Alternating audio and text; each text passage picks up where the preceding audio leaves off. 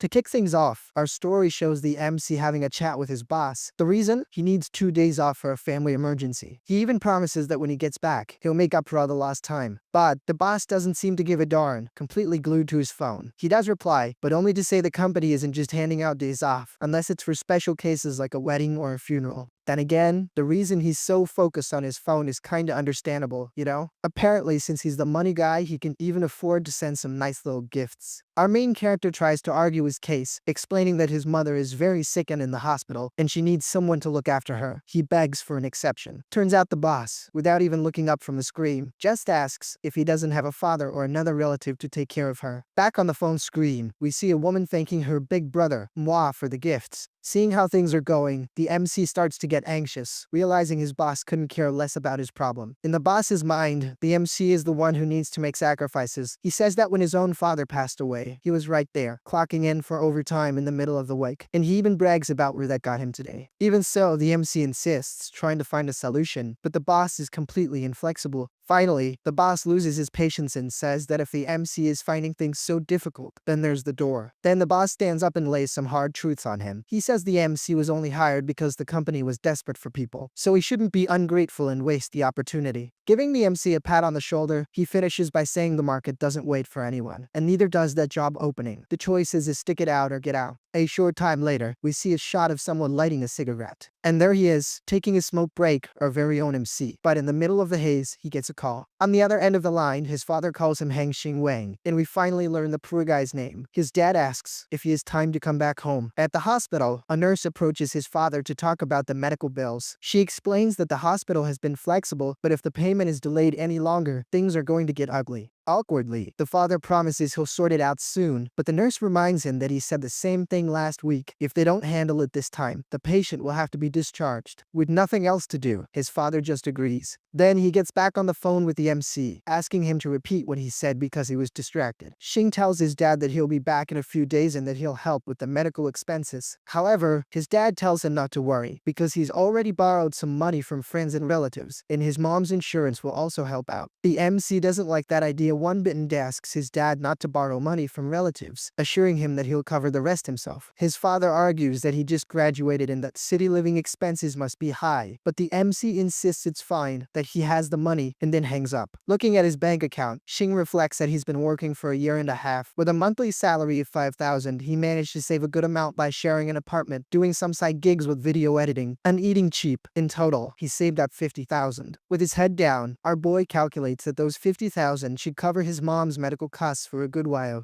As he leaves the boss's office, he thinks about how, in his more than 20 years of life, he's never done anything out of the ordinary. Today, however, he made a decision. There are plenty of job opportunities out there, but his parents can't wait, so he quit. I mean, that wasn't the boss's office, it was the HR department. Looks like he wasn't leaving, but rather going in to handle the paperwork. 20 minutes later, our boy is officially unemployed. With the unemployment rate through the roof, quitting without another job lined up is an act of pure guts. And then, out of absolutely nowhere, the famous little system makes its appearance. The notification says that for going against expectations on basically telling his job to shove it, he earned a reward of 88,888 wons. Completely confused, the MC doesn't get it at all. A system? Money falling from the sky? The first thing he thinks is that someone nearby must be watching TikTok at full blast. Xing then wonders what that interface floating in front of him is, and the system instructs him to check his bank account to confirm the reward. The rule is clear: the more he satisfies himself, the more money he'll receive. Suspicious, the MC pulls out his phone. When he opens the banking app, he sees the money really did come through. His balance is now over 138,000. Even seeing it, he can't believe it. The first thing that comes to mind is that it must be some kind of scam. It just doesn't make any sense. It's impossible. It's way too much cash to just show up out of thin air. But the system insists that he shouldn't doubt it after all. He just awakened his power. Now all he has to do is start enjoying it. If he wasn't seeing it with his own 2 eyes, the MC would never believe it, but the numbers are right there. The dude literally just awakened a system. After the shock wears off, he starts to accept the idea and believes he can take advantage of this new reality. Just then, a girl shows up and asks what he's thinking about. And between us, Mr. Artist, what's with that camera angle, my dude? Well, this right here is Gwyn, a streamer with 8 million fans and another big name at the company. She wants to know if the MC has finished the script for her next stream. Funnily enough, instead of Sheng, she calls him Zhao, and the narrator is already predicting the guy's name is gonna change out of nowhere. Getting a little close for comfort, she asks if he's done what she asked. Turns out the MC, with his eyes locked on a very specific spot, doesn't quite hear her and asks what he was supposed to have done. Noticing his embarrassment, Gwyn eases him, asking if he's finally opened his eyes to her charms, making the MC even more flustered. Leaning in even closer, she repeats that she asked him for a few more scripts. Gwyn is the main influencer the MC used to manage, known as the sexiest dance goddess. Sheng then apologizes and informs her that he just quit, so someone else will be in charge of her scripts. Surprised, Gwyn asks why he made such a sudden decision. While packing his things, the MC reflects that Gwyn only treats him well because of his excellent scripts. Now that he's quit, they'll each go their own way. Her boy now seems to have a much clearer perspective on things. However, the girl who loves two T's gets close again and asks if he really wants to leave, saying she prefers working with him and doesn't trust anyone else. Our boy, his mind already made up, states that he's completed all the resignation procedures. Using all her charm, she asks if Xiao is really going to leave her all alone. But our boy sees right through her act. She's only loyal because he makes her a profit. Calmly, he replies that he just wants to take an extended vacation. But the little troublemaker doesn't give up and throws herself at him, asking which company he's going to und if they'll be competitors now. Visibly uncomfortable, our boy tries his best to hold it together, thinking about his grandma, his aunt, and his mom to stay focused. Suddenly, he remembers that with the system, he could become a billionaire. What kind of beauty couldn't he have access to? For sure, dealing with the situation in front of him seemed like way too much work. So our MC decides to break the mood in the most brutal way possible. He blurts out that her nose looks a little crooked and might need some maintenance. Obviously, the comment catches the girl completely off guard. "What do you mean, crooked?" she asks, shocked. Then, she pulls a mirror out of a very strategic place, and she starts analyzing her own face in disbelief, thinking that it's impossible. After a good look, she starts to think that maybe it really is crooked. With her stream about to start, she needs to fix it as soon as possible. At that moment, the system pops up again and congratulates the MC for refusing to be a pretty woman's lapdog, rewarding him with another 23,000 and some change. Immediately, he checks his phone to see if the cash came through. And wouldn't you know it, my friends, the money was already there. The MC is definitely starting to like this little game. Now this is true freedom. With that, he even comes up with a new life motto: be yourself and refuse to be a simp. And hey, that's a little tip for all you guys watching, you know? Gwyn, having composed herself, thanks the MC for the heads up, saying she hadn't noticed. Since he's leaving, she wishes him good luck and a bright future. He finds that strange. Shouldn't she be furious for having a flaw pointed out? Instead, she's surprisingly calm. It's clear she's faking her sincerity. The girl continues her act, saying that since they were friends for a long time, she'll take him out for a farewell dinner, and if he can't find a job, he should just send her a message. For a moment, our boy even starts to think that maybe she was being sincere before and that, deep down, she's a nice person. Xiao replies that he should be the one paying for a farewell dinner, but she insists, saying his salary isn't that high and he should save his money. But our boy, now loaded with cash, says that since he's leaving, they don't have to be cheapskates. Besides, as she said herself, they might work together in the future, so it's a good investment. Gwyn cracks his smile, commenting that even though he's leaving, she feels like she still doesn't really know him. Yeah, our boy, if you keep making her smile like that, the tables will turn. Remember the saying, make her laugh until she forgets you're broke. Some time passes. Now, we see our boy finally heading home. Normally, he'd take public transport, but today with money in his pocket, he decides to do something different and call a taxi. And not just any taxi. Today, he's ordering the most expensive one to enjoy the cash that's rolling in. Until now, a taxi was practically a luxury item in his life, and then it arrives what we could call the supreme level Uber Black. I take that back, this thing is way beyond an Uber Black. Overjoyed, the MC celebrates that the luxury car arrived in less than 3 minutes. The scene cuts to a few days ago, showing the MC leaving work late at night, with no one to split the fare with. But that was just a flashback to show the quality upgrade. Today, the man is on another level. With total class, the driver opens the door and invites the boss to get in. In that same vein, the system pops up again. The message says the user is feeling generous for taking a taxi without even looking at the price. As a reward, he pockets another 50,000 wons. Inside the car, the driver asks if the destination is really the pancake shop, and the MC confirms the itinerary. With that, the driver steps on it and continues the trip. Settled in his seat, our boy notices how comfortable the luxury car is, unlike anything he's ever experienced. A short time later, the car stops in front of the shop. Our boy then steps out of the vehicle, ready for the next chapter of his new life. Our MC is now glowing with confidence. After all, his pockets are full. I mean, he's not a millionaire, but compared to before, the man is rich. Once inside the shop, the owner of the stall immediately recognizes the MC and hits him with the classic the usual, a pancake with no egg and one sausage. But our boy surprises her and says no. This time, he'll have it with 2 extra eggs. Okay guys, that sounds a little weird to say the least, but I'm just gonna keep my mouth shut so we don't get in trouble with monetization. To complete the upgrade, he also asks for 2 real sausages, not that mushy stuff that just pretends to be sausage. In that moment, he reflects on the lean times with a salary of 5,800 went straight to rent, leaving him with 20 a day for food at most. That's why the 8-1 pancake, always without an egg, was his only option. But now the man has leveled up. His meal jumped from 8 to an incredible 15-1s, and he's already feeling like a tycoon because of it. The funniest part is that everyone around starts looking at him with envy, proving that it's all just struggling 9-to-5ers there. At this, the system congratulates him once again for shocking the whole crowd, giving him a reward of 20,000 wands. To him, everything feels amazing, unsatisfying, and for good reason. The guy farts and makes money, burps and makes money, breathes and makes money, breathes and makes money. And the dude, all hyped up, already announces that next time he's going for FIV eggs. During his college days, the MC was so broke he could barely leave his house. After he started working, he was still short on money, and now he was short on time too. Because of that, he doesn't even know what normal people do for fun. Suddenly, a giant building catches his eye, probably a shopping mall. That's when it hits him, something important. Actually, he remembers what he forgot. Now that he has money, he can just go to a mall and spend it. Speaking of remembering things, he realizes he owes Gwyn a dinner. The problem is, a fancy restaurant requires a proper dress code, and his current look won't get him past the front door. That being the case, it's high time to go shopping. And the guy is already aiming high, wanting to go straight to the most expensive store without even looking at the others. But the dummy doesn't understand why all the store names are in English. Let's hope he doesn't go into one of those, because if he does, well, you can imagine the dent in his wallet. With so many options, he's not sure which store to choose. He even gets annoyed that there isn't an Adidas nearby, but he ignores the DIVOS right in front of him. Apparently, that one won't do. Faced with this, he sees no other choice but to enter the store that's right in front of him. The time has come to ditch this broke mindset for good. And since life loves a bit of irony, out of all the options, he walks right into the one he shouldn't have. The sales associates notice a customer arriving, but one of them refuses to help, saying she's busy. In reality, we know full well she did a complete scan of the MC. He's wearing fake sneakers, cheap clothes, a second-hand phone, and to top it off, his hair is a total mess. With that resume, obviously nobody wants to help him. He starts to wonder if anyone is actually going to come talk to him. Yeah, our boy, looks like this one's not for you. You should have picked another store. Losing patience, he blurts out to the associates that he's tired from work and just wanted to buy something in the 15,000 range to get it over with. Seeing that no one is moving, he warns them they're wasting his time and that he's heading to the store next door. Upon hearing the amount, the associates' expressions change completely. In the blink of an eye, they all surround him, ready to help. In that moment, he realizes that money really does talk louder than anything else. A little while later, our boy appears with a whole new look. He notices that the service for people with money is first class. You don't even have to carry your own bags. The saleswomen do it for you. One of them even tries to convince him to come back at the end of the month for a jewelry event, but the MC just says he'll go if he has time. The assistant also asks if he'd like them to ship his old sneakers to his house. With total class, he replies that no, that won't be necessary. Politely, she thanks him for his purchase and wishes him a good day. As he leaves, our boy overhears two young women talking about how expensive those stores are and that they can't afford anything there yet. In his head, the MC agrees that the prices are indeed pretty steep. And of course, the system wasn't going to miss out. A notification pops up, congratulating the MC for blowing the equivalent of 3 years' salary in one go. For this feat, the reward is 660,000 1s. Now the man is happy, because he's figured out the system's logic. The more he spends, the more he earns. With that, he's one step closer to becoming a millionaire. The plan is to work harder, which in his case, means spending more. Tough life, huh, guys? The scene then shifts to a fancy restaurant with a very exotic Western vibe. And there he is, our boy, looking all glamorous and dazzling, according to the story's description. Our hostess greets him and informs him that she'll take him to his private room. He immediately thinks that he probably arrived too early, but the hostess explains that the VIP area is separate, and there he can rest, sample some desserts, and wait for his guests in complete comfort. The MC reflects that he's never been treated like this anywhere. Well yeah, our boy, you've never even set foot in a place like this before. Upon showing him the VIP area, the hostess informs him that there are desserts and teas on the table for him and that if he needs anything, he just has to ring the bell. With that she leaves, wishing him an enjoyable meal. Our future millionaire then goes to the window to enjoy the city view. And yes, he's very high up on the 40th floor, a view he's never had before. He starts to think that when a person has money, they can truly enjoy the best services the world has to offer. Basically, you reach heights that others, like mere 9-to-5ers, can't even dream of reaching. On top of that, our boy knows that his wildest fantasies can finally become a reality. But amidst the luxury, he remembers his family and the promise he made. He immediately transfers 100,000 wones to his father. To keep his dad from freaking out over the amount, he makes up an excuse that he found a really good part-time job.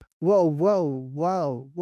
Hold on. The scene just switched to something a lot more interesting. Not just interesting, but pretty steamy too. The camera cuts and shows Gwyn in the middle of a live stream, sending a shout out to her #1 fan, saying that everyone misses the rockets he sends. Basically, she's asking for some gifts. She continues to tease, asking in her own special way. Back to the MC, he mentions that he sent the location and name of the restaurant to Gwyn, but since she didn't reply, she must be streaming. And that's exactly right. And guess who the #1 fan sending rockets is? Yep, the MC himself, the Sly Dog. Gwyn then says goodbye to everyone, ending the broadcast and promising more for the next day. As soon as the stream ends, the first thing she does is take off those high heels. Next, she sits down to rest for a bit after all. The poor girl worked hard. Her friends show up asking where she's going for dinner, but she tells them she already has plans for the night. One of her friends, being nosy, immediately asks which sponsor she lined up for the night. Manhwa jumped to the worst conclusion. Gwyn tells her friend to stop talking nonsense and explains she's going out with an acquaintance, Xingwang, RMC. One of them comments that Gwyn can't seem to get over him, even after he left the company. The other one asks if something is going on between them. The girl, however, shuts it down, telling them to stop imagining things, as he just helped her a lot when he was her manager. Without a second thought, the friend invites herself along. And you know how it is, guys. The classic third wheel exists, and it never fails. To make matters worse, Gwyn even says it's fine, accepting the unwanted company. Gwyn tries to explain it'll be something simple, but if the place is expensive, they'll pay for themselves, so they can just treat it as a group dinner. The first friend agrees, and the other, not wanting to be left out, decides to go too. This is turning into a field trip. The one in the back seems to have bad intentions, thinking to herself that the MC is a poor guy who could never afford an expensive restaurant. Gwyn then says her goodbyes, arranging to meet them in the parking lot after she takes off her makeup. Sometime later, the trio of girls is gathered in the parking lot. Gwyn casually pulls out her car key. And for anyone who thought she drove a beat-up sedan, you were dead wrong. The lady only drives brand new luxury cars, my friend. The friend next to her complains that contracts are hard to come by and she could never afford a car like that. Gwyn suggests she try becoming a dance streamer. The girl immediately shoots down the idea, saying it's too tiring. Her plan is to wait for a soft-hearted fan to take her abroad. Basically, she wants a sucker to fund her life overseas. The redhead then comments that her friend, saying, is complaining for no reason, because in their line of work, it's already a win not to have to get involved with sponsors. Saying defends herself, asking what's wrong with having dreams. The other one just replies that if she wants to dream, she can keep dreaming. Interrupting the argument, Gwyn pulls out her phone to check the location the MC sent. When she sees the address on the map, she looks visibly surprised. The redhead, already making fun of it, imagines the place must be so cheap that her friend is shocked. Gwyn then reveals that it's the Lingwei restaurant. That's the one, located in the famous King Cham building. It's a super famous restaurant with 3 Michelin stars, where the cost per person is no less than 3,000, not to mention how hard it is to get a reservation.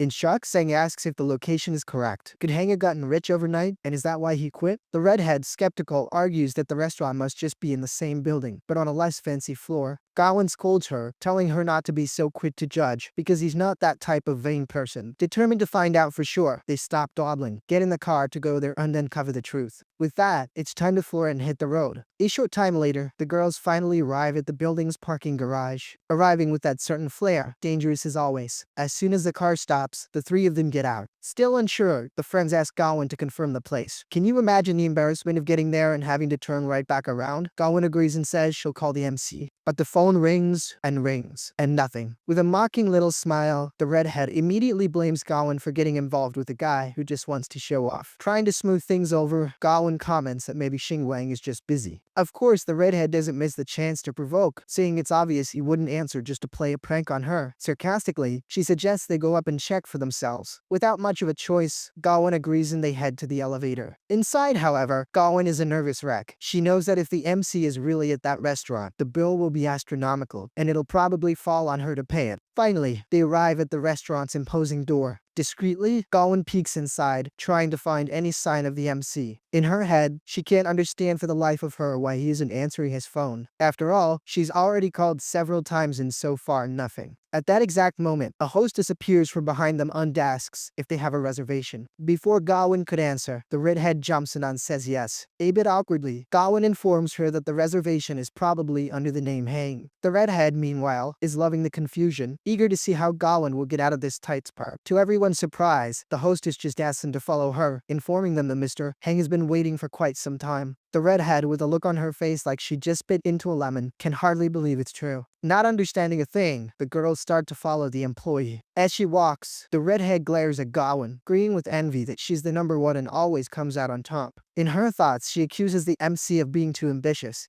thinking he's just wasting time and money to impress her. Does Gwyn even like guys who pretend to be rich? She wonders. Back to reality, the hostess guides them to another elevator. She then presses the button for the 40th floor. Worried, Zhang whispers to Gwyn that there might be a mistake, explaining that this elevator is exclusively for VIP clients. The chance of it being our boy is practically zero. To make matters worse, the minimum spending to enjoy the view and service is at least 10,000, probably per person. The jealous one continues to stew in her own venom, as always. She's already cooked up a theory that the MC is a trickster who saw a reservation with the same name and decided to take advantage of the situation. However, to put an end to her curiosity once and for all, the elevator doors open on the 40th floor. Elegantly, the hostess opens the door to the VIP room. To their disappointment, the place is empty. Our boy isn't there. Zhang, who's no fool, takes the opportunity to snap a few pictures. Since they're here, the least they can do is document it, right? She comments that what's important is creating content, eating is just a detail. Since the main dining area doesn't allow photos, the private room is a golden opportunity. With a picture like that on her story, no one will ever suspect she didn't eat a thing. As for the jealous one, she's all stressed out and refuses to take any pictures. Zhang, on the other hand, is on cloud 9. She's never been to such a fancy restaurant. The catch is, she hasn't even had dinner yet. And the million-dollar question, where's the MC? Anyway, Zhang is soaking up every second, because she doesn't know when she'll get another chance like this. Impatiently, the redhead asks Gwyn if he still hasn't replied and says that if this is all a misunderstanding, they should let them know right away. Just then, the hostess knocks on the door, calling for the MC and announcing that his guests have arrived. Gwyn, already bracing for embarrassment, starts to say that maybe they made a mistake. That was exactly what the redhead wanted to hear. But then suddenly, a little foot appears from behind the sofa. And of course, it was the man himself, Hang. He apologizes, explaining that he accidentally fell asleep. He kindly asks if they waited long. Turning to the waitress hostess attendant, he tells her they can start serving now. This woman has more roles than an intern at a small company. Zhang can hardly believe that's really the Hang they know, all dressed in designer clothes. That jacket alone costs around 40,000. The redhead is fuming with rage when she realizes the MC's entire outfit is from Louis Vuitton. Silently, she wonders since when Gwyn got so lucky. Noticing the extra guests, the MC greets the girls, recognizing Zhang right away. But the other one, he can't seem to place at all. So, she introduces herself as QX enro, also known as the resident hater. Awkwardly, the MC apologizes, explaining that he just woke up and is still a bit out of it. To top it off, he blurts out that she looks a little different without her social media filters. Trying to play it cool, QX enro says it's because her makeup is lighter today. But inside, she's absolutely steaming. Gwyn explains that she was leaving work when her colleagues asked to tag along, and she figured the MC wouldn't mind. Before he could answer, the waiters arrive with the food. And the first delicacy of the evening is a rare steak, obviously paired with a good wine. Looking at her reflection in the wine glass, Gwyn wonders why the MC is doing all this. Even if they split the bill, they wouldn't be able to afford it. Zhang comments that they're in the presence of a second-generation rich kid and asks if that's why he quit, to take over the family business. But Gwyn, just as confused as she is, replies that she has no idea. Meanwhile, observing the table, the MC thinks to himself how anyone has the guts to eat those tiny portions that look more like leftovers. Our resident streamer then asks if she can take a picture of the dish. Our boy, ever so generous, replies that it wouldn't be a problem at all. She can snap that picture to her heart's content. So, she whips out her phone and gets the shot for her Instagram. The redhead, still suspicious, insists on asking Gwyn what's going on, but again, she replies that she has no clue. Their relationship was never more than professional, so where the MC got all this money from, not even a higher power could explain. Gwyn starts to consider the possibility that the MC is a low-key, pragmatic heir. And hey, the narrator's English is on point, isn't it? Maybe. This time, he just didn't want a girl to pay the bill and decided to show off his financial might. Suddenly, he calls the waitress over and asks if they have anything more down to earth, like a proper, hearty dish, maybe some beef stroganoff with shoestring potatoes. The waitress, trying to be helpful, suggests a rack of ribs with black truffles drenched in a salmon roe sauce, among other dishes with equally weird names. As the MC himself says, just hearing those names makes his appetite disappear. Losing patience, he orders 2 crabs and 2 imported steaks. Saying is dumbfounded. It's the first time she's ever seen someone order so directly in a restaurant of this caliber. A place where you, me, and our buddy will never set foot. That super annoying woman, QXNUL, grumbles that if you wanted that kind of food, he shouldn't have gone to a French restaurant. This woman is really starting to get on the narrator's nerves, seriously. She once again doubts he's an heir, thinking he seems more like a newly rich guy who hasn't gotten used to luxury yet. Looking at a few more options, the MC decides to order barbecue skewers and, to everyone's shock, grilled kidneys. Yes, folks, GRILLADKIDNEYS. The waitress, embarrassed, explains that they only prepare items from the menu and, unfortunately, they don't have those options available. Unfazed, he asks to speak to the manager, as he is not at all satisfied. The woman agrees and asks him to wait a moment. But on the inside, she can't believe he's serious. A short time later, the manager himself appears. He arrives apologizing, reinforcing that as a French restaurant, they only serve French cuisine. The hater loves the situation, thinking the MC is making a fool of himself by ordering barbecue in a place like this. At RMC, now with money to burn, is not giving up on his barbecue, even if the restaurant is French. To resolve the stalemate, he gives an ultimatum: he'll pay $300,000 for the meals, and if the manager can get him the grilled kidneys and barbecue skewers, he'll leave a $50,000 tip. The manager's jaw hits the floor, and so do the girls. With a completely changed expression, the manager guarantees he'll get the order, even if he has to man the grill himself. He even asks how the customer likes his meat cooked. Our boy smiles, satisfied with the man's sudden change of mood. The manager then asks the MC to sit back and relax, because from now on, he will personally take care of everything. The truth is, the MC is doing all of this for a system mission. If he follows the plan, he'll earn a reward of $500,000. And obviously, when money is on the line, our MC will face down anyone if he has to. Back at the table, he comments that a dinner should be for relaxing and eating whatever you feel like, and asks if the girls don't agree. Sang raises her hand immediately, wholeheartedly agreeing, especially when the food is free, right? Just then, the waiters start bringing out the new dishes. The MC's precious skewers finally arrive, even with a little chili pepper on the side. All it's missing is some toasted cassava flour to be perfect. Impressed, Zhang comments that money really can buy anything. And of course, she pulls out her phone, because the picture is always more important than the food. The MC then invites the girls to join him in this unusual barbecue dinner in the middle of a French restaurant. In the next scene, the table is practically empty, with only the remnants of the feast left. Politely, Heng excuses himself, saying he needs to use the restroom. As soon as he turns around, the girls start gossiping about how expensive the clothes he's wearing are. Zhang asks why such a rich guy would be working at their company. Could it be to get closer to Gwyn? She, however, replies that she's not that charming.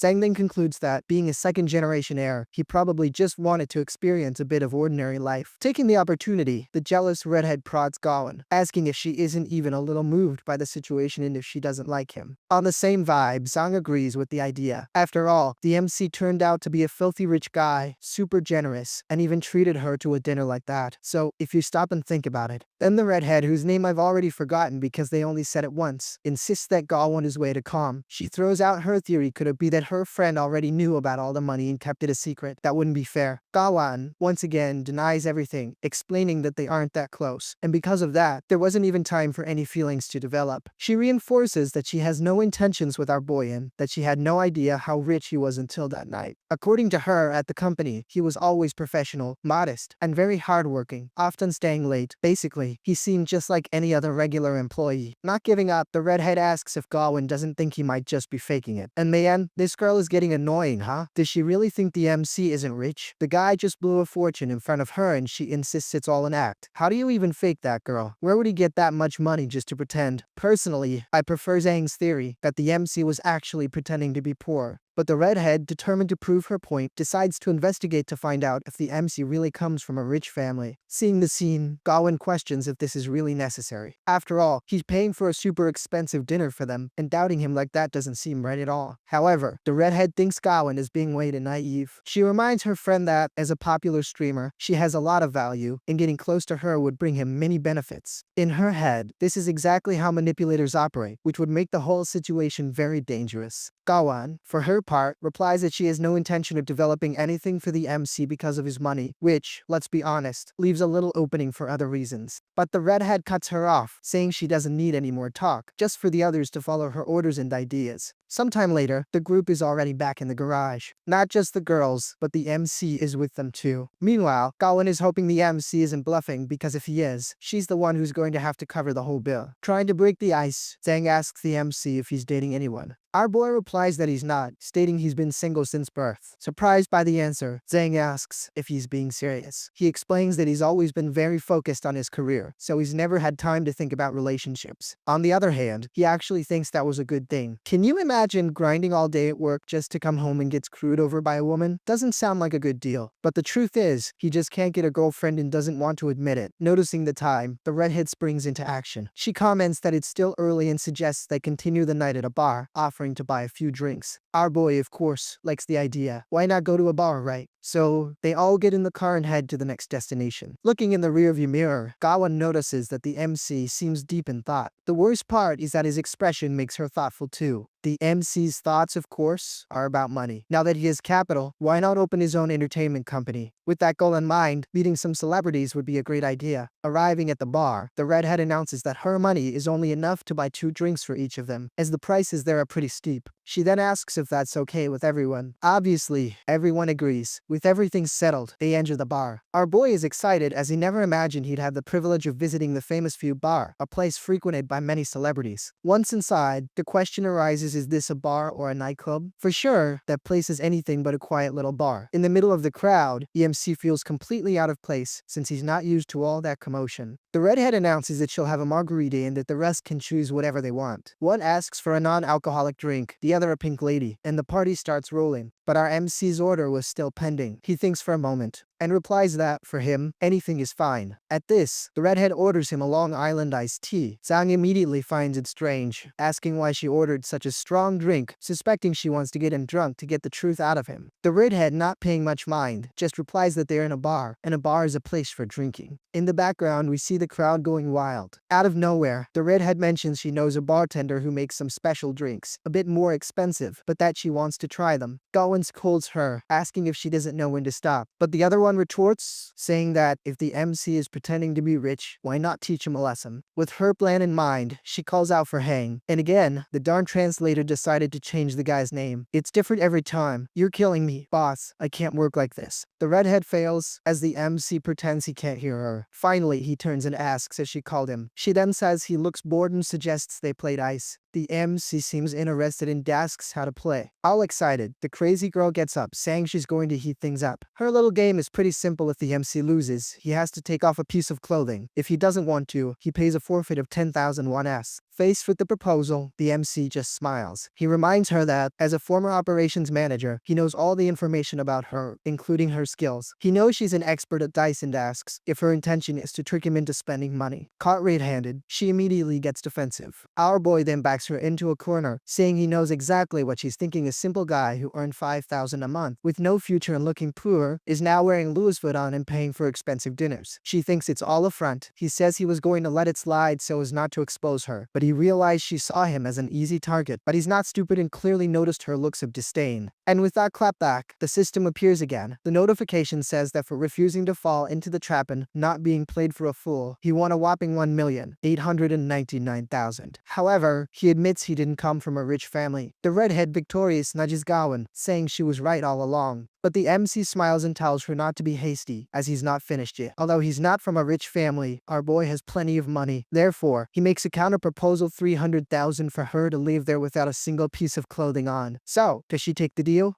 Completely embarrassed, she calls him disgusting. Gwyn stands up to mediate the situation, saying that Xinyo was just joking and that the MC shouldn't take it the wrong way. But Xinyo doesn't stop and doubts he really has 300,000 to spend. At that moment, the MC shouts for the entire bar to hear tonight. He's spending 300,000 on drinks for everyone, and he's not leaving until everybody's wasted. To prove it, he holds up his gold card and announces he's paying for everything on debit. In the next scene, the MC's little gold card swipes without a hitch, and now he's feeling like the real owner of the place. Immediately, the crowd starts to cheer for him. After all, who doesn't want free drinks? Of course, the system wasn't going to be left out, rewarding him once again. He won the equivalent of 2 times the number of the beast, and I'm not gonna say the number, folks. Let's just leave it at that. Xinyo was in shock to see that the MC really paid 300,000 for everyone's drinks. He then walks past her and says that, although he knows she despises poor guys like him, that doesn't give her the right to disrespect him. To him, people like her are like ants, and those who only look at others' wallets are the easiest to humiliate with money. After a comeback like that, a guy's gotta sit down and take a deep breath. The girl also sits down, but now in complete silence. The other two look at each other, thoughtfully. Unable to stand the tension, Xinyo gets up, makes up an excuse about having an appointment, and leaves. She walks out of there downcast and crying. After a humiliation like that, there wasn't much else to do. But the MC didn't feel a shred of pity. On the contrary, he calls the other girls to continue the night, since the tab is paid. Out of nowhere, a woman approaches and recognizes Gwyn, commenting that her stream today was weak and that she must have come there to drown her sorrows. The stranger continues to provoke, saying that her number 1 fan was missing. Gwyn, having lost her patience, replies that she's off the clock and doesn't want to talk about it. Ignoring her request, the girl touches Gwyn's face, teasing her even more. Annoyed, Gwyn removes her hand and reinforces that her business is her own problem. From a distance, the MC watches the whole drama unfold. The girl, who seems to have no sense of danger, sits down near them and announces she's going to start a stream right there. Already live, she tells her followers she ran into Gwyn at the bar and asks if they want to see a streamer battle, a live PK. She says Gwyn doesn't seem very excited and asks her followers for help to convince her. Gwyn's phone starts blowing up with notifications, with everyone asking her to participate. The rival is confident she'll win, as her biggest sponsors are watching. Her goal is clear, to become the number 1 dancer on the platform. Suddenly, Gwyn gets a call and steps away to answer it. And guess who it was? Her boss, ordering her not to miss the opportunity to do the stream, even though she insists she's not in the right condition. With little choice, she agrees and says she'll participate.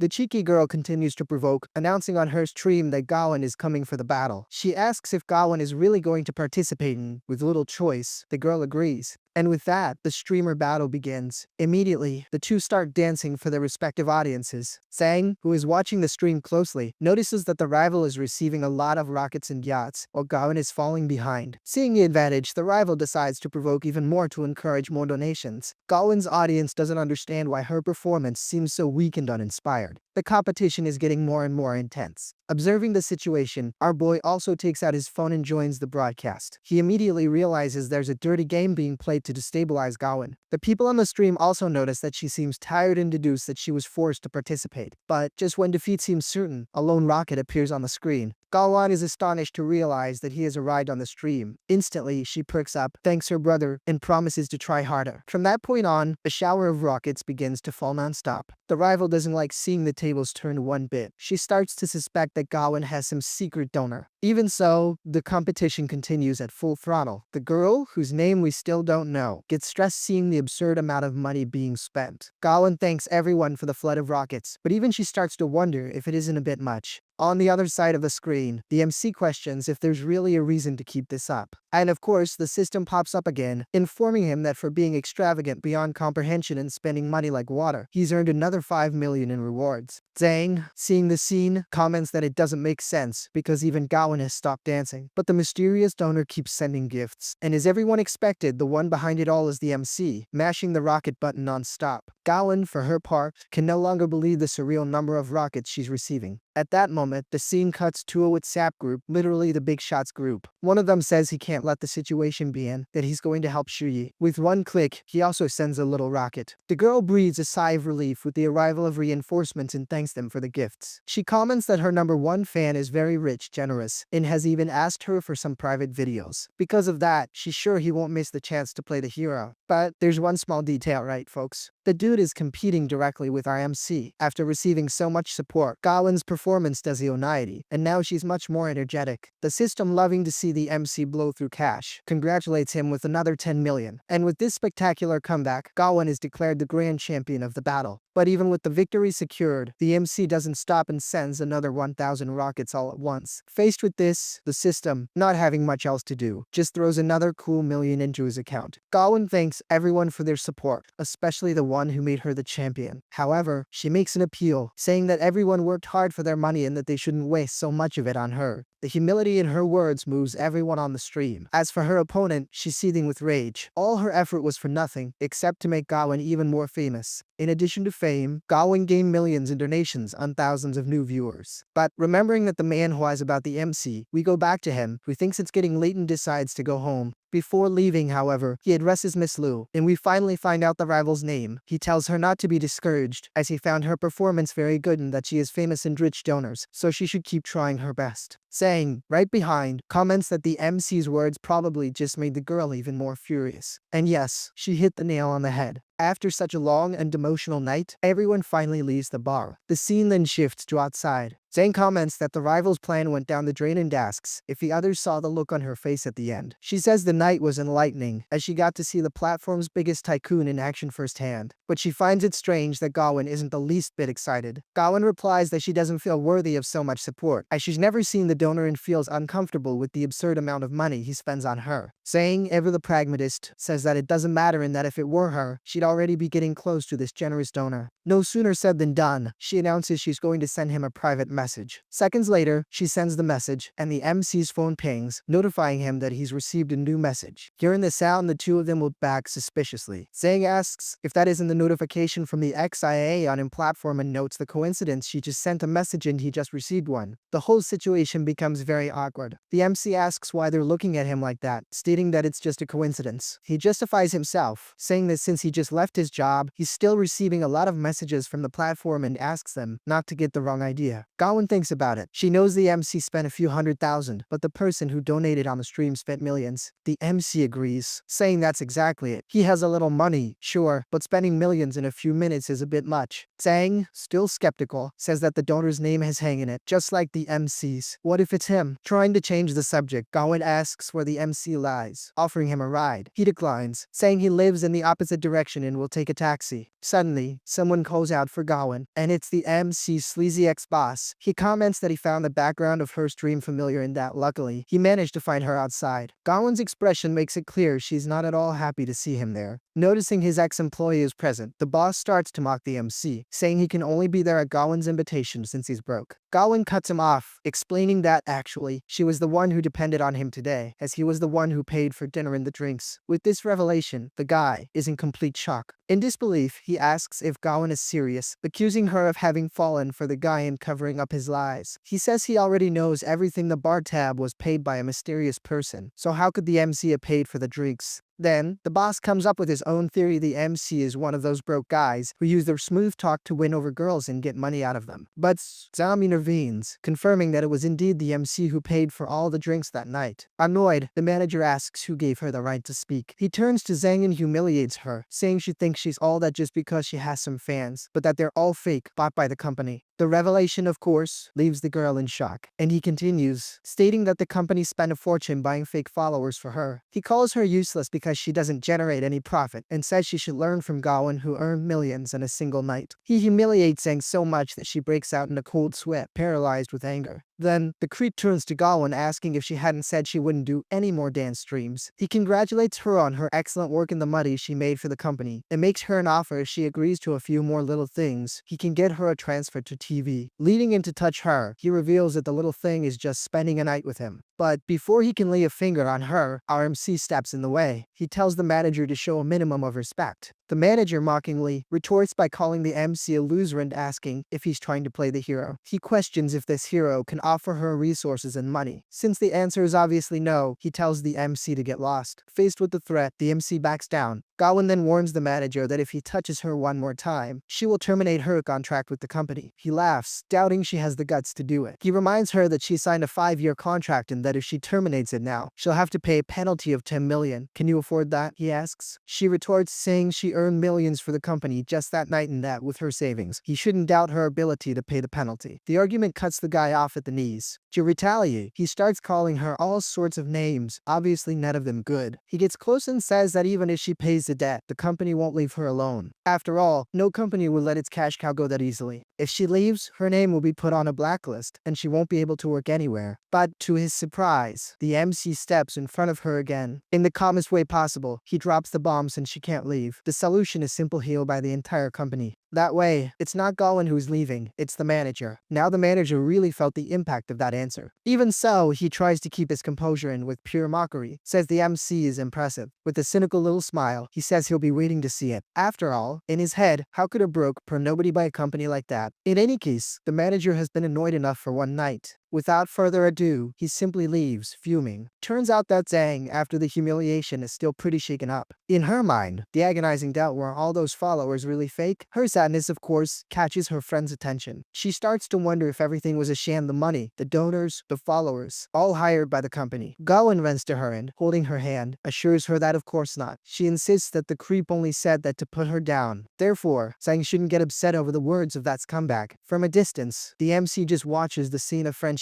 Gwyn then turns to him and thanks him for all his help that night. She also thanks Zhang for helping to clear things up. Zhang replies that it was nothing and that if it weren't for Gwyn, she wouldn't even have known how much the manager despised her. With renewed anger, she finally explodes and calls the guy a jerk. Gwyn then turns to the MC and says they are just colleagues, and that he didn't have to do so much for her. He replies that it's alright, as he had hated that guy for a long time anyway. A small smile appears on Gwyn's face upon hearing that. Then, she extends her hand and, saying she doesn't know if she'll see him again, wishes him great success in the future. For some reason, the gesture seems to surprise the MC. Even so, he shakes her hand and tells her to take care as well. With the goodbyes said, the girls get into the car, and they drive off, leaving the MC behind. Pulling out his phone, the MC finally realizes that in his rush to send rockets, he didn't even notice the flood of notifications. The balance on the screen is simply absurd, 109 million in the dude's account. Now he can officially consider himself a millionaire. With this new reality, he thinks he needs to hurry up and buy a plane ticket to go back home. Without wasting a second, he's already on the airline website. The train ticket he used to take was much cheaper, costing only 300. But today, luxury speaks louder, and he buys the plane ticket anyway. The price of the ticket is a mere 4,001s. At this, the system rewards him with the motto not the best, but only the most expensive, and more money enters his account. Shortly after, the MC finally arrives at his dorm room, ready to sleep, and between one transition and another, the sun finally rises. Even with the light hitting his face, our boy is still knocked out. However, the peace is shattered when someone starts yelling that it's time to pay the rent. The shouting wakes the MC up instantly. He thinks it's always the same story a week before it's due. She already starts her drama. The woman yells for Hang, telling him to pay up and stop pretending he's not home. And the worst part, this whole spectacle is happening at 6 in the morning. Losing her patience, the woman keeps banging on the door until the MC answers. Looking sleepy, he finally opens the door. The landlady immediately starts chewing him out, complaining that he always forgets the rent and asking if he can't be more responsible. But the MC, without saying a word, simply pays a full year's rent all at once. The woman, upon seeing the notification, is completely startled. The message on the screen confirms 10,001s have been transferred. She can't understand how he paid for a year all at once. Just yesterday, she had to fight with him to get the month's payment. Looking at her phone, she notices he sent an extra for 100. But the MC says it's fine and that she can consider the extra a service fee for not being bothered while he's sleeping anymore. Then, the guy closes the door in her face. The woman is left completely confused, but if I were her, I'd be jumping for joy, a year's rent in advance and a 400 tip. Without a second thought, the MC throws himself back into bed, remembering his flight is only at 10, so there's still time for a nap. His roommate on the bottom bunk, Drozili, asks if he won the lottery, but the MC is already deep in dreamland, folks. It's then that the little system pops up with a heck of a notification for having surpassed himself by paying a year's rent. The reward is nothing less than a villa in Swan Bay. That's right, the dude won an entire villa. Obviously, the sly dog wakes up instantly. He's completely shocked by this sudden news. Looking at the keys that materialized in his hand, he processes the information. It wasn't a house. It was a villa. And just one tiny important detail, we can't forget the MC started the day with 39,000 and went to sleep with 84. $45 million in his account. Not bad, right? After news like that, our boy gets dressed in a flash. Now the guy is so excited he's turned into a monkey, jumping out of bed. And to top it off, he lands in a superhero pose. His friend asks where he's going in such a hurry, and he says he's going back home, straight to the airport, and that he won't be back anytime soon. The friend still asks if he's not going to pack, but he replies that he doesn't even need to. The scene then cuts to the MC's parents. The father mentions that Hank called to say he was coming back today and that he sent $100,000. The mother doesn't understand what kind of part-time job pays that much. She hopes it's nothing illegal, but the father reassures her, saying they know very well the kind of son they raised. At that exact moment, our boy arrives at the hospital. The first thing he does is ask how his mother is feeling. The mother says she's fine and complains about him coming, since his father had told him he didn't need to. The father hands him an apple and asks how work is going. Without beating around the bush, our boy tells them he quit. Shocked, his parents ask if he really did that, but then they support him, saying they raised an excellent son and that he will certainly find a better job soon. Our boy gets emotional with so much support. After all, his parents are his safe harbor. And look, MC, I wanted to say I understand you, but in my case, it's just my mom. My dad went out for cigarettes and still hasn't come back. That's the harsh reality. Nothing you can do about it. He then asks his father if the medical bills have been paid. The father tells him not to worry and that he will return the $100,000 as a young man like him needs the money more. But the MC insists the money is for them undasks who his father borrowed from, so he can pay it back right away. The father reveals he borrowed from some relatives. Hearing this, the MC gets furious, asking if he borrowed money from his uncle and aunt. Stressed, he leaves the room, telling his father he's going to pay the debt immediately. But his father grabs his arm, saying he'll pay it back himself as soon as possible and that the MC doesn't need to worry, as it's not fair for him to work so hard and give all his money to the family. Hearing the argument, the mother starts to cry, blaming herself for the whole situation. She laments that the MC has to grind away in the big city just to pay her expenses, imagining he's living a miserable life there. But the MC smiles and says it's not that hard, that she's just imagining things. He reassures her, saying it wasn't that difficult to save up the $100,000 and that he came to make sure she gets the best medical treatment possible. With that settled, he announces that he's now going to his uncle's house to pay off this darn debt. Sometime later, the MC is already outside the hospital. Hopping into a tuk-tuk, he gives the address where he wants to go. I don't even know if that's the right name, but tuk-tuk fits, don't you think? The problem with taking this princess carriage is that the all-bumpy road makes it shake more than a blender. Annoyed, Hank asks the driver if they weren't going to fix the road. The driver then explains that they did do some repairs, but it ended up worse than before. Apparently, some of that famous embezzlement of funds happened, and the result was this whole mess of potholes. The MC complains, saying that things are already tough around here and the guy still managed to pocket public money. He reflects that if his family hadn't been financially stable, he probably wouldn't have had a good education and would have been stuck in that place for the rest of his life. Finally, our MC arrives at his aunt and uncle's darn house. What makes the MC absolutely livid is that their property is huge while his dad's is just a tiny plot. Turns out, those crooks swiped almost all of his grandpa's cash, and when it was supposed to be split, they snatched up the biggest share. And let's be real, anyone would be ticked off knowing they got ripped off. I gotta admit, I even have an aunt just like that. But anyway, the MC just wants to get this mess over with and pay back the darn $50,000. So, he goes up and knocks on the door. And to his surprise, the one who answers is a beautiful cousin. Hang finds it strange right away, wondering what Yangju is doing at his uncle's house. Apparently, she's not his cousin. He starts to wonder why she's there. Yeah, our boy, why would a dangerous woman like that be at your uncle's house of all places? But the answer comes right away when his darn cousin shows up. Then we find out the real reason. Our MC gets it in a flash, and now everything makes sense. Even so, he walks right past them and asks if his uncle is home because he came to pay back the darn debt. The girl starts to wonder why the MC is acting so cold. In her head, he must have some unresolved feelings. But with a little pat, this mysterious cousin gets the girl's attention. He asks why she's eyeing the MC after all. She's about to become his wife. The girl, however, says she's just looking to see how pathetic the MC is. Even living in the big city, he's still a loser. To top it off, she even blurts out that the countryside is much better. Once inside the house, the MC goes straight to his uncle. Seeing his nephew approach, the uncle introduces him, saying he's a city man now. Then the uncle's friends, curious, immediately ask if the MC is making good money over there. The nosy cousin immediately cuts in, saying, oh yeah, the MC makes good money, working like a dog to pull in $5,000 a month. To add more fuel to the fire, the cousin even asks how much of that $5,000 the MC manages to save at the end of the month. But the MC couldn't care less about the taunt. He cuts the small talk and tells his uncle he's there to pay the debt. The problem is the guys are more focused on the card game that's going on. The uncle, playing the nice guy, tells Heng not to rush, that he understands the family's difficulties. Deep down, he's just thinking about the interest that'll rack up, so it's all good for him. Even with the MC insisting on paying, the uncle continues his act, saying he doesn't need to be so polite and that he knows how hard he grinds in the city to support his family. Our MC just replies that it's fine, but he's paying the debt either way. Seeing his insistence, the uncle finally agrees and asks his son, Diakai, to get the little notebook from the shelf. Diakai still drops that line about how they're all family and there's no need for so much pressure. With his phone already in hand, the MC says he's transferred 51,000,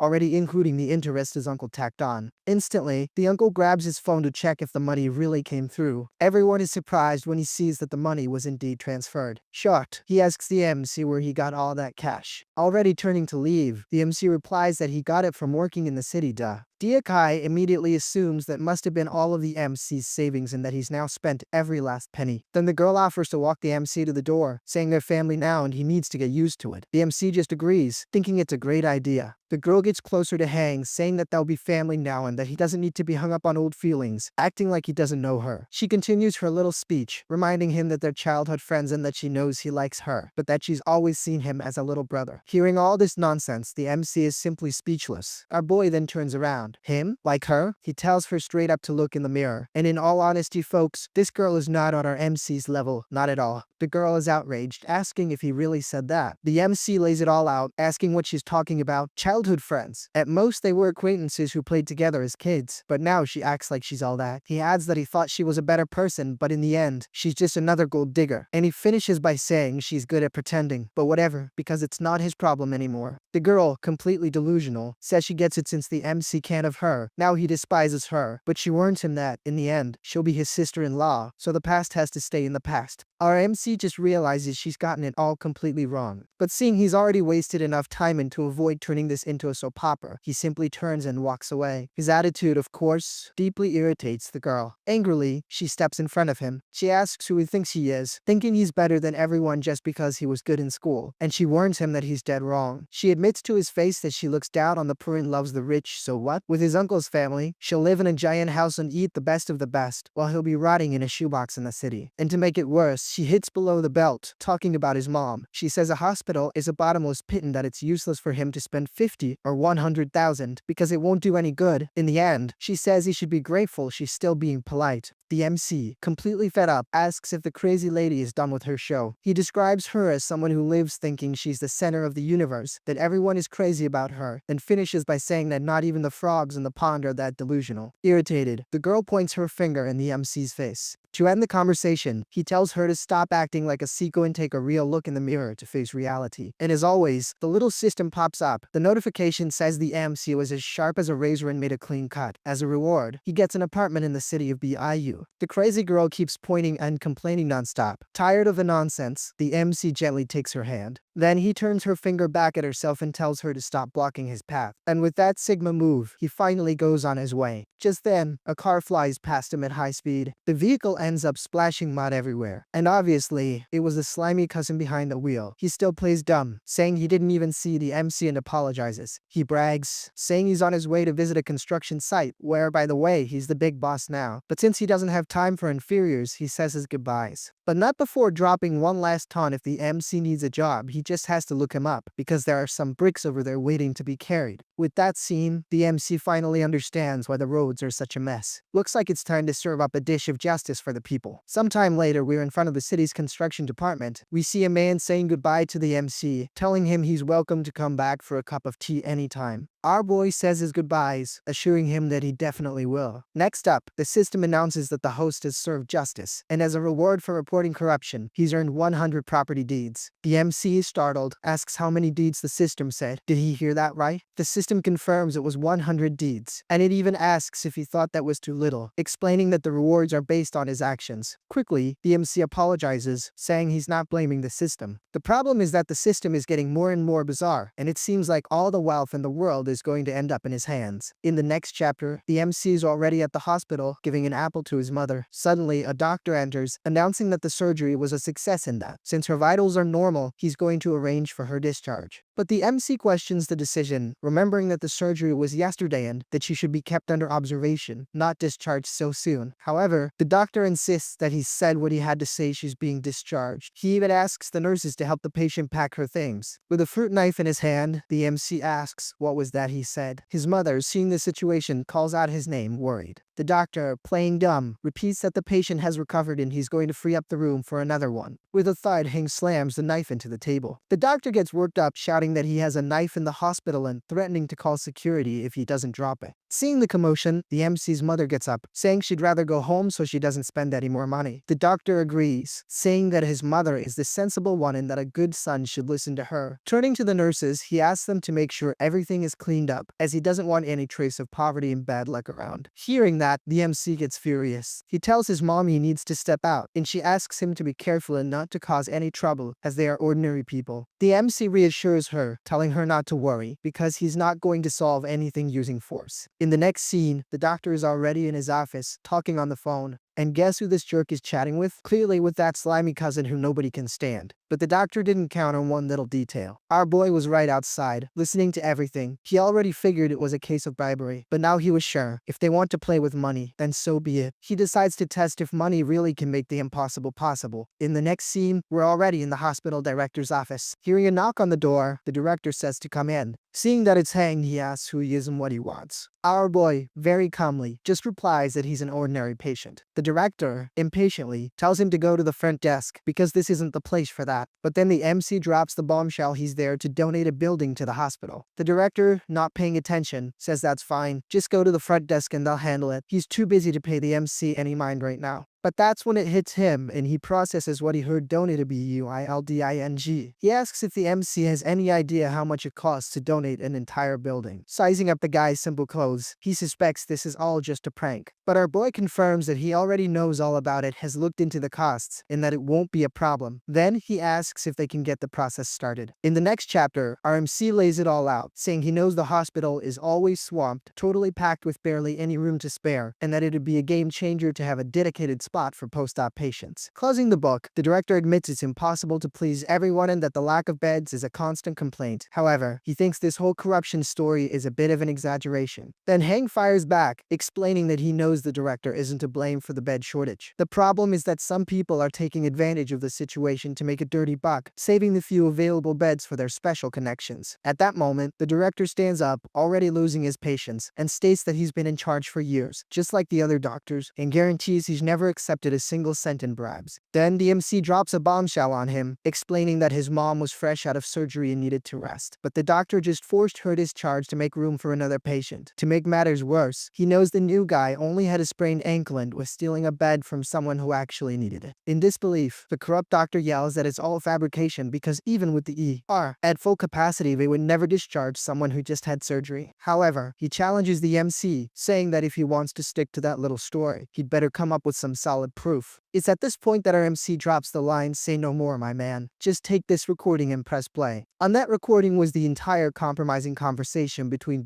Kai and Dr. Lee. Even so, the doctor tries to squirm his way out of it, questioning how he could know if the recording wasn't a fake. Cool as a cucumber, the MC replies that even if the recording was a fake, the building construction wasn't, and he'd take care of that. And just like that, he calls Chief Engineer Kang and asks if he has a moment to discuss the construction of a new building for the municipal hospital. Right after, he asks if Kang could swing by the hospital director's office just to iron out a few details. After hanging up, the young man turns to the director and asks if he has a minute to hear from Chief Kang, just to confirm the call was for real. After that, they could schedule a formal meeting. Agreeing, Director Yu picks up the phone. As he introduces himself, the director starts to hear the voice on the other end, and Kang congratulates him, saying he's one lucky guy for getting a new building on the house. Finally, the penny drops for the blessed director, and he realizes he's talking to the real engineer Kang. In a hurry, he says he gets sent and that they'll schedule a chat later, quickly hanging up to deal with the more urgent mess. With both of them seated again, the MC asks if the director believes him now and demands an answer about the recording, arguing that if he can own a whole building, why on earth would he fake an audio clip? With that, the MC thinks to himself, if one building isn't enough, am I going to have to donate too? Standing up, the young man states he has no other requests, only that he expects the director to punish the corrupt individuals as they deserve. Before he leaves, the director asks him to wait and asks for the boy's name. With a humble air, Hang replies that he's just a simple guy from a family of farmers and that his name doesn't matter. But if you want to write something down, you can call me the messenger of justice. What's with that line, my dude? Get a load of this guy. The very next second, the director is already on the phone. He orders them to immediately bring the most recent discharge records, as he's going to check every single one personally. A short time later, a nurse calls for Dr. Lee, telling him the director wants to see him. Yikes, dude, it looks like things hit the fan, because the guy is already on his knees. Desperate, he begs the director not to fire him, claiming he has elderly parents and a young son to support. The director isn't having any of it and retorts he has a family, right? But what about the patients he harmed? Did they not have families too? Eye doctor with no morals like him can go find a job somewhere else. At this point, the scene cuts to Deakai and the MC's XX-ish, that long-lost love, whose name, honestly, isn't even worth remembering. She's so irrelevant. She's commenting that Deakai's career is taking off and that they'll soon buy a house in the city. Wait, weren't they supposed to be the rich ones? Suddenly, someone throws the door open, shouting Deakai's name. A really ticked off dude walks in, complaining that Deakai said he had connections and even bribed doctors, but as soon as his wife got to the hospital, she was sent home. Now he's the one in hot water, barely able to get into their room because his wife is absolutely furious. Completely clueless, Deakai stands up, spilling water everywhere. Quickly, Deakai asks for a minute to call his partner at the hospital and figure out the situation. Well, but when he picks up his phone, he realizes things have gotten ugly. The phone tells him that the number he dialed simply no longer exists. In the next scene, we're already in the Hang family's yard, where a ton of construction materials are being delivered. Hang's mom, worried, asks if all those materials weren't super expensive. The MC reassures her, saying the hospital paid for everything and they didn't spend a dime. It was a form of compensation because of the corrupt doctor who was punished. Without a second thought, the MC's mom just accepts the explanation and says she gets it. Out of nowhere, someone arrives shouting Hang's name. It was Deakai, furious, saying he spent $10,000 to get a room for his brother at the hospital and now all that money has gone down the drain. The MC's mom gets confused and asks what Deakai is talking about. Before Deakai can continue, the MC finds the situation perfect because the idiot just admitted to the scheme. The young man then confronts him, saying that for a long time he wondered who could have kicked his mom out of the hospital right after surgery. In the end, it was his dear relative who paid $10,000 to boot her out of there. Realizing his blunder, Deakai tries to play it cool, denying he got his mom kicked out and saying it's normal to be discharged after getting better. Next, Deakai accuses the MC of dropping the act. He questions if the hospital would have done all that for him if the MC wasn't pulling strings behind the scenes. Calmly, the MC defends himself, explaining that everything was a courtesy from Director Liu to compensate for the corruption scheme that affected his mother. Outraged, Deakai asks if he's supposed to swallow that lie, reminding him how hard he and his brother worked to build their connections at the hospital. With a smirk, the MC questions his logic. It makes no sense that a poor guy like him, who makes less than $5,000 a month and can barely pay rent, would have the power to mess with a big shot like Deakai. Turning his back, the MC suggests that maybe it's just karma, because some people think dirty money can solve everything, but that's not always the case. Leaving the property, Deakai screams that all the poor folks in his family are gonna kick the bucket. The MC, however, couldn't care less, thinking about how pathetic his threat is. Worried, Hang's mom comments that Deakai seemed furious and asks if he might try to harm them. Full of confidence, the young man replies that he'd love to see him try. A few minutes later, two cars approach at high speed. Deakai, who is still nearby, recognizes one of the cars as belonging to Manager Kang, the engineer. And it wasn't just a lookalike, my friend, it was his car. Kang gets out of the car carrying a chicken and a fish, thanking Hang profusely for his help with the road in the building, saying it was out of this world. Playing it down, the MC says that Manager Kang is degenerate and that he just helped him with a broken down car on the road earlier. Kang gets the hint and agrees, realizing the MC wants to keep his identity a secret and not take credit for the building and the roads. Putting an arm around Kang, the MC tells his mom he's going on ahead as he needs to give the manager something. Right after, he asks the manager to stop saying those things, explaining that he likes to help without being in the spotlight. Leaving arm in arm like old pals, Kang informs him that the request the MC made earlier has already been taken care of, and the MC praises his efficiency. In the next scene, Deakai is on the phone with Mr. Xiao, who informs him that he no longer needs to be involved with the road repairs. This news catches the guy completely by surprise. Startled, he even starts to slow down the car. The guy argues that the deal was already sealed. He complains that he had already organized the workers' schedules and asks, what about the loss on their wages? Xiao explains that a new regulation in the construction sector disqualified his team during the inspection, and with that, he ends the conversation, saying he has better things to do. After that, he just hangs up in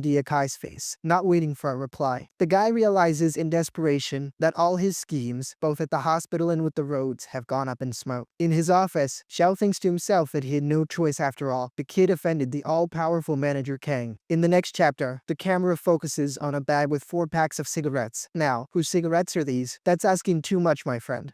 Kai is trying to argue with Mr. Zhao that they had a deal he would build the road and Xiao would get his cut without even having to get his hands dirty. You look at the scene and have no idea what's going on, right? You're probably wondering why Mr. Xiao has 2 young ladies with him. Well, my friend, let me break it down for you. Mr. Xiao might be old, but he ain't dead, and apparently, he owns a nightclub. Placing the cigarettes on the table, Kai offers to increase Xiao's cut from 30% to 40%, asking if the offer sounds better now. Mr. Zhao makes a face like he's starting to get interested. Thinking he's figured it all out, the guy thinks the old man just wanted a bigger piece of the pie and that a small increase would solve everything. He then says that everyone knows the qualification review is just a formality and that he can easily find a shell company to pass the process. Angrily, Mr. Zhao shoves the cigarettes aside and asks who said qualification documents can be forged. He questions if Kai thinks he can solve everything with a few cheap cigarettes, as if he were some beggar taking a bribe. The guy tries to correct himself, saying that's not what he meant. Then Xiao asks what he was implying, if he thought the old man was just playing hard to get. Desperate, he offers 50%, 50-50, and even split. That just makes the old man even angrier, and he tells the kid to get the heck out of there immediately. Yikes. I thought the kid was just going to walk out, but it looks like he was literally thrown out of the nightclub, along with his cigarettes, dignity, and everything else. But hold on, because there's another room in the same nightclub. In this room, a receptionist asks Mr. Xiao to come in, which makes me wonder, does he not own the club? I thought he did until now, but maybe it's just a front for laundering money. Anyway, in this other room are the MC and engineer Kang. Mr. Zhao thanks the MC for his kindness in helping the city build the road. Our MC, who is no fool, knows this is pure hypocrisy and that Mr. Zhao is a massive opportunist. So, he replies that it was no big deal and that he's not interested in the problems of some old village, doing it all just for his parents, who are getting older and can risk getting hurt on a bad road. With that in mind, he asks the old man point blank if the road is going to fall apart in a year again, because there's no way he would do something like that. That question catches the old guy off guard, because that was exactly what was going to happen, but since the MC is rich, this time he'll let it slide. Spitting out the words, he promises he won't disappoint the boys' expectations. Suddenly, to our surprise, the system finally shows up again. It's been a while, right, my dude? The system informs him that since the construction of the road and houses in his hometown is complete, showing his high moral character, he will receive a bonus as a reward. The guy even comments that he was wondering where the system had been, but concludes that, given how long it was gone, it must have been planning something big. Changing gears, the scene cuts to the second uncle's garden, where a huge argument is already in full swing. At the center of the shouting match is the MC's ex, who is tearing into Kai for lying around all day without helping at all. She throws it in his face that if she had known it was all talk, she would have chosen Hang, who at least was in the city chasing real opportunities. Man, that line really poked a bear. Furious, he gets up and asks what she just said. But if you think the lady is going to back down, you're dead wrong. She doubles down and says he's a good for nothing, and that's exactly what he heard. To his face, she even says that if she were him, she'd already be on her knees begging Mr. Zhao. Turning her back, she announces that she's going after Hang, since they grew up together and it shouldn't be hard to win him back. That's when all heck breaks loose, and the guy, without a second thought, grabs the girl forcefully. Whoa, dude, the guy totally lost it and went after her. Look, I've said it before and I'll say it again, a guy who raises his hand to a woman is gonna get a visit from karma, and the bill comes due, you know? We're talking a long time out, and if I'm around, you better believe I'm not just gonna stand there, I'll watch the other guys, set him straight and help deliver the message. I just love the drama. Leaving that mess aside, the scene changes to someone handing some papers to Hang's family. The problem is, they don't understand a single thing those documents mean. The person delivering them is Engineer Kang, explaining that the road construction will take up 1 meter of their house, and as an apology, they plan to build a brand new house for the family. The MC's parents are dumbfounded, unable to believe what they're hearing. Seeing their reaction, Kang asks if the offer isn't acceptable and if he should add a cash compensation as well. That's when the family's brains completely short-circuit. Since when did their village get so lucky that they'd get a new house for 1 meter of land with an offer of cash on top? The mom immediately says it's not necessary, as the new house is more than enough, while the dad shouts for the MC, ecstatic about the move. A few days later, Already at the bus station, the MC says goodbye to his parents, telling them he's heading back to the city. His mom tells him not to work himself to death and says that, on his next visit, God willing, they'll already be in the new, bigger house. Hang reassures her, promising everything will be fine. Walking towards the bus, he waves goodbye to them. In the next scene, he's already in the first-class waiting lounge when someone calls his name. And there she is, our dangerous Gwyn, wanting to know what he's doing there. Equally surprised, he explains he came to visit his mom in his hometown and is now leaving. Only then does the girl remember she hadn't even asked about his mom, even though it was the reason he left the company. Better late than never, she asks how his mom is doing. The MC replies that she's recovering well and the situation is no longer serious. The girl says she's happy to hear that and mentions she was there for a work trip, a rural revitalization campaign to change her image, and that she's also heading back now. What a heck of a coincidence for the two of them to run into each other at the airport, right? Curious, the girl asks if he has any plans for the future or which company he plans to apply to. But she quickly adds that if he doesn't want to answer, it's totally fine. The MC says it's no secret and that he doesn't plan on working for others anymore, because now he's going to open his own business. And just out of spite, the little rascal rented a building right across from his old company, just so he could poke his ex-boss. Talk about a cheeky kid. Gwyn thinks the idea is amazing and offers to help with contacts for good and cheap editors and photographers, in case he needs them. In the middle of their conversation, Gwyn's phone rings, interrupting their chat. She apologizes and says she needs to take the call. When she answers, she realizes it's her old boss, who immediately starts chewing her out, telling her to get online right away to compete with the Hey, team, because the audience had been tagging her for over an hour. Gwyn argues that she told him she was about to board and that he had agreed, but the jerk retorts that since she hasn't gotten on the plane yet, she has to do the live stream first. Desperate, the girl says it's impossible, as boarding is imminent and the next flight is 10 hours away, with no guarantee of getting a ticket. The boss, with zero empathy, says he couldn't care less and asks if she thinks the company helps her for nothing. Coldly, he says that if she misses her flight, she can just wait 10 hours at the airport. Problem solved. Annoyed, Gwyn shoots back that she's already made enough money for the company and has been at the top for 6 months without anyone's help. The boss then plays dirty, reminding her that her contract is still with him and that, until it's over, she has to follow orders. And to make it worse, the guy even tries to get hands why, touching her where he shouldn't. Can you believe that? With no way out, Gwyn is about to give in when the MC calls her name. The boss, Raichu, hears his voice and jumps to his own conclusions, accusing her of not even being at the airport, but in one of those love motels. You know what I mean. Extremely offended, the girl tells him to stop spreading rumors and reminds him that she already sent a photo of her boarding pass to the company group chat. Raichu then challenges her to prove it, saying she just needs to start the live stream to show everyone she's at the airport and not somewhere else. Poor Gwyn, she's furious but sees herself with few options. It's at this moment that the MC simply takes the phone from her hand. He asks what the contract termination fee is, because this time he'll be happy to pay it. And, to top it off, he informs Raichu that the call is being recorded and he's going to sue him for defamation. Sitting in his chair, Raichu scoffs, telling the MC to stop pretending to be rich and doubting he can afford the fee. Our MC doesn't even bother to reply, he just hangs up on the loser. Gwyn, in shock, asks if he's kidding and if he's really going to pay the contract penalty. On the inside, the girl feels she's not worthy of such kindness. Because of that, she tries to convince the MC that her situation at the company isn't that bad and it's not worth giving them the satisfaction of receiving an absurd amount for breaking the contract. Hang tells her not to worry because he's also doing this for his own benefit. He explains that he's opening a media company right across from the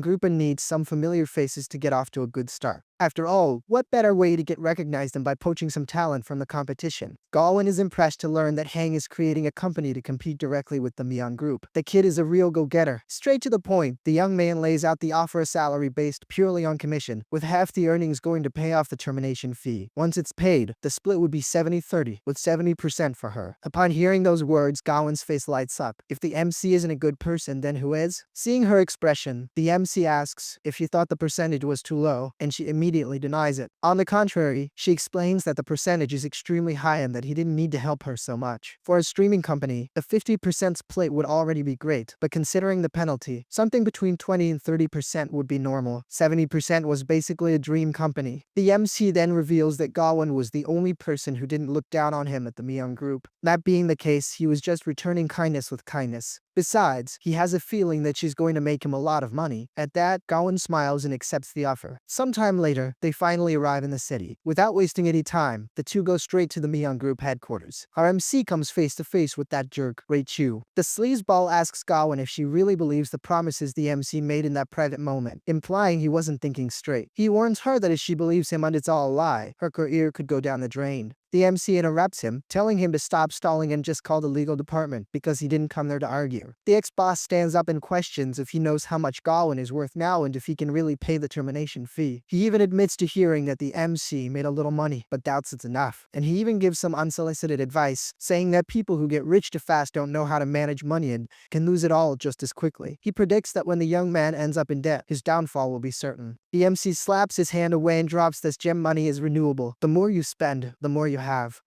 If only life were really like that. The young man also comments that, from the way his ex-boss is losing his cool, he's definitely afraid that he can actually pay. Oh, looks like he hit a nerve. Reichi tries to play it off, saying the company isn't just his and he's not the only one who spends or earns, so he would have nothing to be afraid of. With his hand on his face, the MC shows complete disbelief at the guy's slowness, saying he's genuinely concerned for his future. Hearing this makes the man furious, to the point of calling the MC a dog. Calmly, the MC corrects him, stating that he's a legally contracted worker and that if the little ex-boss calls him a dog again, there's going to be a lawsuit. Furthermore, he reminds him that, according to the contract clause, Reichu can't spread rumors about them even after they leave, so the nonsense about private moments would also lead to another lawsuit. With his legs cut out from under him, the guy has no choice but to call legal, who arrives asking Gwyn to sign the contract. Without hesitation, Gwyn says she'll sign. Unbelievably, Reichu asks again if she's sure. Apparently, it still hasn't sunk in for him. Gwyn makes it clear that she is absolutely 100% sure. She signs it quickly, just to make sure nothing goes wrong. You never know, a plane could crash into the building, right? Reichu then says, very well, the termination is signed. Now, where's the money? The MC tells him to chill and asks if he's checked his bank account, because the transfer was made a minute ago. The problem is, Reichu can't believe someone would transfer 10 million just like that. Annoyed, the MC tells the idiot to check with the finance department instead of asking dumb questions. Getting close to the window, the MC comments on how wonderful the view from the administration building is. With a smirk, he informs the now manager Ray that they'll have a long future together. Suddenly, the system appears, congratulating the host for understanding the essence of spending money. It only grows when it circulates. As a reward, he got 99 million just from that little stunt. It's the infinite farm, my friend. There's no way around it. Spent 10, got the money back, and still came out with 89 million in profit. What a sweet deal. Now outside the building, someone calls out for Gwyn and Hang. Look who comes running, Zan, who we haven't seen in a while. Now all we need is that pesky Noelle to complete the crew. All flustered, Zin mentions she just heard that Gwyn quit and asks if they'll still be able to see each other in the future. Gwyn was about to answer, but the MC cuts in right away, saying he doesn't see any problem with that. With a straight face, he says the new company is in the commercial building right across the street and that she can even swing by the cafeteria to have lunch with them. But hold on a sec, MC, is your building that one back there or this giant one in front? If it's the big one, this dude is spending some serious cash. The girl, of course, is totally confused about this whole building across the street thing. Interrupting the topic, the MC's phone rings right on cue. Excuse me, he tells the girls that he needs to take this. Stepping away, Hang hears from the other end of the line that his property certificate is ready and when he would like to pick it up. The MC replies that he'll swing by soon. The woman on the other end confirms, saying they'll be waiting for his visit. Yep, the MC, poor guy, had almost forgotten he needed to inspect that villa. And it's true, if I'm not mistaken, he won a whole villa, right? Along with the buildings came a free villa, didn't it? Saying his goodbyes, he tells Gwyn to get some rest and plan their business, as he needs to take care of a few things that came up. The girl replies that it's all good, no problem. Right after, she finally answers her friend's question, confirming that he paid the contract termination fee. To this day, Zane can't believe that the office's former gopher was actually a tycoon. You really can't judge a book by its cover. Meanwhile, at the said villa, someone announces that the VIP client is arriving and that everyone should be on high alert to not disrespect him. The one giving the orders is the same woman from the phone call, who asks manager Wang to make everything spotless, as nothing can go wrong. Manager Wang assures her she doesn't need to worry, as he'll handle everything right away. With that said, he starts shouting, summoning the whole crew. With the team assembled, he explains that some Mr. Wang bought the villa for 300 million and is about to arrive, so everyone needs to go to the entrance to welcome him. Turning to an employee named Irene, he reinforces that the guest is very important and they absolutely cannot mess this up. She agrees but asks if they might have a picture of him, just so they don't risk greeting the wrong person. The manager replies that he's a mysterious tycoon, so how could they possibly have a photo of him? According to him, rich people like Mr. Wang usually have a striking presence. As soon as he arrives, the whole place will light up. Suddenly, he runs his hand along the wall and notices it's covered in dust. Immediately, he yells for the whole gang to get to cleaning, because the place needs to be sparkling. After a while of waiting, our guy finally arrives. As soon as he gets out of the car, his jaw drops at the sight. Even the sales office is impressive, something to be expected from the famous Randy Chang brand. What the MC doesn't get is why on earth there are so many people just standing around at the entrance. Then he goes inside and, apparently, no one even notices he's the client. It gets complicated, right? The guys are expecting a tycoon and the MC shows up in a taxi. I think even I would just stand there, not knowing what to do. Once inside, the guy finds it weird the sales office is huge, but there's not a single soul. This villa is starting to seem a bit sketchy. Looking at the model, the MC admires how beautiful the landscaping of the area is, with a pool for every house. At that moment, Irene approaches to greet him and asks what type of house he'd like to see, offering to give him a tour. Just then, the manager calls her with a shout. Manager Wang scolds the girl, reminding her he made it clear not to receive other clients and questioning why she wasn't watching the entrance. The young woman argues that he's still a customer and might want to buy a house, but the manager insists the place needs to be empty so the VIP doesn't feel disrespected. Irene thinks that's wrong, since they didn't even put a sign on the door. The manager then tells her to leave it to him, calling her naive. To him, that young man probably doesn't even have 200 wands in his pocket and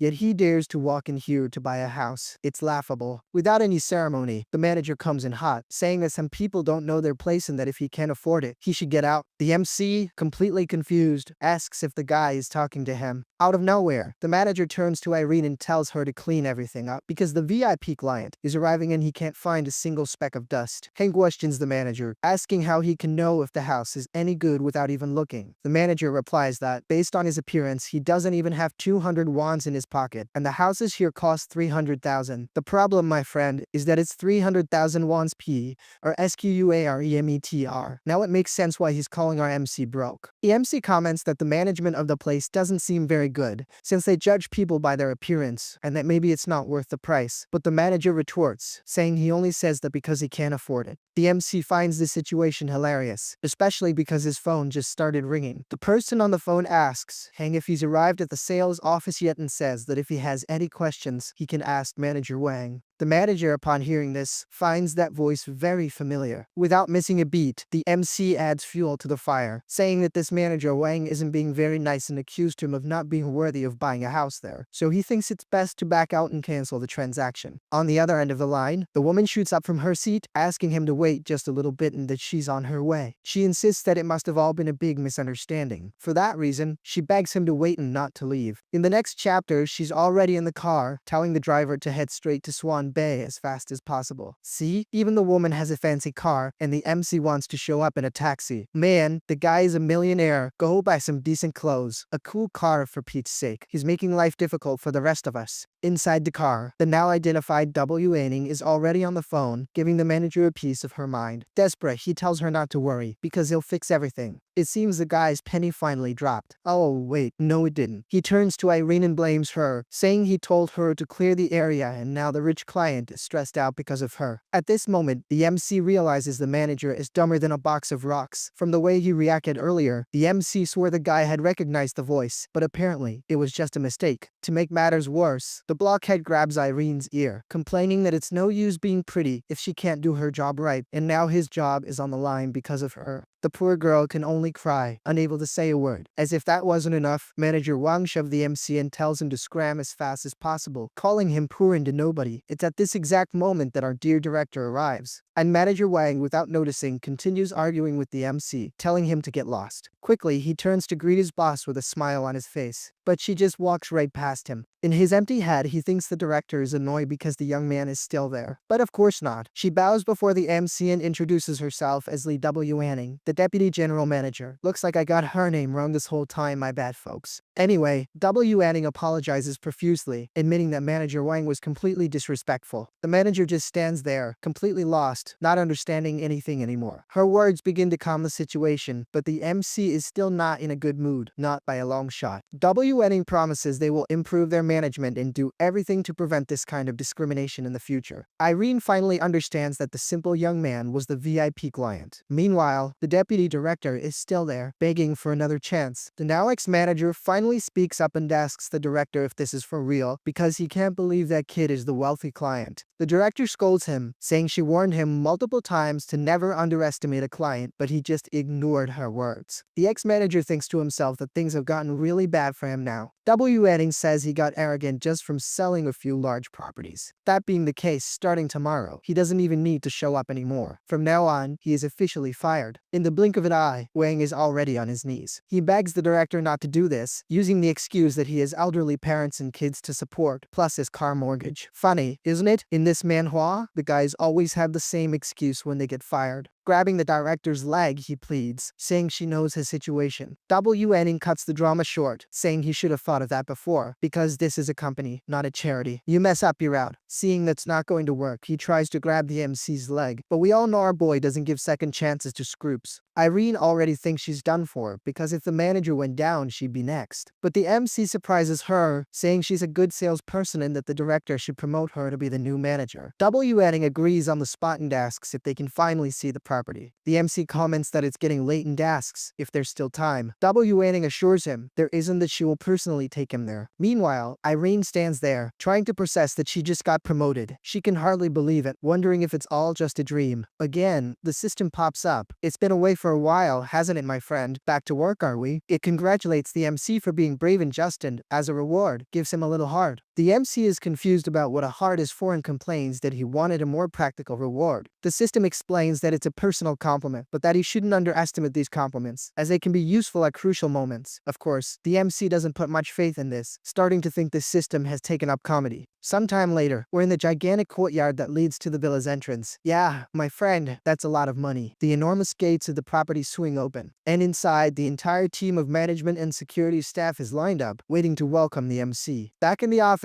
Wanning calls the MC over to sort out some details, like paperwork and access recognition systems. Right after, an employee hands her a briefcase. Wanning explains that all the property documents are in there and hands it to him to review before signing. The MC obviously agrees. After all, it's a $300 million property. You have to give everything a good look. Upon opening the briefcase, the first thing we see is the property certificate. Taking a peek at the certificate, the MC realizes this thing is the real deal, totally fit for a premium client. But he couldn't care less. He just tosses the document back in the briefcase, snaps it shut, and lays it out flatly the way. We'll deal with this later. Wanning is totally floored. She thinks this guy is a true tycoon. A $300 million property, and he's not even fazed. The sucker didn't even look at the deeds properly. With not much else to do, she asks the MC to go ahead. As they walk, she explains that the villa's private garden was designed by incredible landscapers. As for the inside, it was decorated by a renowned international designer. Checking the place out, the MC thinks the landscape is nice, but considering his parents' taste, the ideal thing here would be to have one of those little vegetable gardens. Whoa, the way I said that, it almost sounds like he's gonna plant something else. No,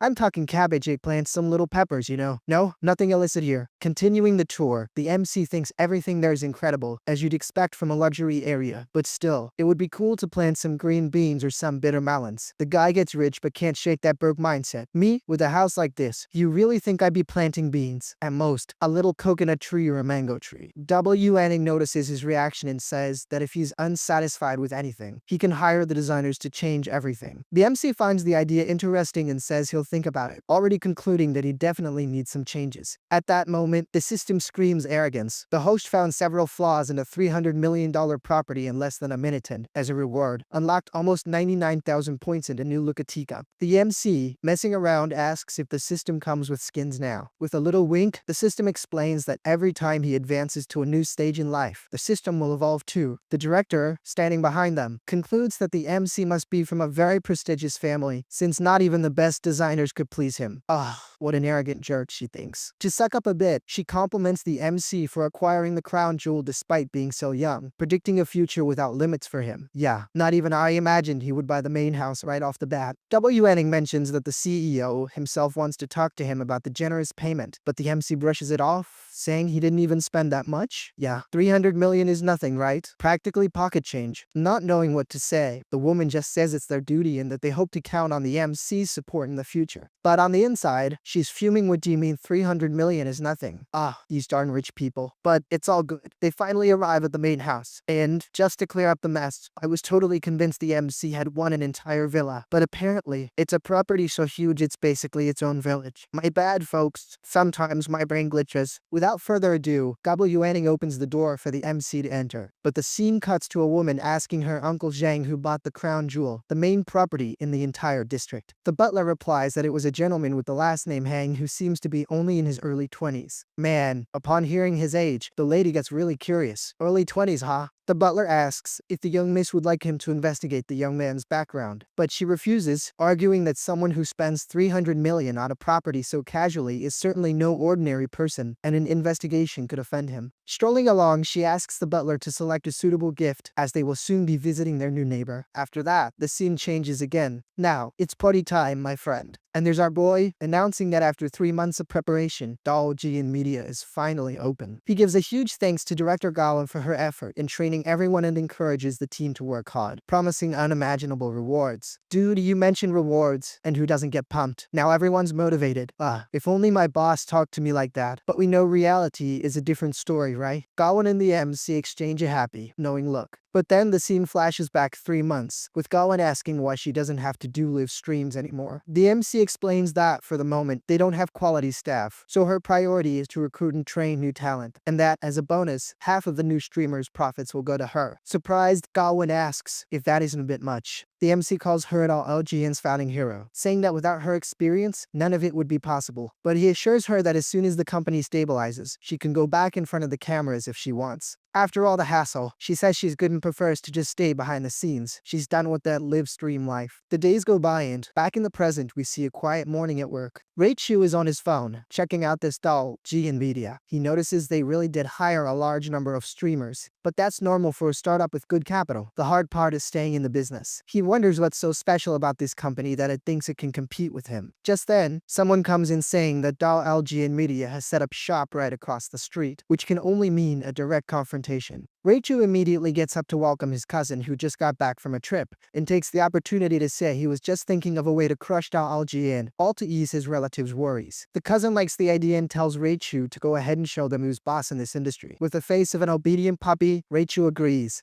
You pathetic bootlicker. Over at the MC's little company, we see the young man sitting down, analyzing some projects. He's looking at some decoration styles, but doesn't like any of them, finding them all hideous. In his opinion, his $300 million property has to be luxurious, but also creative. Suddenly, someone starts banging loudly on the door, interrupting the MC. It's Gwyn, warning him that all their streamers received a PK invitation from the Mian group, and to make matters worse, their opponents have millions of followers. She even pulls out her phone to show him the ridiculousness of it all. And they're in the work group chat. Everyone is freaking out, reporting the same situation. But for Hang, who's an old hand at this, it's nothing new. Basically, they're trying to start some cyberbullying to create a stir between the two companies, an old tactic, but one that has taken down many. But, of course, they picked a fight with the wrong person. The MC says that, in the end, PK is all about spending money, so he tells the streamers to accept the challenge. Gwyn, worried, asks if he's not planning on spending a fortune on rockets again. The MC, with a little smile, asks if he seems like the type to be extravagant with these things. Seeing his reaction, she starts connecting the dots and wonders if he was the one who spent millions on her last time. With a wise look, the MC says that money is only money when it's spent. If it just sits there, it's only numbers. Gwyn agrees but asks him to spend wisely, reminding him that half of everything goes to the streaming platform. She reflects that he already spent a ton on the contract termination and, if her theory is correct, a few more million on the rockets. Even with a lot of money, if he keeps this up, he'll be broke again. But the MC couldn't care less. To him, life is short. We arrive with nothing and leave with nothing, so there's no point in saving. Besides, he sees this as an investment, not a waste of money. If the rookie streamers beat the giants, it will bring immense visibility to the company. In the end, the MC tells her not to worry, because he knows his limits and will spend the money safely. The girl thinks that although his perspective is different from hers, he knows the business. Since he trusts her, she'll trust him too. A while later, Gwyn is gathered with the whole team. The girls are apprehensive, saying that if they accept the PK, they'll definitely lose. But Gwyn firmly tells them all to accept the challenge. To watch the competition, our little MC grabs his phone. Looks like the battle is about to begin. You bet it is, my man. The dance-off is already underway. The MC watches the live stream, but he's also keeping an eye on something else interesting. The rascal still hasn't left his old company's group chat and is watching everyone their trash talking the Gwyn group. Hang observes everything, but doesn't seem too concerned. He's more focused on deciding his house's style, Hawaiian or vintage French. What a dilemma. Before he can make a decision, Gwyn arrives. She warns him that the Mian crew came out swinging. She confirms their funds are ready, but asks when they're going to make their move. The MC tells her not to rush, as everything will happen at the right time. The plan is to wait wait for peak viewership to make their play. Smiling, she agrees, admitting she's a little impatient. The MC instructs her to keep the girls calm, even if they're losing. If they give it their all, he'll reward every one of them. The scene cuts to Rei-Chu, who is already celebrating the victory with his cousin. In his thoughts, he reflects that even though they lost Gwyn, they can still easily make millions. Killing the vibe, the cousin asks what they're celebrating, since beating a small company was the bare minimum. On the inside, the cousin is not satisfied at all, because despite the penalty money, losing Gwyn was a tough blow. He picks up his phone and, upon opening WhatsApp, sees a peculiar comment saying that streamer Gwyn paid the multi-million-dollar penalty to found her own company. Furious, the cousin asks Rei-Chu what this is all about and why he didn't mention that Gwyn went to LG. Rei-Chu, all flustered, knows he needs a good excuse, or else he's in deep trouble. He makes up a story that Gwyn made some rich guy fall for her and that the dude paid the penalty. The cousin accepts the explanation, saying that as long as he has the situation under control, it's fine. The important thing is to win today's battle. But then, an employee runs in, bringing bad news. The rivals are sending non-stop rockets, and the donations are already huge. Rei-Chu can't believe it. Last time, they focused on one streamer now, 10 at the same time. Where is all this money coming from? He tries to calm his cousin down, saying they must be using fake accounts and since they've already passed 30 million in profit, it's impossible for them to be surpassed. The cousin, very seriously, warns that they absolutely cannot lose. Rachel assures him it was just a wave of donations. But the employee comes back with his phone in hand. Apparently, it's happening again, and it wasn't just a wave. To make matters worse, this time there are even more rockets than before. The cousin, furious, questions Rei-Chu, didn't you say it was just a wave? He concludes that, since it happened, now Rei-Chu has to crush them. Otherwise, you already know, right? Things are gonna get ugly. In the next scene, there's the MC with his finger on the trigger, clicking away without mercy. The great advantage is that as fast as he spends, he earns spent 3, made 5, spent 10, pocketed 20. At that rate, even I, my friend, would be clicking like a madman. Gwyn even points out that they've already won and asks why he keeps spending so much. She reflects that, on the other side, the donation bar doesn't even exist anymore. With that, her old theory is confirmed. It's clearly him. The scoundrel didn't even bother to switch accounts. He's using the exact same one from that day. Absolutely delighted, the MC says they've never seen real money and now it's time to show them how it's done. Nervously, Gwyn thinks that this is way more than just showing them. Just then, the MC calls her, and she immediately stands at attention. He reminds her of the main goal. They're aiming for the top, where no one will be able to compete with them. After saying this, Hang dismisses her but asks her not to forget to collect on the bet from the Miyang group. Now, what the heck that bet was? Not even I remember. Gwyn just confirms and slips away quietly. Grabbing his tablet, the MC finally says he's found his dream style. Looks like this is the style he's going to choose. Honestly, I can't believe he's going to take a mansion like that and turn it into that thing. I think I'm going to stop with this manhwa right here. I can't take it. I'll have a fit if I see that house being turned into that garbage. Just out of curiosity, the rascal picks up the phone to see how much he won. In this little game, he made 10 million. But what's the use of having money if you don't know what you're doing? No, for real. I think I'm gonna drop this series. I can't. I'm not going to see that house in that state. No way. He's taking a mansion and turning it into a nightclub. My god. Alright.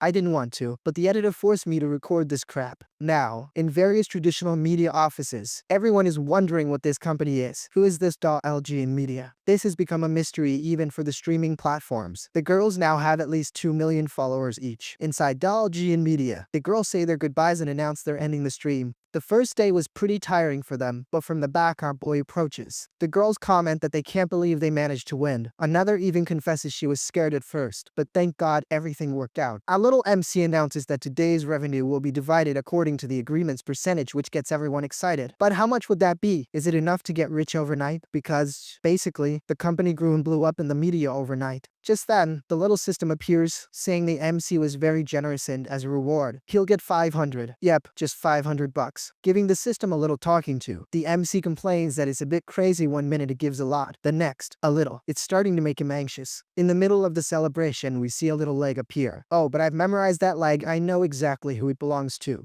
Of course, it's our beautiful and lovely Gwyn, arriving all happy because, thank heavens, everything worked out. However, over at the Miyang group, things are not going well at all. In the press group chat, everyone is talking about the lost competition. Suddenly, an employee opens the door and suggests they change their name, as LG and Media is mass publishing clips from the live stream, making sure to tag them in every post. The best thing would be to change their name to avoid the trolling. The boss immediately looks at Rachel, and the employee senses that the atmosphere is very tense. The best thing for her is to make a run for it, right? That way she avoids getting chewed out for no reason. The door barely closed and Rachel already got a huge slap. He had said it was just a little wave, but look at the damage those guys made. 500 million. Yes, folks, the company profited 500 million from this little game. I mean, the company, right? Because the MC himself made 10 billion. It's the infinite farm. There's no way around it. Rachel tries to argue, saying they also made money, but that's a disappointment, right? They made cash, but got absolutely owned by a tiny company. Changing the subject, I just noticed the sleazeball has a gold tooth. There we go. I've got a nickname for him. He's Gold Tooth from now on. Gold Tooth comments that if at least Gwyn were still at the company, out of those 500 million, at least 100 would be theirs. The worst part is that this was in a single night. I didn't quite understand how this competition works, but I believe it's 10 rounds, 1 per day. But I could be wrong too. That part of the story was a bit confusing. Rachel says that this sponsor of Gwyn's, who likes her so much and now helps the other girls, seemed completely broke. He never imagined the guy would drop so much cash. However, Goldtooth warns that the wheel of fortune always turns and that he shouldn't underestimate the poor. And I agree, one of these days the damn wheel is going to turn and land on me. I'm getting tired of this. One moment I win, the next I lose. One moment with money, the next broke. I win and go broke, win and go broke. I can't take it anymore. Anyway, the boss guys found out that this jerk also gave Gwyn a lot of trouble, and that was one of the main reasons she wanted to leave. But Rachel retorts, saying that he also allowed it to happen. And of course, the cousin doesn't like hearing such disrespect. With a good kick to the rear, he sends the guy packing. The scene then returns to the Dow LG and Media building. Gwyn asks the MC if it's okay for him to spend so much money like that. By her calculations, of the 5 billion they earned, they'll actually get 1.8 billion after splitting millions with the streamers. And this left me confused. I know the MC got 10 billion from the system, but where did this 5 billion come from? Hang replies that it's fine. They didn't even spend that much. Gwyn's jaw drops. What do you mean they didn't spend that much? But that's when she says something interesting, and I'll even detail it for you. They spent about 400 million just in this round. So now the 5 billion makes sense. She probably calculated the total for the campaign. I just don't know how they're going to make all that money back. So confusing, right? The MC explains that he only topped up to 100 million. The rest came from donations from the viewers themselves once their popularity surged. In addition to the 200 million, the platform gave another 100 just in gifts. Rounding it all up, they only spent a small amount. Gwyn didn't know that's how you do rounding now. The guy rounds in the millions, does he? Heng says everything went as expected and worked out. He sacrificed a part, but gained a lot in return. Standing face to face with Gwyn, he says something a little more romantic. Just kidding. He says nothing. He just says he always told her her future would be bright. I just wanted to be a little dramatic to get you all hooked. Because let's be real, right? Everyone is waiting for it. The kid states that from now on, the path to the top will be easier. Additionally, he's going to invest in TV shows, giving all the newcomers a chance to shine. LG and Media will go much further and won't be limited to being just a streaming company. Wow. The MC wants to create a K-drama production company. And there it is, his phone ringing again. The life of a businessman, right? You know how it is. On the phone, it's a renovation company that the MC had just contacted. Apparently, he's really going to go through with that home makeover. Oh, dear God. The MC says he's on his way and will leave the company for now, as he needs to supervise the said renovation. He says he'll leave the bonus calculations to her, in other words, with the cheapskate. Of course, he reminds her not to forget to include her own share, since, being the little scatterbanner she is, she's capable of calculating everything and forgetting her own cut. The girl confirms she understood and that he can leave it to her. She won't forget anything. No, sir. Cut to the villa complex. We see that the MC's construction project is really happening. There he is, trying to manage the construction crew. The guys don't mess around. They're tearing everything down. The danger is they might break the support pillars and everything could collapse. In the meantime, he sees a butler approaching. The butler introduces himself, saying he saw a new neighbor had arrived and decided to visit. As a welcome gift, he brought some products from his mistress's company, hoping the MC won't mind. The MC reflects that the guy really looks like a butler from a rich family, with a pure air of nobility, just like in the K-dramas. Should he hire one too? Well, putting that aside, he takes off his gloves and apologizes for the mess, since the house is under renovation and he's also quite dirty. But the butler says he's the one who should apologize for bothering him. He just thought that since they're neighbors now, it would be nice to keep in touch. That way, who knows, they can help each other out in the future. Taking the gift, the young man reflects that this rich neighborhood is really different. Even the butler is polite and courteous. Not to mention that the gift, which was supposed to be simple, is full of gold and silver items. Heng says the butler is very kind and that helping neighbors is a natural thing to do.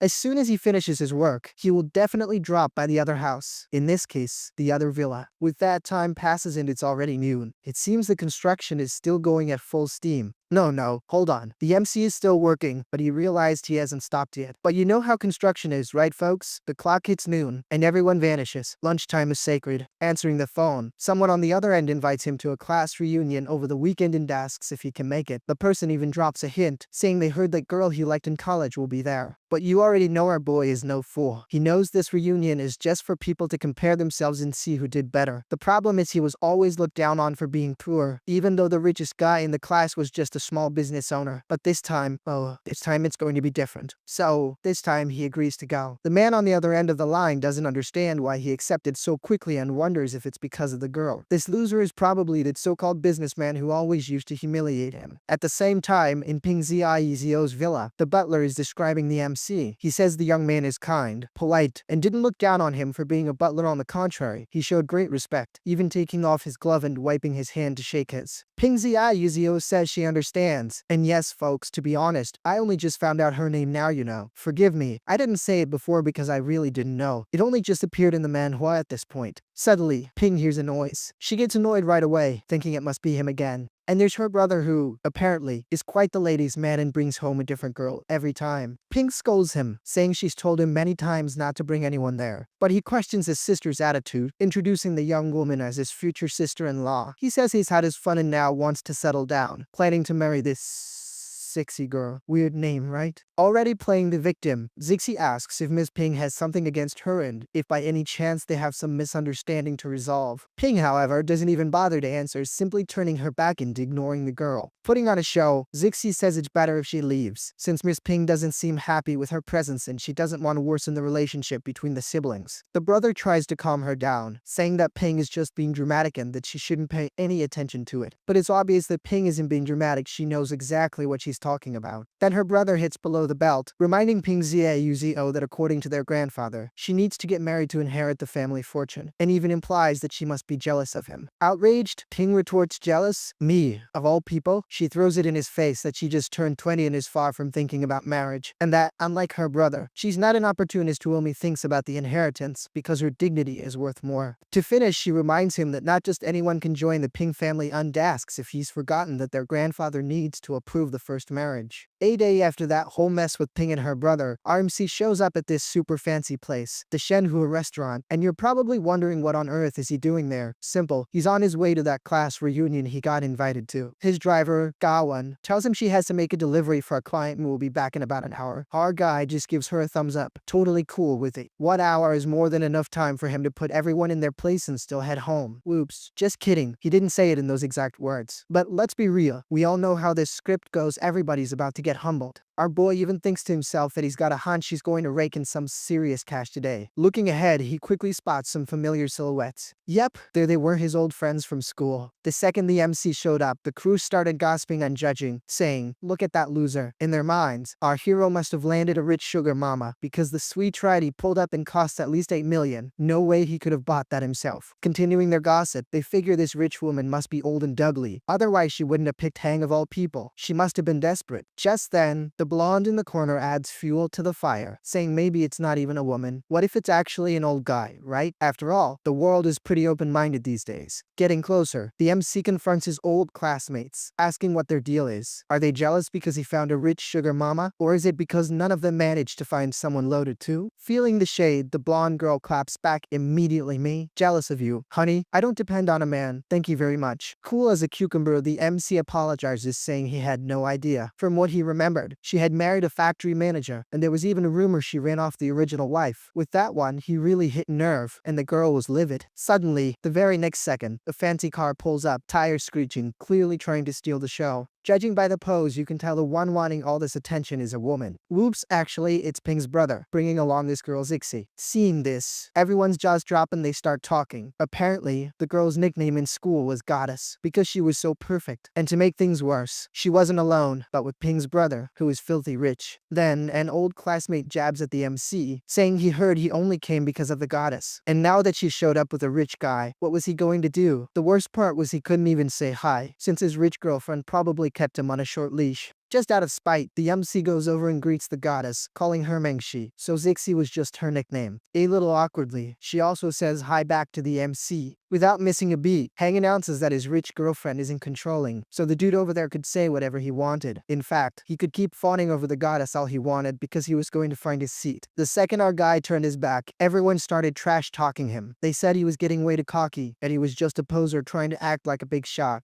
and that he needed to get over himself. The words of haters, of course. Meanwhile, Ping's brother says he's heading out. When Mengshi was done, she just had to call and he'd come back to pick her up. She just agrees and gives a little wave to her dear. The girl in read back there, the one who's generously endowed, comments that she's jealous of Mengshi for landing such a rich guy. Besides, they made a beautiful couple. Curious, she asks when the wedding is. With a smile, Mengshi says to leave those details for later, suggesting they should head upstairs. Moments later, they're in the restaurant's private room. Everyone was laughing and celebrating. Well, everyone except the MC. He, as usual, was quietly in his corner, handling things on his phone. One of the alumni starts bragging, saying that the economy has been tough, but he still managed to buy an entire floor of a building across from City Hall. Hearing this, everyone is floored, since a property that was worth millions. The B in Pole just confirms, all proud yeah, something like that. Sitting at the same table, Mengshi says she doesn't aim that high. At most, she wanted to buy a house and become a housewife, as that had always been her dream. The girls around her comment that she's being way too modest. Yep, super modest. So modest that she was fidgeting with her diamond ring, just to make sure everyone saw it. It was crystal clear her intention was to rub her wealth in the faces of all the poor people there and make them jealous. And she might have succeeded with everyone else, except for our MC, who was way too busy on his phone. His assistant was giving him an update on the renovations for his new house. The same one he managed to mess up. At least the good news was that he could move in within a month. On top of that, there was the building he donated to the hospital. Construction was progressing nicely. Honestly, our guy even admitted he had completely forgotten about the whole hospital thing. Noticing the MC's silence, one of the side characters asks why Hang is so quiet, just staring at his phone. Another one cracks a joke, saying he's probably sad and about to cry because the goddess is getting married. Obviously, the MC claps back. Why would he be sad about that? If Mengshi is getting married, he congratulates her and, above all, respects her. What else could he do? Then, the former classmate asks again, mockingly, what could someone who makes $5,000 a month be so busy with? Being just a salaried worker. He must have to work overtime on the weekend. It was understandable. And that was the last straw. They messed with the wrong guy. It was time to humble some side characters and make a little cash. Our guy stands up, confirming that in fact, he is doing some extra work. He then says that he is, mainly, trying to make the world a better place. Oh, here he goes with the hospital story. He's definitely going to say he's building one. We have to admit our boy is now rich, handsome, and a philanthropist. Practically Tony Stark. Too bad, obviously. No one there believed him. They even started asking if the guy had lost his mind. They suggested he should work in construction, since masons make good money these days. In fact, even delivery drivers were making more than $5,000. At this point, Hang is losing his patience because the teasing turned nasty. It's one thing to criticize, but it's another thing entirely to resort to blatant humiliation. Seeing that the MC got serious, they try to backpedal, apologizing and saying it was just a joke. They claimed he couldn't take a joke anymore and that they were just trying to help by pointing out better jobs. With pure sarcasm, our guy thanks them for their kindness. Turning his back, he tells the group to enjoy the food, but he has to go. He explained that his house is under renovation and the construction crew had a question. Just then, the guy with the fiery red hair tells him to wait. The food barely arrived and he was already leaving. He took the chance to ask what house he bought. If it was in Blood City, he could invite everyone to the housewarming when the renovation was done. Our MC replies that unfortunately, that's not possible. His house is very humble and small. It wouldn't fit everyone. His little buddy in the back asks, mockingly, if he was confirming it was really in Blood City. To them, it was obviously a lie. Even if he saved money for 2 years and starved himself, he couldn't even afford a parking spot there. Agreeing sarcastically, the MC says that's right. The house is way too small. What kind of place could possibly accommodate such distinguished guests? As soon as he finishes speaking, the well-endowed girl cuts him off. Where do you think you're going? You're not trying to dine and dash, are you? Caught off guard, our guy says he'll pay the bill later, when they send the total in the group chat. The blonde girl then retorts that this is the Shenhua Hotel, one of the most expensive and renowned places in the city. She explains that a single bottle of wine costs a fortune, and that this isn't some corner dive bar. If he just leaves the group later, who's going to cover his share? Wanting to settle it quickly, the MC makes a transfer of 10,000 and asks if that's enough. Of course, the group didn't accept it. The B in Pole calls him stubborn and proud as always. The red-haired guy scoffs, saying the MC is digging himself into debt just to impress others and wonders how long it took him to save up that 10,000. Even the well-endowed girl tells him to stop being so extra, that the bill wouldn't even reach 10,000. Mengshi herself intervenes, saying it's not necessary and that she would pay his share. He should save his money as he'd probably need it for daily expenses. but it's obvious this wretch was just putting on a show to get praised and look pretty and kind. If the MC didn't know what kind of person she really was, he might have even cried with gratitude. However, since he knows her all too well, he refuses the offer. He told her he didn't need her 10,000 and certainly didn't need her to pay his bill. Seeing the scene, the girls around them start criticizing him. Mengshi, in her saintly role, asks them to stop badmouthing him, saying it's just his personality, always impulsive. Hearing this, the MC loses his patience and warns her that just because everyone calls her goddess, it doesn't make her some divine savior. He thought that, as old friends, they wouldn't have to stoop to this level, but apparently,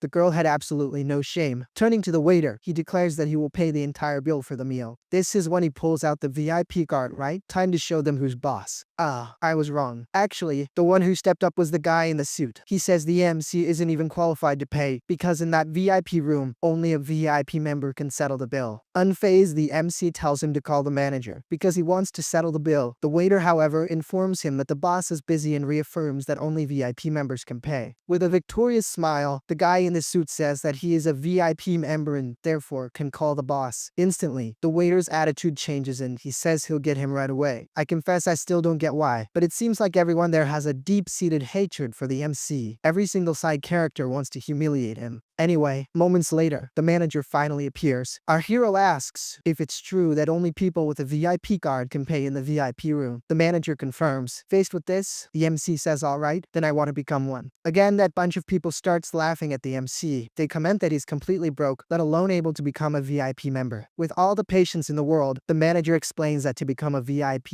you need to spend 500,000 at the restaurant or hotel. The MC replies, cool, and asks how much it would cost to kick everyone else out. The manager, awkwardly, says that's not a matter of money, as the hotel values all its customers. Then the crowd keeps laughing, saying the MC has watched too many soap operas if he thought that would work. They even ask who he thinks he is, a tycoon. It's at this moment that our boy throws out the bait. He offers 10 million for the meal. The manager's eyes practically light up. 10 million is a heck of a lot of money. In disbelief, the manager asks if he's serious. Our MC confirms 10 million. He said he doesn't even want to become a VIP anymore. He'll just pay this fortune for one meal. The only thing he wants is to eat in peace. The manager gives him a quick once-over. Based on the MC's clothes, he didn't look like he had that much money. Besides, who in their right mind would spend 10 million on a dinner? Suspicious, he tells the MC that, even if it's a joke, everything in life has its limits. And finally, the moment everyone was waiting for, the boy pulls out his card. And this time, it's his own. He hands it to the manager and tells him to run the 10 million. That super annoying blonde girl says he should at least try to be more convincing. The red-haired guy chimes in, doubting that card even had a 1,000 credit limit. The other women agree, saying that earlier he claimed to have something important to do, and now he stayed. He was just trying to get attention and show off, but was failing miserably. Whoops, but that's when the waitress finally swipes the card in the machine. And guess what? She announces loud and clear that the transaction was approved. The manager is in shock. He simply can't believe that, for a 300,000 bill, he just made 10 million. Was he dreaming? It took a while, but it finally dawned on everyone the MC was filthy rich. Our Sigma MC, with complete calm, confirms that he made the payment and asks if he can now, finally, eat in peace. The manager, all too eager to please, replies right away, boss. Turning to the other people, he announces that, unfortunately, they will all have to leave.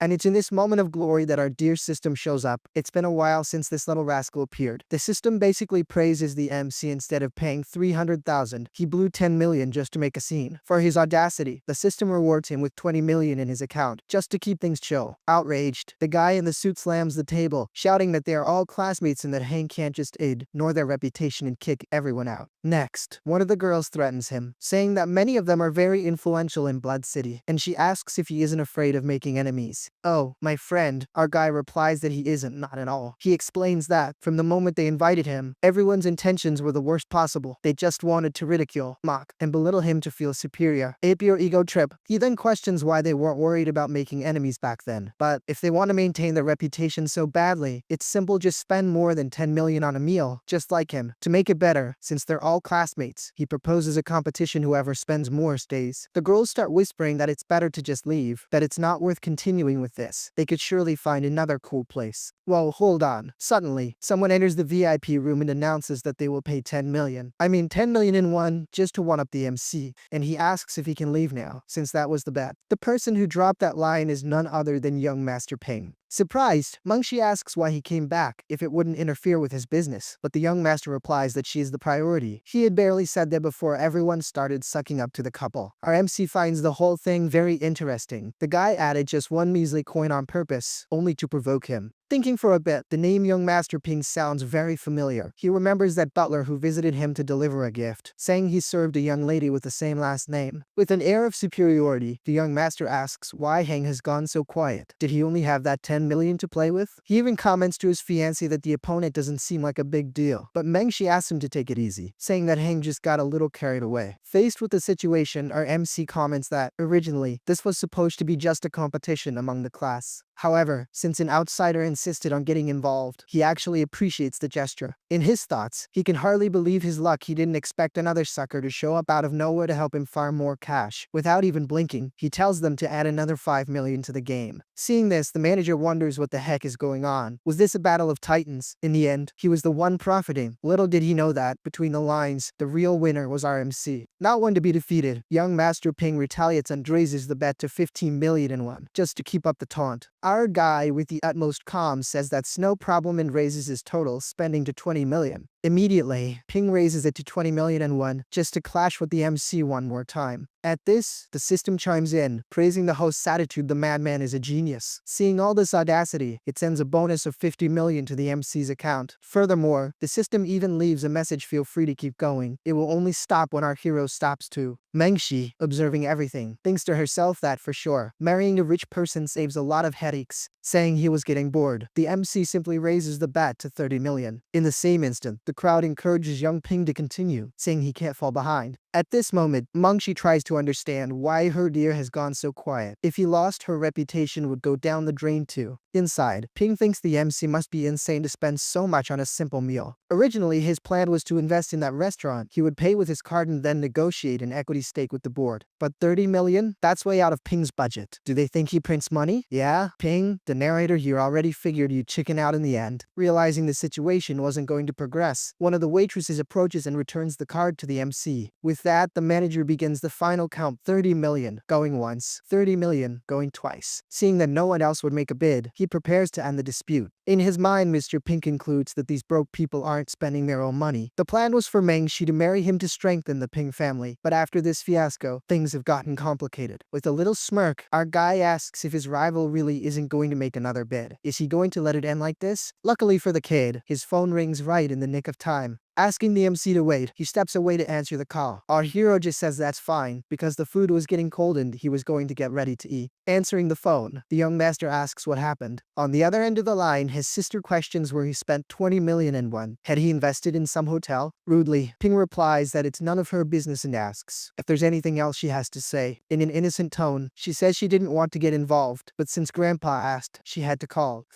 With that, she hit a nerve. When the head of the family decides to ask something, it's never a good sign. Next, Ziayu informs him that she's getting on the elevator at the Shenhui Hotel, so it would be better for them to talk in person later. Realizing his sister is in the same hotel, the kid gets furious and even asks if she's following him. Hanging up the phone, he starts to break into a cold sweat, thinking that if Ping Ziayu finds out about the screw-up he made, things are going to get ugly. Just then, the MC comes up behind him and asks if he's done with his call. So, is he going to bid or did he chicken out? Indignant, the boy replies that everyone there is crazy. That meal was worth 20,000 at most, and he'd have to be insane to continue this game. Intrigued, the red-haired guy asks, what do you mean, Master Ping? Are you really going to let Hang humiliate the Ping family? Annoyed, the young master tells him to shut up and asks who he thinks he is. The manager, however, intervenes, asking him to calm down and says that if he really gave up, there's no problem, as the hotel would refund all the money he had already bet. Knowing he was making a complete fool of himself, Ping just tells the manager to sort out the details with his secretary. Our MC, on the other hand, watches everything with an air of boredom, finding the situation quite dull. He swore he had hooked a big fish and would profit a lot, but in the end, he didn't even make that much money. Seeing the scene, that annoying girl calls out to Mengshi, begging her to do something. Otherwise, they would all be embarrassed and humiliated by the MC. The girl, quite apprehensive, thinks this is all crazy and that she shouldn't have even come to this reunion. Even so, she approaches her fiancé, calls him darling, and says that a lot of people are watching, which would be very embarrassing. Oh boy, that's when things completely boil over and he loses his mind, giving the girl a huge shove. Furious, the young master calls her a troublemaker and announces that the engagement is cancelled.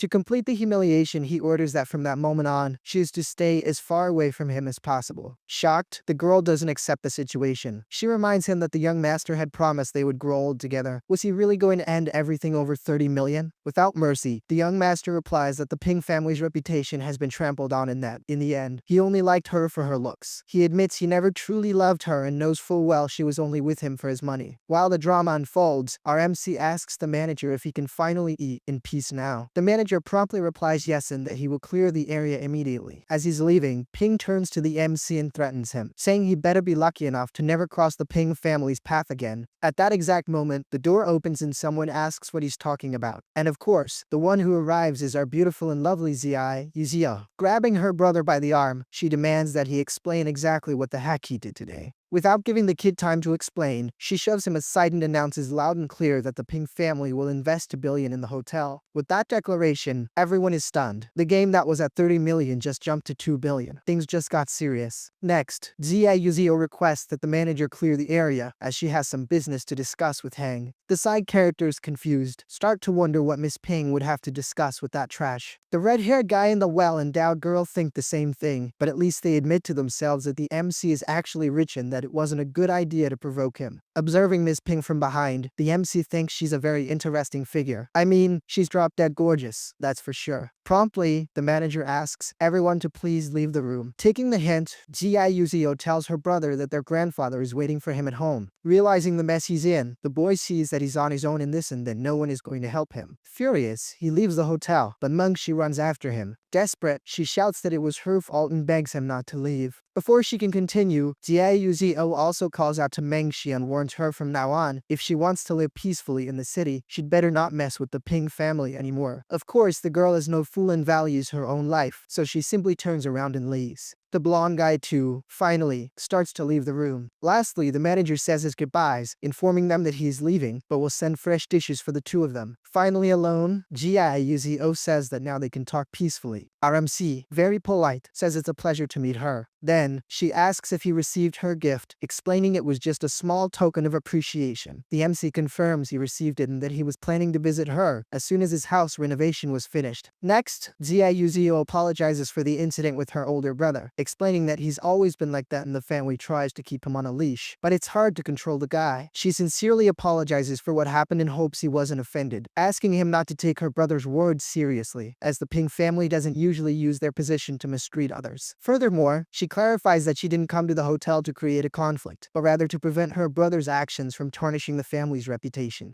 In a serious tone, she says she really hopes he understands the situation, and that he can even consider that with this. The Ping family now owes him a favor. Our MC, very clever, says that they are neighbors and it's normal for them to help each other out. But then, he asks what kind of business she wanted to discuss with him. Smiling, Ping confesses that the business story was just an excuse to get everyone out of the room politely, including her brother. Now, the ideal thing would be for them to spend a couple of hours there before leaving, to keep up appearances. Confused, the MC asks if they're just going to have to sit there. Casually, she suggests they could start eating, since the meal cost a fortune. Our guy agrees, but asks if she plans to stand or sit down to eat. With a gesture, Zia Yuzio tells the MC not to worry about her, as this was her lunchtime. Oh, my friend, given permission, our boy wastes no time and starts chowing down on everything. Whoa, pause. Almost everything, of course. Even while eating, he wonders if she's really just going to stand there and watch. The situation was starting to get a little weird. But the girl seems very calm and even comments that the food looks good and that the MC isn't a picky eater at all. Hearing this, our boy starts to get a little embarrassed and wonders why this girl acts so strangely. To break the tension, he directly asks Miss Ping if she really has nothing to discuss with him. Awkwardly, she replies that, since they've just met, she doesn't really know what to say. Our guy realizes her logic makes sense, but the idea of being watched while he eats is very strange. Luckily for him, his phone rings and he says he needs to take the call. On the other end of the line is Gwyn, asking which room he's in as she's finished her tasks. Overjoyed, our guy informs her that he's in the suite on the second floor, thanking the heavens that this call came at the best possible time. Moments later, someone knocks on the door, and the MC says it's his friend who just arrived. As soon as she enters, Gwyn calls our guy boss and asks how the food is. That's when she notices there's only one other woman in the room and questions the MC, reminding him that he said he'd be at a class reunion. Faced with the situation, Ziyo doesn't quite know what to say. So, she just says she had business to discuss and abruptly leaves. Our guy is left completely confused. She had said they needed to stay there for 2 hours. Even Gwyn doesn't understand why the woman left as soon as she arrived. Curious, she questions the MC again about where all his old classmates are. With a sigh, our boy says it's a very long story and she needs to prepare herself to hear it all. Sometime later,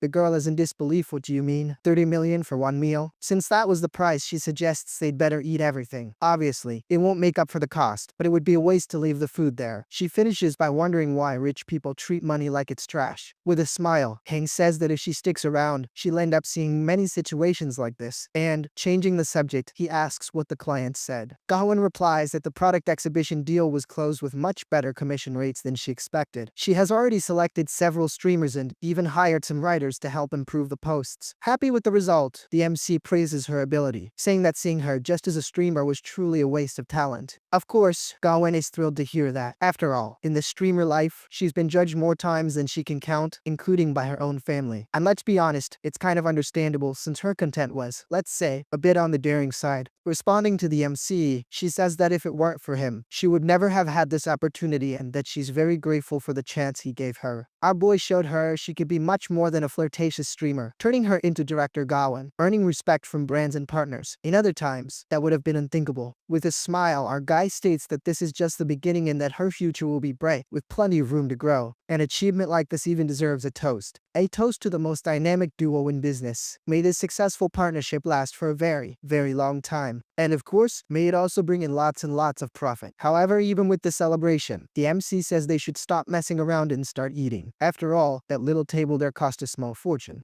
Days later, we see the guys admiring a fancy car on the street, and one of them asks if his buddy likes cars. The friend confirms he does, but the problem is not having the money to buy one. That little toy there must cost at least 3 million. Just then, we see the owner getting out of the car, and of course, the gold diggers on duty immediately start complimenting him, saying that even the way he opens the door is stylish. The situation is complicated because, based on his looks, you can't really compliment the guy much. I could be wrong, but with that massive gold chain around his neck, he looks like a generic SoundCloud rapper. Bumping into Gwyn on the street, he comments on what a pleasant coincidence it is. Not understanding a thing, Gwyn asks what this Zhang guy is doing there. The guy, all too helpful, says he heard about her job change and offers to help with her new startup if she needs it. Then he asks where she's going and offers her a ride. Thanking him, Gwyn declines, saying she doesn't need one, as she has an appointment later. Not giving up, he insists, saying he can take her, wait for her to get out, and then they could have dinner and have some fun. Smiling, Gwyn just replies no, thank you. With the rejection, the kid starts to get stressed and even a little sad. He was her #1 donor for a long time, and yet, she never gave him a chance. It's that classic situation. Folks, he's the ultimate simp, paying for everything but getting nothing in return. To make matters worse, the idiot told all his friends he was going to get with her this month, but now that plan went down in flames. Showing up in a $3 million car did absolutely nothing. Right after, to everyone's surprise, our MC arrives, and he doesn't arrive in a fancy car, but on his electric scooter. He then asks Gwyn if that guy is a friend of hers, and she explains that yes, that's Zhang, who for a long time was her #1 donor. Casually, our guy greets him, hey man, what's up? But the guy obviously doesn't like his presence at all and immediately frowns, not caring much. Our MC simply tells Gwyn it's time for them to go. Promptly, Gwyn agrees and says goodbye to Zhang. And off they go, happy as can be on the MC's little scooter. Now the chump is absolutely fuming. He just couldn't believe he lost out to an electric scooter. In disbelief, he wonders how that loser managed to win her over with a scooter while he was in a $3 million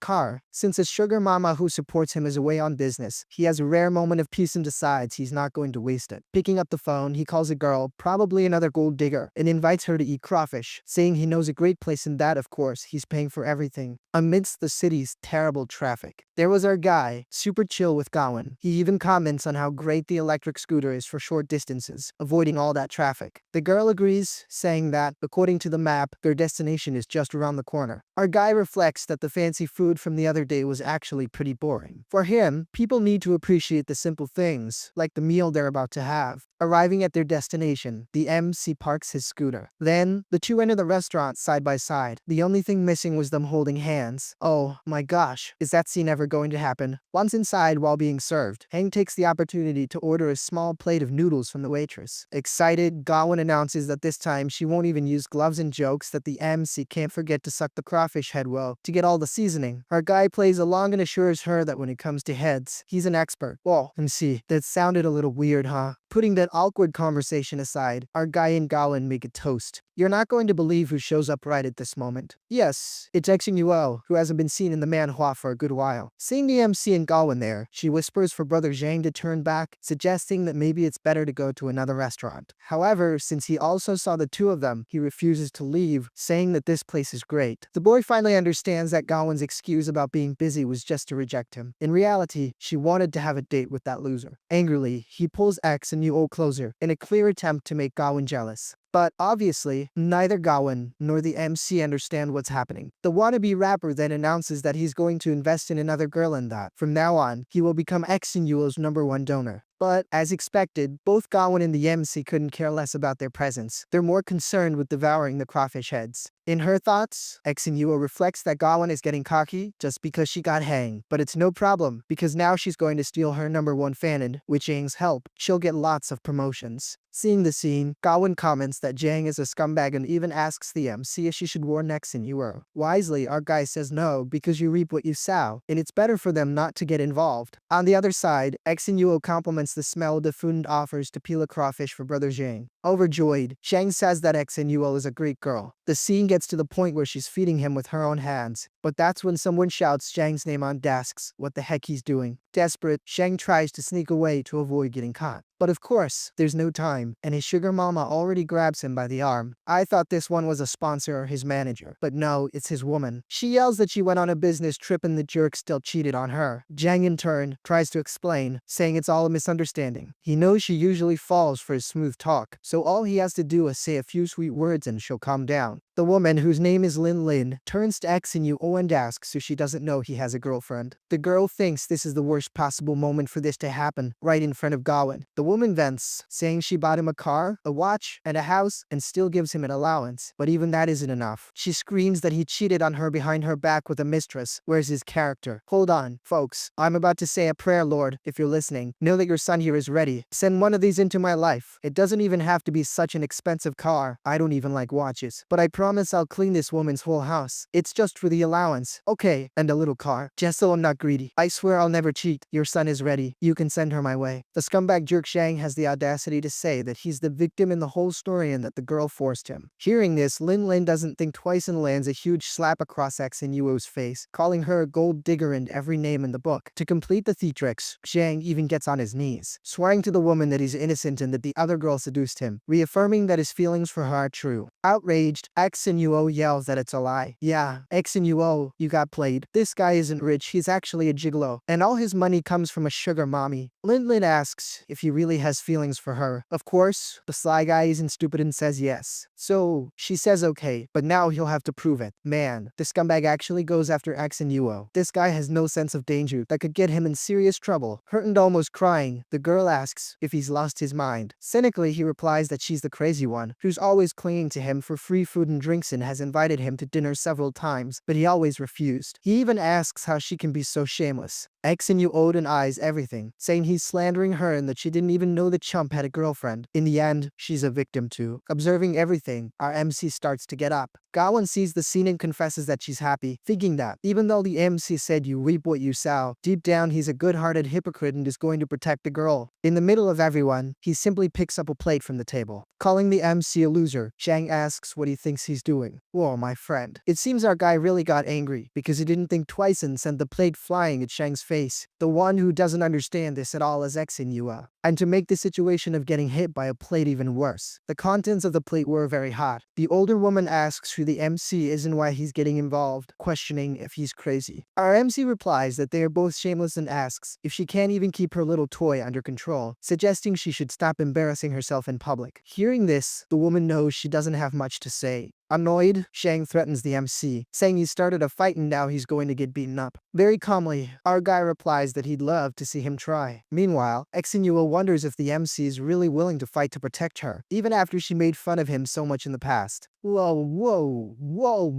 The fun is starting to get interesting. It's even looking like a bar fight because they've already pulled out a bottle. And to make it better, Zhang even breaks the bottle. Now things have gotten serious. With his makeshift weapon, he goes all out against the MC. But our boy is a good fighter and lands a beautiful kick right in his stomach. I don't even know how he got that angle, but the kick was a direct hit. The impact was strong enough to throw Zhang backward. Turning to the woman, he says that, as a rich person, she should find a little toy with a bit more self-control, because even dogs are more loyal than him. The woman, instead of getting angry, is impressed, starting to find the MC quite cute. Yeah, MC I approve, you know. Remember what they say, older is wiser. The slowpoke, lying on the ground, tries to understand how the MC, being so skinny, could land such a powerful kick. Exinua approaches to thank him for his help, but our guy says he's not doing it for her, but because he can't stand this kind of situation. Of course, the girl realizes he is helping, he's just too shy to admit it. The chump on the ground calls out to Lin and asks her to deal with the MC, suggesting she hires someone for it. But the woman just tells him to shut up, agreeing that the boy is right and that even a dog is better than him. In fact, with a smile, she asks if our guy could give her his number. After all the chaos settled down, our MC was about to bounce, but Exinua yells out, asking him to wait just a second. Super grateful, she explains that since he saved her earlier, she wanted to treat him to dinner as a thank you, and just straight up asks him would he accept. Turns out our main guy, being all humble, turns her down on the spot and says there's no need for that. Even so, the redhead insists, saying she's really sorry for what happened before, referring to all that old beef between them. Heng then replies that it wasn't even for her, he just thought the other guy was a total jerk, so she doesn't need to take it so seriously. To cut the conversation short, he says that he and Gwyn need to get back to the company to work overtime, so it's best to just drop the whole thing. As she watches the two of them leave, the redhead gets all thoughtful, admiring how humble and chill Heng is, and wonders why she was so blind in the past, concluding that he's a real gem, one in a million. In that spirit, she thinks that since he and Gwyn don't seem to have anything serious going on, maybe she still has a chance to win him back. Looking back, she notices the mess in the restaurant is still in full swing. Zhang is over there, sobbing his eyes out over Lin, while the manager wants to know who's going to cover the damages. Without a second thought, Lin points at her ex and shifts the blame, telling the boss that it's all that loser's fault and he can send the bill to him. To top it all off, she lands a beautiful kick right in the middle of his face. My friend, a kick like that with a stiletto heel, from a lady who's absolutely furious. The pain must have been out of this world, totally off the charts. Right after that, Lin walks purposefully toward Exinua. Fortunately, she wasn't looking for more trouble and just walked right past her without causing any more problems. Zhang, all busted up on the floor, thinks that all is not lost if Lin kicked him. There's still Exinua, who, like it or not, is an internet celebrity and must have some serious cash stashed away. With this brilliant plan in mind, he runs desperately toward the girl. In that same instant, she figures out what the guy's up to and gets the creeps. With a classy move, she dodges, and the animal goes face first onto the floor. Exinua even makes a point of walking past him extra slowly, just to make the moment more memorable. To finish it off, she warns him that the next time he tries a stunt like that, he'll be talking directly to the police. A short time later, they arrive at our hero's company building. With a little smile, Gwyn comments that, just like at the lobster restaurant, he couldn't help himself and ended up helping someone again. Our MC then explains that he noticed Zhang had also bothered Gwyn before, so the main reason was to protect her from that threat. Overjoyed with his answer, Gwyn thanks him and even jokes that, at this rate, she'll have to work her tail off just to repay so many debts of gratitude. But, changing the subject, she presents the new project she's prepared. She details that the company's social media has grown a lot, but relying only on live streams is starting to limit their potential. Her plan is to ride the wave of short dramas and cast some of their in-house streamers in productions, starting with short-form series to create memorable characters and strengthen their brand. Even if the initial profit is small, the return in popularity will be massive, helping to attract bigger investments for future projects. Heng agrees on the spot and says that if she believes in the project, she should go all in. To start, as a test, they'll shoot 10 episodes, and he'll bankroll the whole thing himself. Gwyn tries to argue that he doesn't have to, as the company still has money in the bank. However, our MC insists, explaining that using company money on a new venture is too risky and he'd rather use his own. She even questions if using his money wouldn't be even riskier. The guy replies that it's all good after all. Money's meant to be spent. The one who loves hearing all this is the system, which claims to be deeply moved by the guy's ambition to reach new heights. That being the case, the system sends him a cool 5 million to have fun with on this new venture. Gwyn, who apparently grabbed the phone from his hand, sees the transfer notification and her jaw drops at the amount. RMC then puts a hand on her shoulder and tells her he's heading home,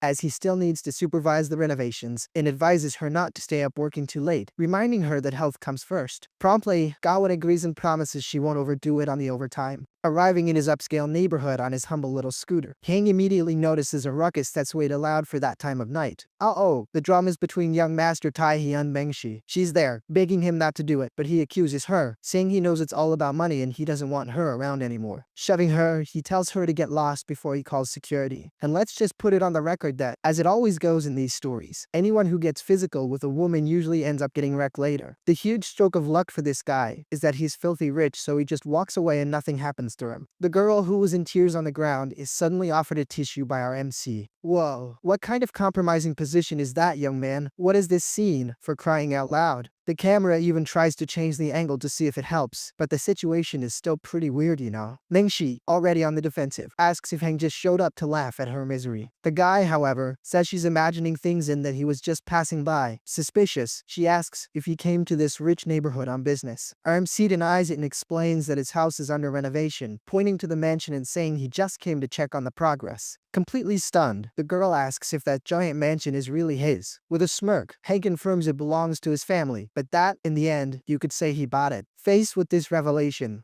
she starts to reflect on what she saw earlier at the restaurant. She puts the pieces together. He went head-to-head with Taihee and now he's bought the best property in the community. In just a year since graduation, he's become a low-key success. How does someone get so rich in 2 years? She quickly dismisses the rich family idea, remembering how simple he was in college. Knowing he's loaded now, she completely changes her tune and asks if he's still mad at her. The guy, totally confused, asks why on earth he would be mad at her. He quickly realizes something weird is in the air. This conversation is getting dangerous and the girl is getting way too close. The gold digger then says that in college, he always used to follow her, but they never really talked. She mentions that even though everyone made fun of him, it's nice to see he doesn't hold a grudge, which makes her a little happy. Taking a strategic step back, Hang warns Mengshi that she's got it all wrong. Even so, she insists, saying she's just trying to clear the air between them. RMC cuts her off and replies that it's not necessary, that everything's fine just the way it is. It's at this exact moment that the system reappears, congratulating the MC for no longer being a simp. He's getting a $10,000 gift. Of course, the guy gets all excited by the news. Does this mean he can earn money just by doing this? If that's the case, he's definitely going to keep it up. The unfortunate girl, however, latches on to Hang again, saying she has a lot to say and asks if he can listen patiently. Like in the old days, our MC pushes her away and tells it like it is men and women should keep their distance. He only helped her because they were old classmates, and if she's thinking he still has feelings for her, she's dead wrong. He admits he used to chase after her, but that's in the past and doesn't mean anything anymore. The system praises the guy's attitude, saying he was a total boss, for being honest and owning his past, and for ditching the simp life once again, he'll be taking home another 50,000. Hang continues his lecture, saying she got rejected by Taihee, failed to become the rich family's daughter-in-law, and now she comes looking for him. He asks if she thinks he's crazy or pathetic, explaining that he used to chase her for love, but that love is dead and buried. Now, the situation is different. He feels absolutely nothing for her anymore. She means nothing, just a stranger who passed through his life. The girl is left completely speechless, frozen and not knowing what to say. Without further ado, Hank simply turns his back on her. The system praises the guy again. What a magnificent exit, my friend. You turned your back at the perfect moment. Just for that stylish turn, you get another 10 grand. Our MC enters his house while the girl is left outside, just watching. He even gives one last look back, with an expression of pure contempt. Then, he slams the gate shut, as if to say, you're not getting in here. No way. No how. Sad and completely devastated, Mengshi goes home. And hey, her apartment isn't half bad, huh? Way nicer than my place. Check out her fridge. It's all digital. Entering her luxurious apartment, she throws herself on the couch, totally dejected from the rejection she just got. Right at this low point, the darn phone decides to ring. When she answers, it's her friend Leo. Mengshi asks what's up, and her friend drops the bomb. I've got some juicy gossip, and we all love gossip. Can't deny that. She says Mengshi is super lucky because even her plan B, her backup guy, turned out to be a masterstroke. Not understanding a thing, Mengshi asks her to explain properly. Her friend continues, you know that brother Hang, who's super popular, the one who spends a fortune on gifts during live streams. Guess who he is? Mangshi says she has no idea and tells her to just spit it out because she's tired. Leo then drops the bombshell that guy is hang. In other words, your little MC. She says she even did some math and his net worth is already in the billions, advising Mangshi to forget Tai, he and go after Hang, since one might not even inherit the fortune, while the other is already a billionaire. Mangshi, shocked, asks how she can be so sure, and her friend explains that his contact popped up as a suggestion, and when she went to add him, she saw it was the same guy. To wrap it up, she concludes that the guy is definitely from a rich family and that his whole playing pro act in college must have been just a test to see who was a gold digger. After hearing all this, Mangshi is in shock and drops the phone on the floor. It finally dawns on the girl Hang loved her and followed her for years, and she always ignored the guy who could have given her a life of pure luxury. With this realization, the woman starts to freak out and looks like she's completely lost it. She finally understands that in the end, looks aren't what matter most, but the bank account is. Determined, she stands up, thinking it's easier for a woman to win over a man. If she chases after him now, maybe the love he felt for 4 years could be rekindled. And just like that, another one goes nuts for the plot, thinking she can rope in the MC in just these first few minutes to have already shown up. Imagine how many there will be by the end of the story. Back at our hero's mansion, we see that, thankfully, he didn't ruin the house. The decor is quite nice, in a more classic style, without looking like a nightclub. However, the guy is more concerned with his physical fitness, agreeing that his appearance still needs to improve.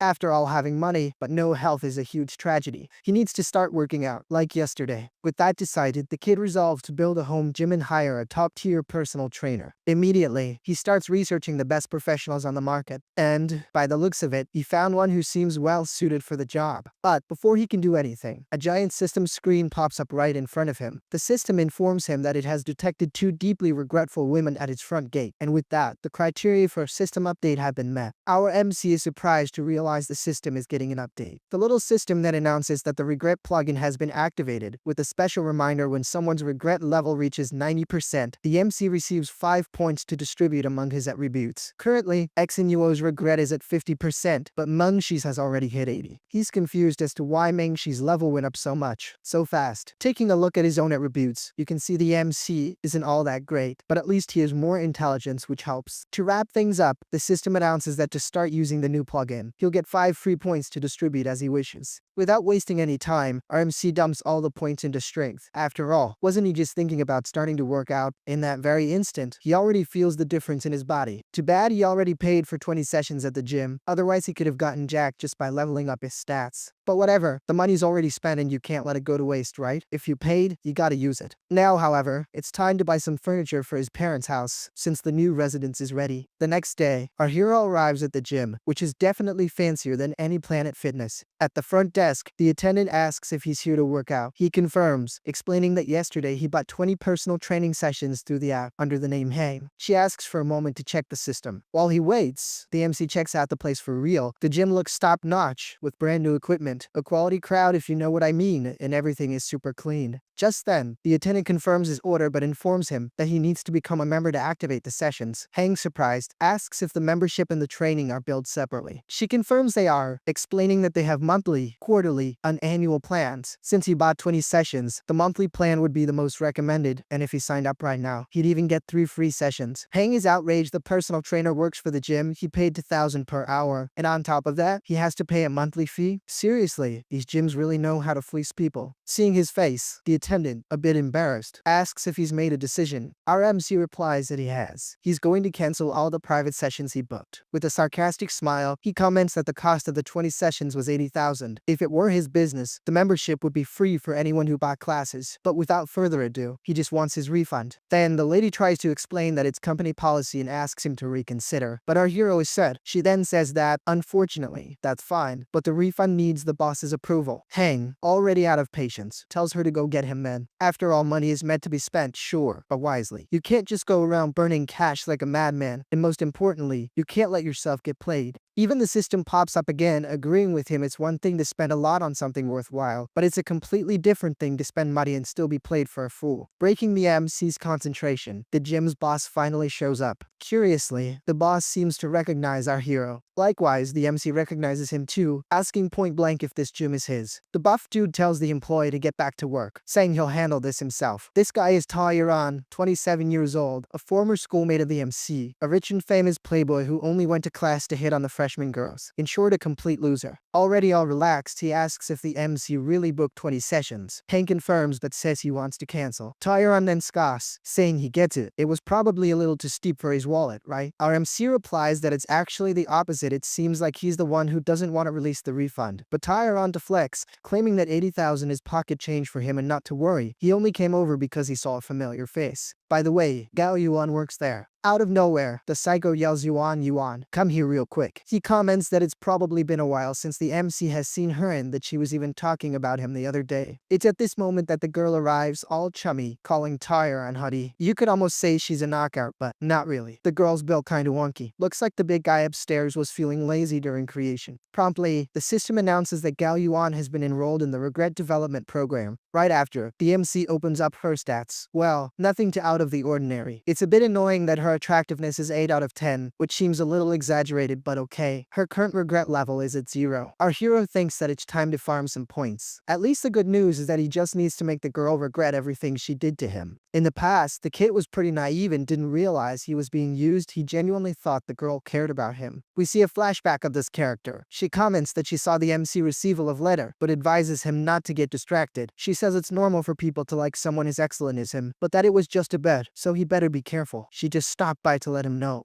That foolish little MC replies for her not to worry, because he won't fall for anyone else. Only for her. This wretched girl never missed an opportunity. Another time, she approached the boy saying she was really stressed and that she was lucky to have him around, because if she could, she'd copy off him every day. That's how good he was at his subjects. The worst part is that the poor guy really thought she had feelings for him, when in reality he was just being played for a fool. There was even a time he gave her gifts, and she said she'd accept them, but that he shouldn't get his hopes up, so other people wouldn't get the wrong idea. Except she pulled the same act with another guy. And another, yeah, my friend, this little schemer took advantage of a lot of people. What's even more complicated is that her family is rich, in fact, the richest in town. The MC knows that trying to impress her with money won't work. As for the guy she's with now, that's a tough one. This guy has six-pack ABS, a narrow waist, he's muscular and huge, a true gym rat. How do you compete with one of those? He was a famous bully back in school, and from her classmates had already mentioned that Gao Yuan had her eye on him. It seems this girl has always had a thing for muscles. This weakness was so strong that, despite being rich, she became a personal trainer. But if our MC can become better than Tyron, maybe then he'll change her perception and, while he's at it, win this game. Yeah, it seems that for him. Girls are becoming pretty predictable. At that moment, Gao Yuan asks the MC if there's a problem. But in our hero's mind, the idea is different. Humiliate Tyron right in front of her and completely destroy the guy's image. Our MC then comments that he thinks it's crazy for someone to pay a monthly fee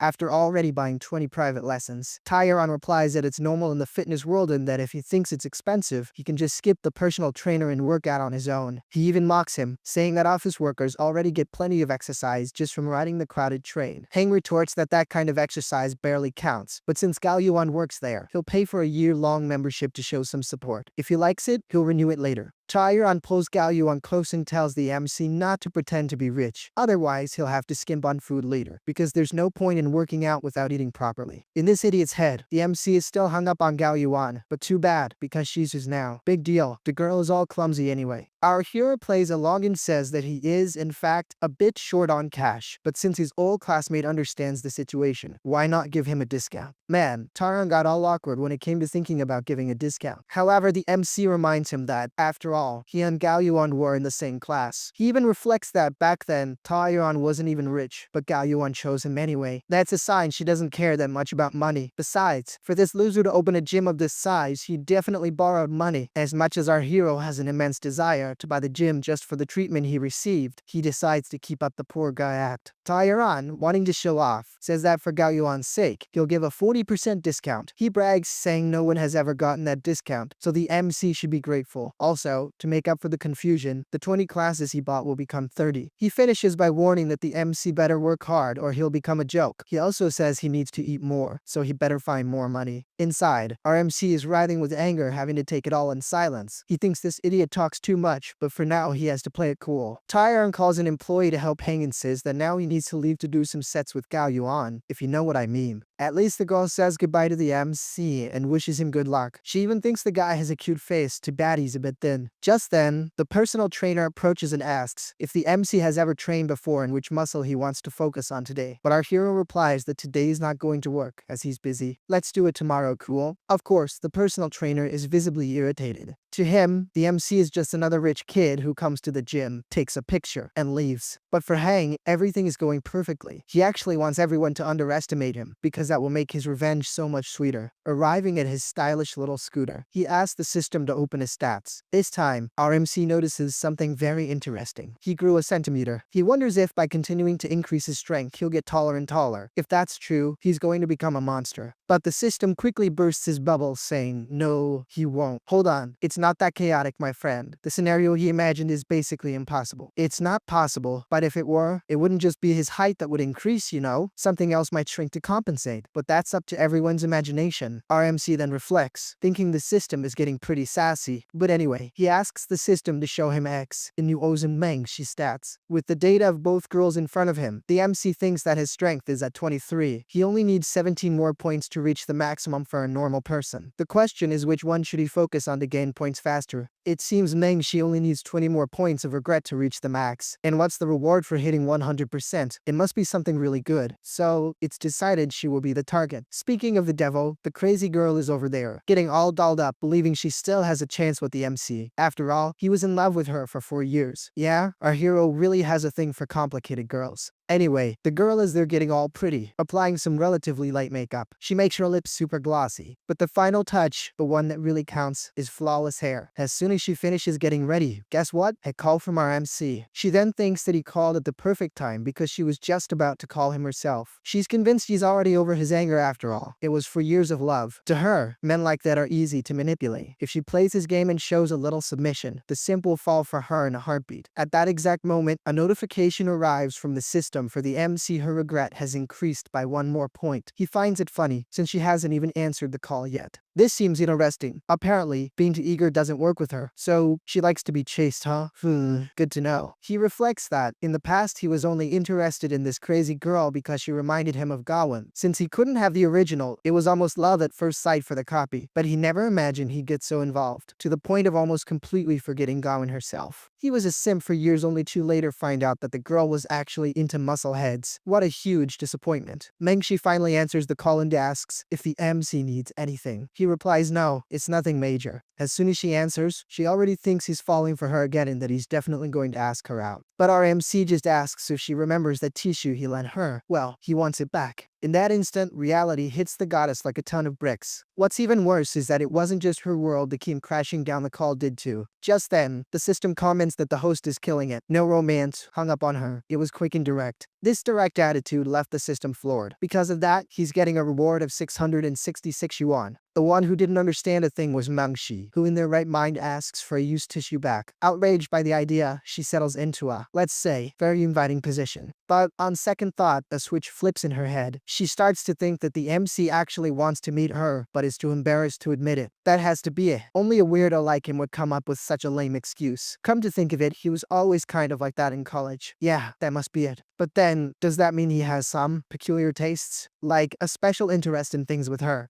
Since she regrets not keeping that thing, but wonders if a new, freshly used one would work. Well, it's worth a shot, right? No sooner said than done. She grabs a new cloth and starts rubbing it all over her body to get it nice and authenticated. Meanwhile, RMC was out there, peacefully riding his little scooter. Just then, the system informs him that Mengshi's regret has increased by another point. To him, this reaction is like when a simp gets all excited when his crush says I'm gonna go take a shower. Except in his case, it's the opposite, isn't it? Simpas always get the short end of the stick. Pay attention to the MC's lessons. Folks, don't be a simp. Over at the coffee shop, our MC notices that the system's missions are all about women now, and the money he earns from them has decreased a lot, as if he's hit a limit. So fine, he decides he's going to start making some investments to see if he can multiply this cash. It's like doubling down, you know? After all, when it comes to investing in entrepreneurship, the opportunities are much bigger. Speaking of investments, our hero starts researching a type of auction. Apparently, the country is auctioning off a national treasure from the Zhou dynasty, a bronze vessel crucial for historical research. It seems it's time for the guy to start doing something truly relevant. Breaking the MC's concentration, Mengshi arrives, calling out to him. Right away, she peeks at his phone and thinks that's what you'd expect from someone from a rich family, always keeping an eye on interesting auctions. Sitting down, she apologizes for being late. Then, she hands him his cloth. Seeing that, the MC gives a little smile and asks Mang if she doesn't think he still has feelings for her. After all, she came dressed so formally, with natural makeup and those glossy lips. He even adds, asking if returning a simple tissue really required a gift box. The girl gets defensive, saying he's exaggerating and that she's just wearing light makeup. The funny thing is, at that moment, her regret goes up another point. Our MC says he can be even worse. He reminds her that when he was poor, he was just a simp to her, only good for being looked down on. But now that he's rich, she can't help but throw herself at him, right? But he warns her he's not going to be anyone's plan B. The girl tries to defend herself, saying she didn't even say anything and questioning why she's being insulted. But, curiously, the MC gains another point of regret from this. He concludes that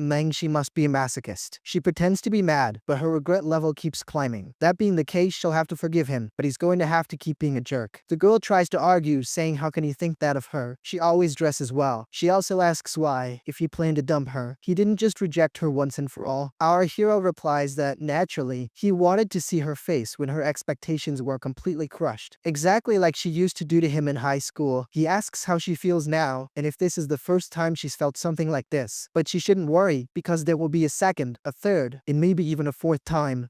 She runs off, saying he's gotten far this time. Funny how, even so, her regret keeps on rising. Our MC reflects that this goddess has nothing divine about her. If you take away the charm, there's absolutely nothing left. He remembers very well from his school days, when she would tell her friends that she only kept a simp like him around so she wouldn't have to do her homework. On top of that, whenever she wanted a little something extra, all she had to do was flash his smile and he'd come running, wagging his tail. Our MC thinks that she must be really regretting it now, but she can relax, because this is just the tip of the iceberg. Just then, the system announces that Mang's regret has reached 99%, and since it passed 80, he's earned another 5 points. Our MC isn't entirely happy. He actually wanted to hit 100%. Getting stuck at 99 was kind of a raw deal, you know, but it's okay. He can trust things. He has to let time do its thing. Then, the little system asks where the host wants to put the 5 points in strength, intelligence, or charisma. Without hesitating, our hero says he's dumping everything into strength. As soon as the points are added, he feels an immediate surge of strength, as if he'd run 10 kilometers and still felt fresh. Well, now it's time to deal with X and UL. But first, it's time to go home and rest, because he's got training tomorrow. The very next day, there we are, back at the gym. Our MC is questioning the trainer if he's only going to put on 50 kilos. That's still little, add more weight. The trainer explains that it's all a progression and they need to go gradually. The first thing is to see how much weight his muscles can handle, especially without pushing too hard to avoid injury. Hang understands that the trainer is basically saying he's overestimating himself, but of course, he's not going to let that slide. He asks if that's not what the trainer is there for, to prevent him from getting hurt. But now, he can go get 150 kilos so we can get this party started. The funny thing is the bar is already full, but if the MC is asking for it, let's see what happens. The trainer tries to explain that that's way too much weight, bad even for him to lift. Normally, only advanced people and professional athletes lift that much, and he suggests something a bit lighter. Our MC then asks, so 200 kilos is better? Come on, let's go.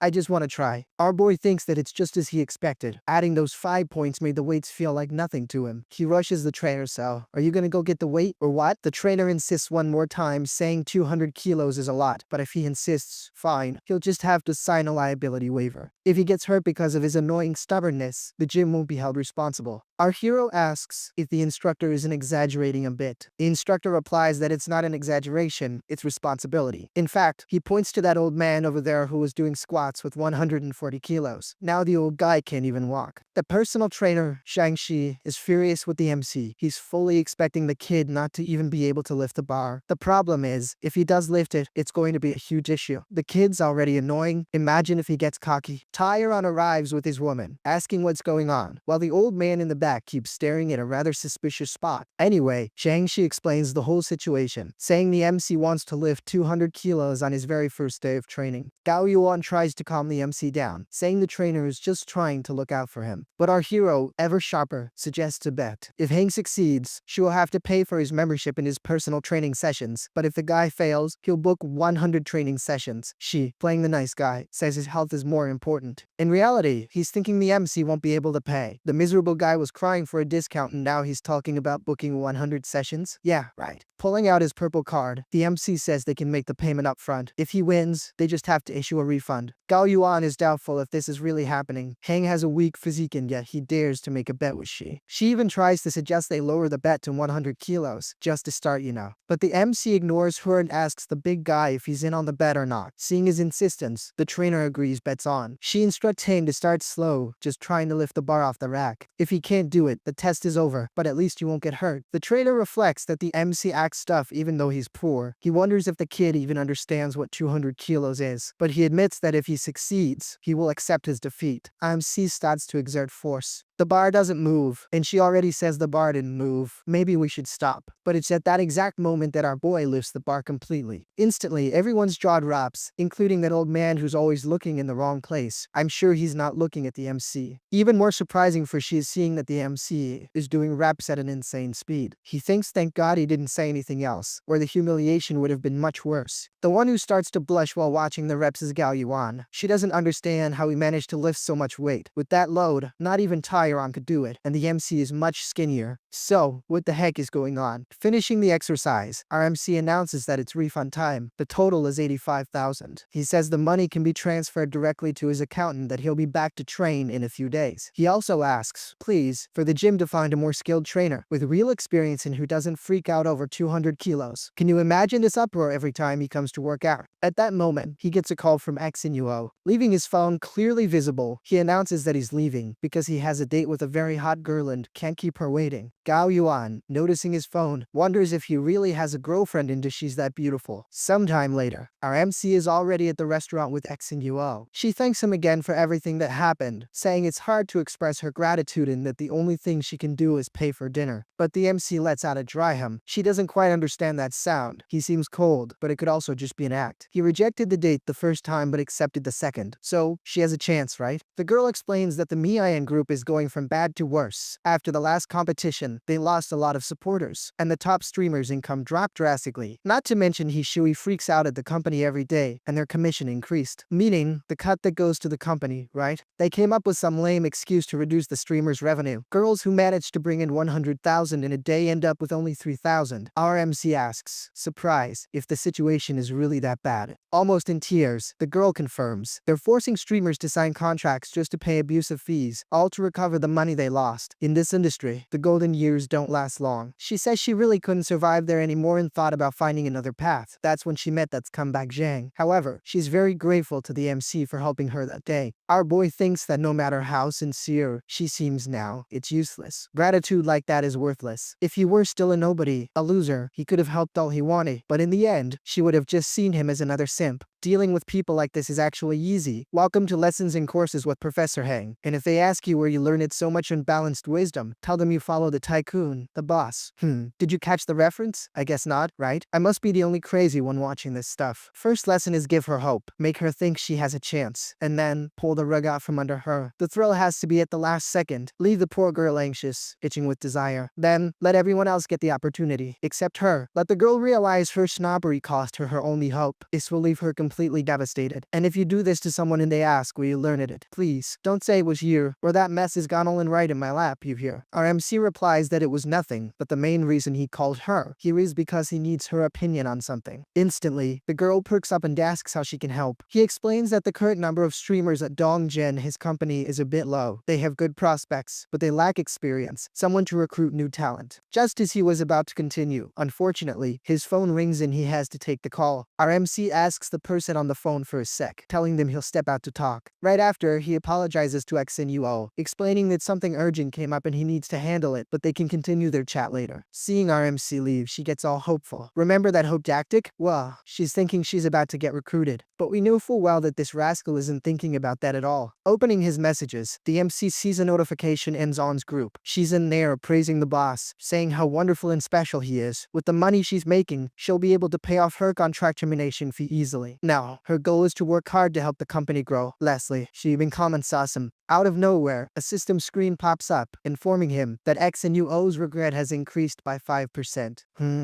RMC cracks that mischievous little smile. Only 5%? Still pretty good. Back at her place, XNUO was also thinking about Sun. Apparently, her termination fee to leave the old company is around 2 million. Even so, she left with total confidence. If even someone at her level could get into Dongjin, XNUO thinks that, with her skills, victory is a sure thing. She's definitely getting an offer. The girl reflects that if she had built a better relationship with Hang in the past, today she'd be on the same level as Gwyn. But where did she end up, being compared to Zon? However, she consoles herself by thinking she's younger than Gwyn and that other opportunities will come. Meanwhile, over at the Ion group, XNUO is arriving, but the other girls are keeping their distance from her. Completely confused, she asks what's going on. That's when Hishui appears out of nowhere, curious, calling out to her. He says he'll explain the situation because of her stunts with the investor. Their main sponsor pulled out. Now, the other investors are livid and want to take her money to cover the losses. XNUO tries to defend herself, saying she's a victim too and that he was the one who sent her after that investor. That boss, who obviously isn't going to take responsibility, says he doesn't care about the process, only the results. And of course, he's not going to make her pay the whole fee since he knows she doesn't have the money. Instead, she can just double her termination fee. In other words, if she needed to pay for million to leave before, now she'll have to pay. Basically, it's a way to make sure the girl never leaves. When XNUO leaves the building, she understands the scale of the problem. Everyone has their bags packed. Desperate, she runs to ask what's happening, and her friend explains that everyone is quitting. Apparently, the whole crew is migrating to Dongjin. Compared to the benefits there, the termination fee is nothing. Her friend says she knows a lucky acquaintance who got into the first batch of streamers at the new company. In her first month, she already managed to buy an apartment downtown, just from streaming. The boss there is super generous, and the profit split is infinitely better. XNUO realizes the Ion group is sinking, but the question is, does she want to go down with the ship? Her friend continues, saying that Dongjin has few streamers and is hiring more people now. They say you can cover the termination fee with just 1 month's work. It's an opportunity she doesn't want to miss, and if her friend wants, she can refer her. XNUO reflects that, unfortunately, she'll have to take the risk. But it's okay, Hang is there, he values her skills, and she still has her friend's referral. Hang is a businessman, he's all about profit. He won't care about old grudges. She decides that if he hasn't reached out to her by now, she'll go to him herself. A week later, XNUO gets the news that her qualifications are good, but unfortunately, Dongjin is full. A lot of streamers who jumped from the old ship came over. The company's staff explains that it takes a while for everyone to get used to the new environment, so they don't know when the next recruitment round will be. Of course, XNUO freaks out on the spot. The lady just paid her termination fee and now they're telling her they're full. But leaving her aside for a moment, I'm getting back to our protagonist. Our MC receives a notification that XNUO's regret has increased by another 20%.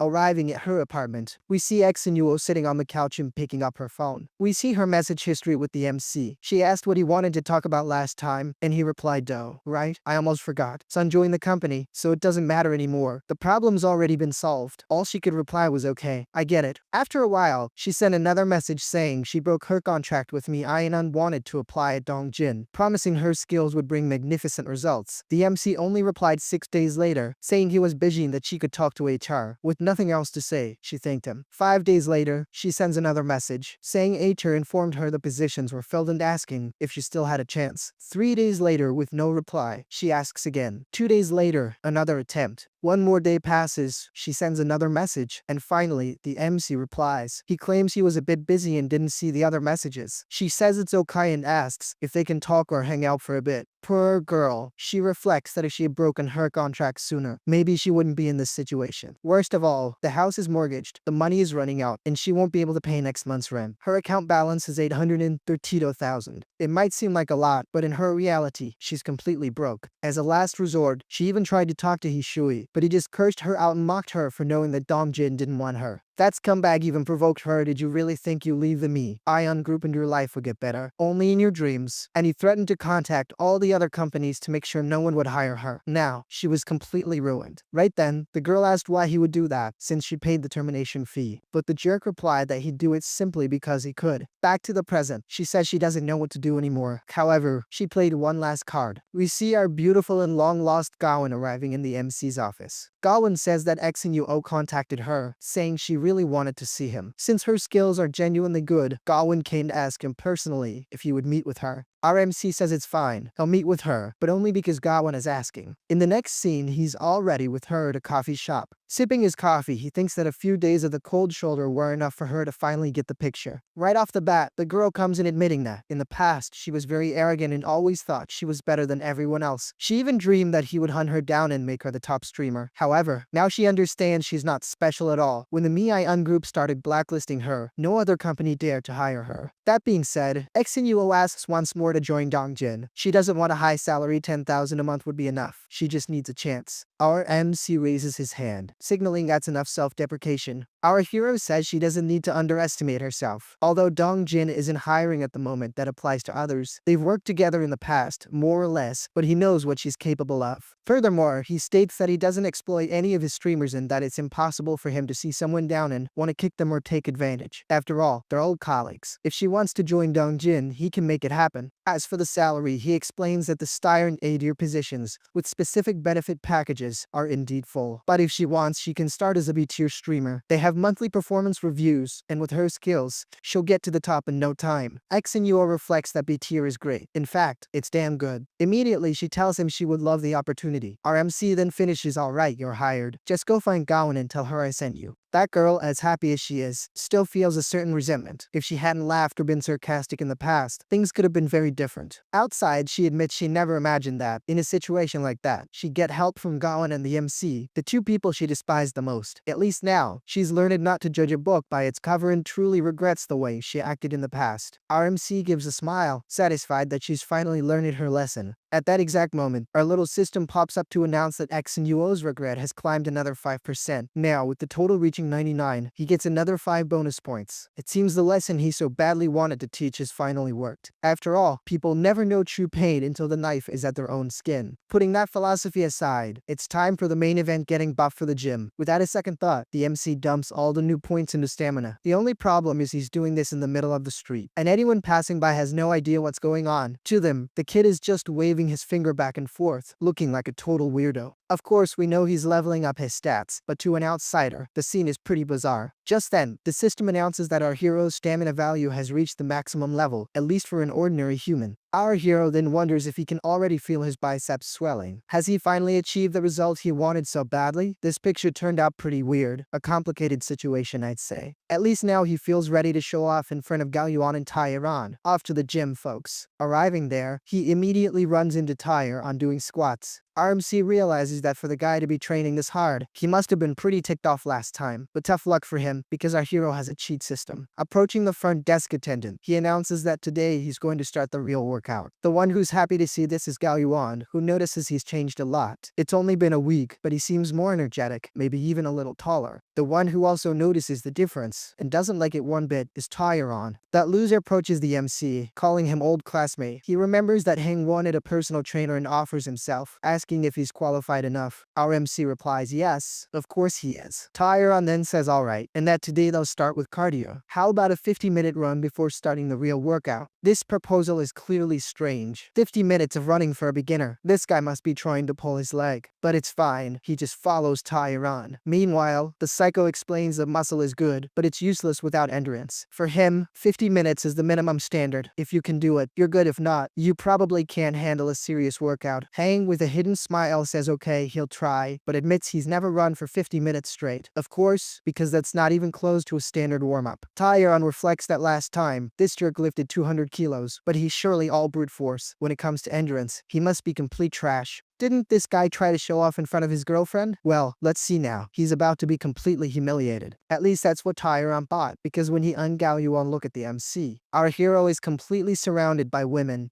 If only life were that easy, right? The harsh reality is that the gym isn't usually this much of a paradise, people. Gwyn then asks her boyfriend if they shouldn't take a closer look, because that kid isn't acting normal. He's running like crazy, and worst of all, he doesn't even look tired. Several girls around can't stop complimenting the MC's physique, dropping those classic pickup lines like asking if his body is just for looking or if it has other uses. That handsome and attractive, they imagine what he'd look like in a uniform, or better yet, with no clothes on at all. Man, things are getting interesting for our hero, you know? But of course she couldn't care less and even takes the opportunity to give a seductive wink, just from seeing the MC all sweaty and showing off. A certain lady nearby even gets a nosebleed from all the excitement. Taeyeon looks suspiciously at his girlfriend and even calls her name, but she doesn't even respond. Let's just say she's completely mesmerized by the show she's watching. That little schemer even drops a comment, saying his body is really, really good. Everything is going exactly as the MC expected. For him, what matters most is physique and strength, and now that he's in shape, the whole thing gets a lot easier. That rascal of an MC even taunts Taeyeon, saying 50 minutes of running is nothing and asks if he's actually going to help him or not. Of course,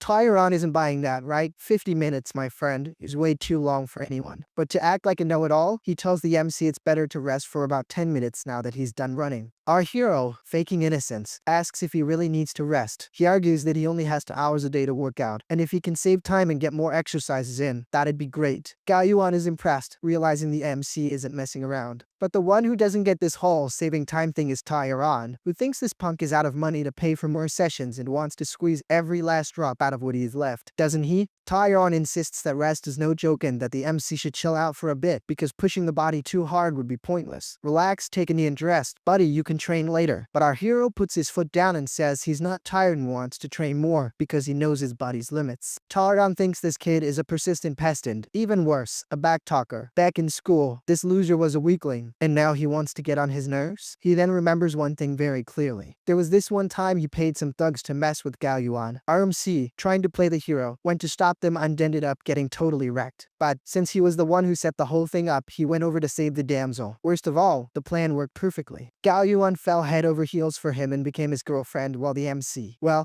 was left sprawled on the ground. At least the good part is that things are very different now. Our hero is over there, pressuring the trainer and asking if they're going to work out or not. He demands that his personal trainer be more efficient because so far, it's not being worth the money. Taeyeon does a quick scan and realizes the MC came prepared, but he's not about to let the guy show off in front of his girl. He notices the MC's legs are pretty thin. Yeah, they're really skinny. If I throw a leg day at him, this guy won't be able to take it. That creep then says that, since the last workout, he's been taking notes on the MC's physical stats and put together a special training plan for him. And today, coincidentally, is leg day. Your legs are pretty thin, so you need to work them more. Been skipping leg day, have you? Our MC agrees, saying that's a good point. He even reflects that the guy is right because the system gives him rewards, but without any effort on his part. Unfortunately, Taeyeon isn't lying. Just then, the system pops up and says the host is shamelessly asks for the reward, gets it, and then still complains. But since the little system is in a good mood, it's going to give him another 10 points as a gift. Our MC finds this really weird. Could the system be a masochist too? Likes to get beat up and then asks for more? Is it giving me points for being criticized? Taeyeon calls the MC over to the equipment and the guy replies cool. That creep thinks that soon, he'll make the MC cry and tremble. Apparently, he has no idea what a real leg day is like. Gaoyuan stands there, analyzing the MC's legs. For real, his legs are pretty thin. Right now, they don't even compare to Taeyeon's. But then, a few hours go by. And then there's Taeyeon, completely dumbfounded by our hero's strength. That rascal is squatting with a ton of weight and still showing off, saying he's already done 3 machines in 1 hour and isn't even tired. He even taunts him, saying Taeyeon's weights must be fake. Gaoyuan, impressed once again, has her regret level raised to 30%. Our MC thinks the plan is working perfectly and that her regret is rising pretty fast. He heads to the next piece of equipment and the crazy girl follows him. Yeah, Taeyeon, I hate to break it to you, my friend, but I think you just lost your girlfriend. She gets close to the MC and asks if he's coming to train again tomorrow. Taeyeon, who's hearing everything, is in disbelief. Is she really asking him that? Yeah, my friend, unfortunately she is. And I think 2 little things are starting to grow on your head. If the camera zooms in, I think we'll see the horns. Gaoyuan then tells the MC that they haven't added each other yet and asks if he wants to scan her QR code. The one who doesn't like this one bit is our poor, whipped cuckold. But it's already too late because the MC is already there, phone in hand, scanning the code. He walks away while Taeyeon is left standing there, looking completely dumbfounded. Worst of all, he notices a really annoying detail. Gaoyuan is smiling, but it's not just any smile, it's that seductive little smirk. On top of that, she's doing it while looking at Hang's contact info. Right away, the musclehead questions her, why are you adding letting him. Gao Yuan, not getting it, asks if he isn't an important client and if it's wrong to add someone who could expand the business. Taeyeon yells that no, he is not an important client. She then asks what he means by that. You're not suspecting that I have feelings for him, are you? But he replies that that guy has been hitting on her for a long time and she knows it damn well. Gao Yuan, annoyed, says that if he suspects her, he should say it to her face, be a man and admit it, instead of being passive-aggressive. She walks away while he stands there repeating to himself, oh my god, I am passive-aggressive. Gao Yuan, come back. Arriving at his company, our hero gets the news that Gao Yuan's regret increased by another 5%. For him, as long as Taeyeon keeps making mistakes, he can just chill and watch her regret level rise. That loser just needs to keep being himself. You see, good and bad are always relative for both men and women. Once the comparison starts, whoever comes out looking a little worse ends up making more mistakes. Sometimes, doing nothing is doing everything. It's just a matter of waiting for the right moment. And a little humility can bring a huge return. Yeah, BMC talking about humility. Who would have thought? But anyway, his phone rings, and it's exactly the person he was waiting for. Mengshi asks if the MC is free tonight, but he replies no, he's busy. She insists, asking if he really doesn't have even a little bit of time. Our hero says it depends, because his busy varies depending on what she wants. If it's something pointless, then yes, he's busy. So, the girl says she wants to ask him to dinner, but he replies that having dinner with her tonight is pointless, so he remains busy. Today is a work day, and I'm not going to stop working to meet up with you. And with that, our boy hangs up. He's left there in total agony, hoping her regret level goes up soon. Just one more point. But apparently, it's not going up. He wonders how he's going to get it to the max. Just 1 point left? Why is it so hard? Meanwhile, the girl is devastated that he hung up on her. She suddenly stands up, and the hairstylist complains that he's not done yet, but she says there's no point, because whether it's done or not, the hair won't change much. Back at her apartment, Mengshi comes in, slamming the door open. She throws herself on the bed, screaming that she hates Hang. At that very moment, over at the Dongjin building, our hero lets out a sneeze. Gwyn asks if he's okay or if he caught a cold, but the guy says no, it's probably just someone talking trash about him. He then changes the subject and asks what those files are. She explains that it's the auction assessment he had asked for. Hang gives the documents a quick look over. Right after, he tells Gwyn to register for this Yonshang Cultural Treasures auction. Promptly, the girl comments that many foreign celebrities will be at this auction. Our MC says that's even better, because they're going to get all of their country's cultural relics back. Besides, the treasures of XIA Jang are going to fetch an absurd price, so they need to make a big splash. I don't know why, but I'm getting a feeling the MC is about to farm a ton of cash from this. Gwyn agrees that he's right and says she'll take care of it immediately. Left alone in his office, our MC notices he's getting another call from Mengshi, but as he already said, today is a work day, and on a work day, he doesn't go out to dinner, so he hangs up again. On the other end, the girl realizes he's rejected her call once again. She starts pacing back and forth, wondering if she did something wrong. Why did he hang up without asking anything? He's not going to stop answering my calls in the future, is he? This starts to frustrate her, because she can't guess what the MC is thinking. With not much else to do, she sits on the bed, full of regret. Poor thing. She just hopes she hasn't lost her last chance.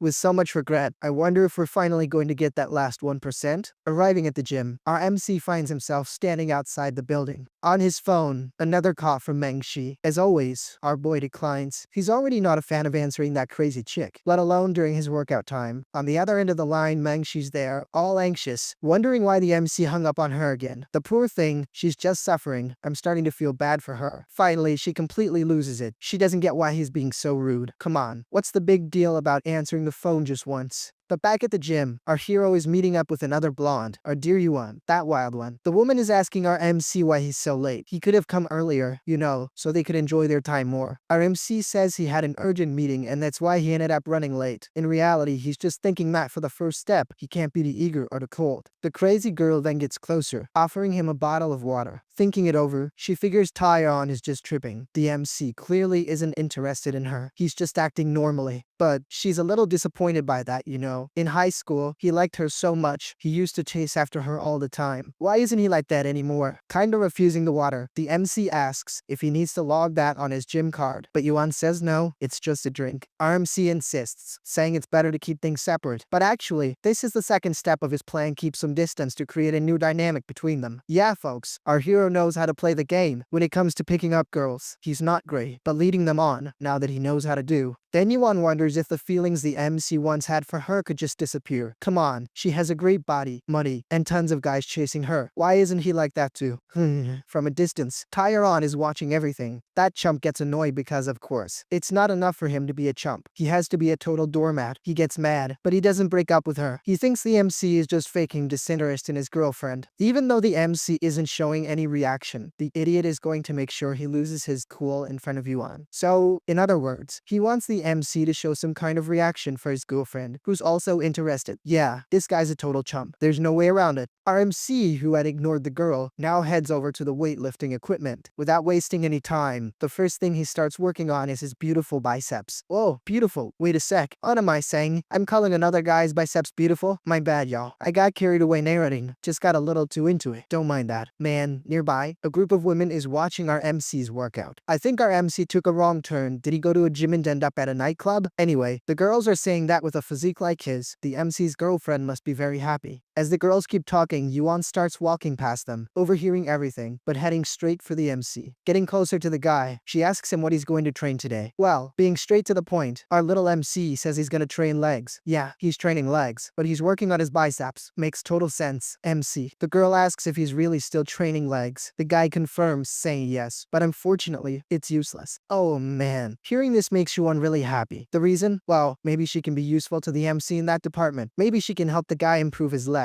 Pulling up his shirt to show off the definition, the dude says he's been working hard. However, Yuan has been too. Does she not have any clients today? Yuan says she does. She has clients, but it's not their time right now. It's funny how she tries to wonder why the MC is so impatient to get rid of her, but it's all part of our MC's plan. Right below, he explains that the plan is to shatter her perception of him. The goal is for her to realize just how shallow she is. But that's when a hand suddenly grabs her by the waist. It had to be the annoying chump. In his mind, he's bragging about being the only one who gets to put his arm around her waist. But clearly, Yuan is not happy at all with the jerk doing that. The annoyed young woman asks what he's doing. This is a workplace. Did he forget? Pushing him away, she asks what people will think of her with him doing that. Taeyeon, poor guy, tries to explain himself, but it doesn't do much good. The woman is really telling him off. Yuan keeps going, saying that it's precisely because he's so laid back that the gym's business has been getting worse. That's when a notification pops up in front of the MC. Gao Yuan's regret level has increased by 5%. Our MC, who has nothing to do with this well, sort of, just walks away casually and tells the couple to solve their own problems. He just lets them know he's moving on to the next machine, so they shouldn't take too long with their argument. But, of course, the guy is going to watch from a distance. In his mind, Taeyeon is perfect,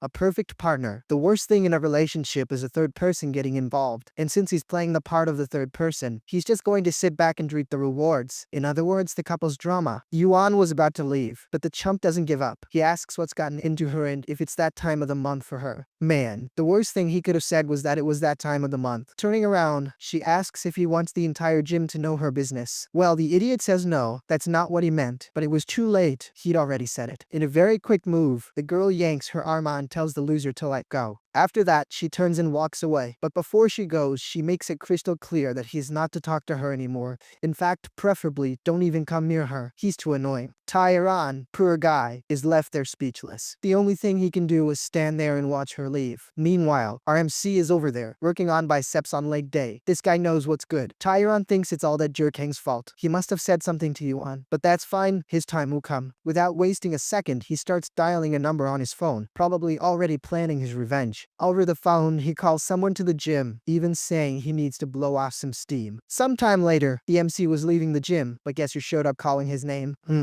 The little blonde invites our guy to dinner. She says they're old classmates. It's been a long time since they've seen each other and all that. They have to make up for all the years they haven't seen each other. So, how about a little dinner, huh? Yeah, our MC is no fool, right? The MC's goal in accepting the invitation right away is to make her think he still has feelings. But we know he actually doesn't. The girl gets all happy and asks him to wait a bit while she takes a shower. In her mind, she's sure the guy still likes her. Yeah, in the end, she believes she's still got it. Even though he's acting calm now, he must be freaking out with happiness on the inside. Sitting on the couch, our guy says he'll wait while she runs off all excited. But while he's sitting there, our guy gets pensive. He doesn't understand why Yuan's regret level isn't going up. Looks like, out of all of them, she's gonna be the toughest nut to crack. Meanwhile, Taeyeon is over there, plotting his revenge. He wants Yuan to see the MC on his knees, begging for mercy. She needs to know who the real man is. The scene cuts and shows the entrance to the gym's locker room. Coming out of it, we see our Yuan all dressed up. She calls for the guy and says she's ready. They can go. Seeing the couple leaving, the chump grabs his phone. He tells his contact that the pair is on their way out and that the person knows what to do. On the other end of the line, the person confirms and says they'll take care of everything. Making that psycho face of his, Taeyeon says he'll be waiting for good news. But outside, Yuan says she knows a great place for them to go eat. See that little ride over there? Yep, that's hers. On this first date, she'll be driving. Our MC doesn't really care. He walks toward the car and gets in. But as soon as he closes the door, a stranger knocks on the window. Our MC gets out of the car, not really understanding what's going on, but the man asks him if he knows whose parking spot that is. What's worse is that this guy didn't come alone. There are two more huge dudes right behind him. The MC isn't two-faced. He asks whose spot it's supposed to be. Seeing this commotion, Yuan gets out of the car, all irritated. She asks the guys what they think they're doing. The chubby guy asks if that car over there happens to be hers. The girl says yes, it is. Dude then says he's been eyeing that spot since this morning. Did she not realize or not know that? Obviously she didn't know because the girl doesn't have a crystal ball, but she tells the guy he's being way too cocky. Not just cocky but bold. This is a public places work like this. In public places work like this, if you got here first, the spot is yours. From a distance, the MC realizes the guys are only there to cause trouble. Their excuse is terrible. There's no way it's true. The huge dude wastes no time and grabs Yuan. He says the spot is his and she's going to have to pay for the trouble. Yuan, scared, tells the guy to let her go. Our MC sees the situation and also lets out a shout. But the big guy thinks the kid is just trying to play the hero, so he makes fun of the situation and tells him to keep quiet. If he chooses to argue, well, they're going to mess up the kid's leg today. Desperate, Yuan grabs her phone. She says she's going to call Taeyeon to come help. Yeah, little MC, you better do something or her regret level isn't going to go up. In fact, it might even go down. Our guy tells her she doesn't need to. In the end, it's already too late, but the girl doesn't quite get it. What does he mean by too late? Smiling like a goofball, the big guy says that if the MC gets on his knees and apologizes a lot, well, maybe he'll forget the whole situation.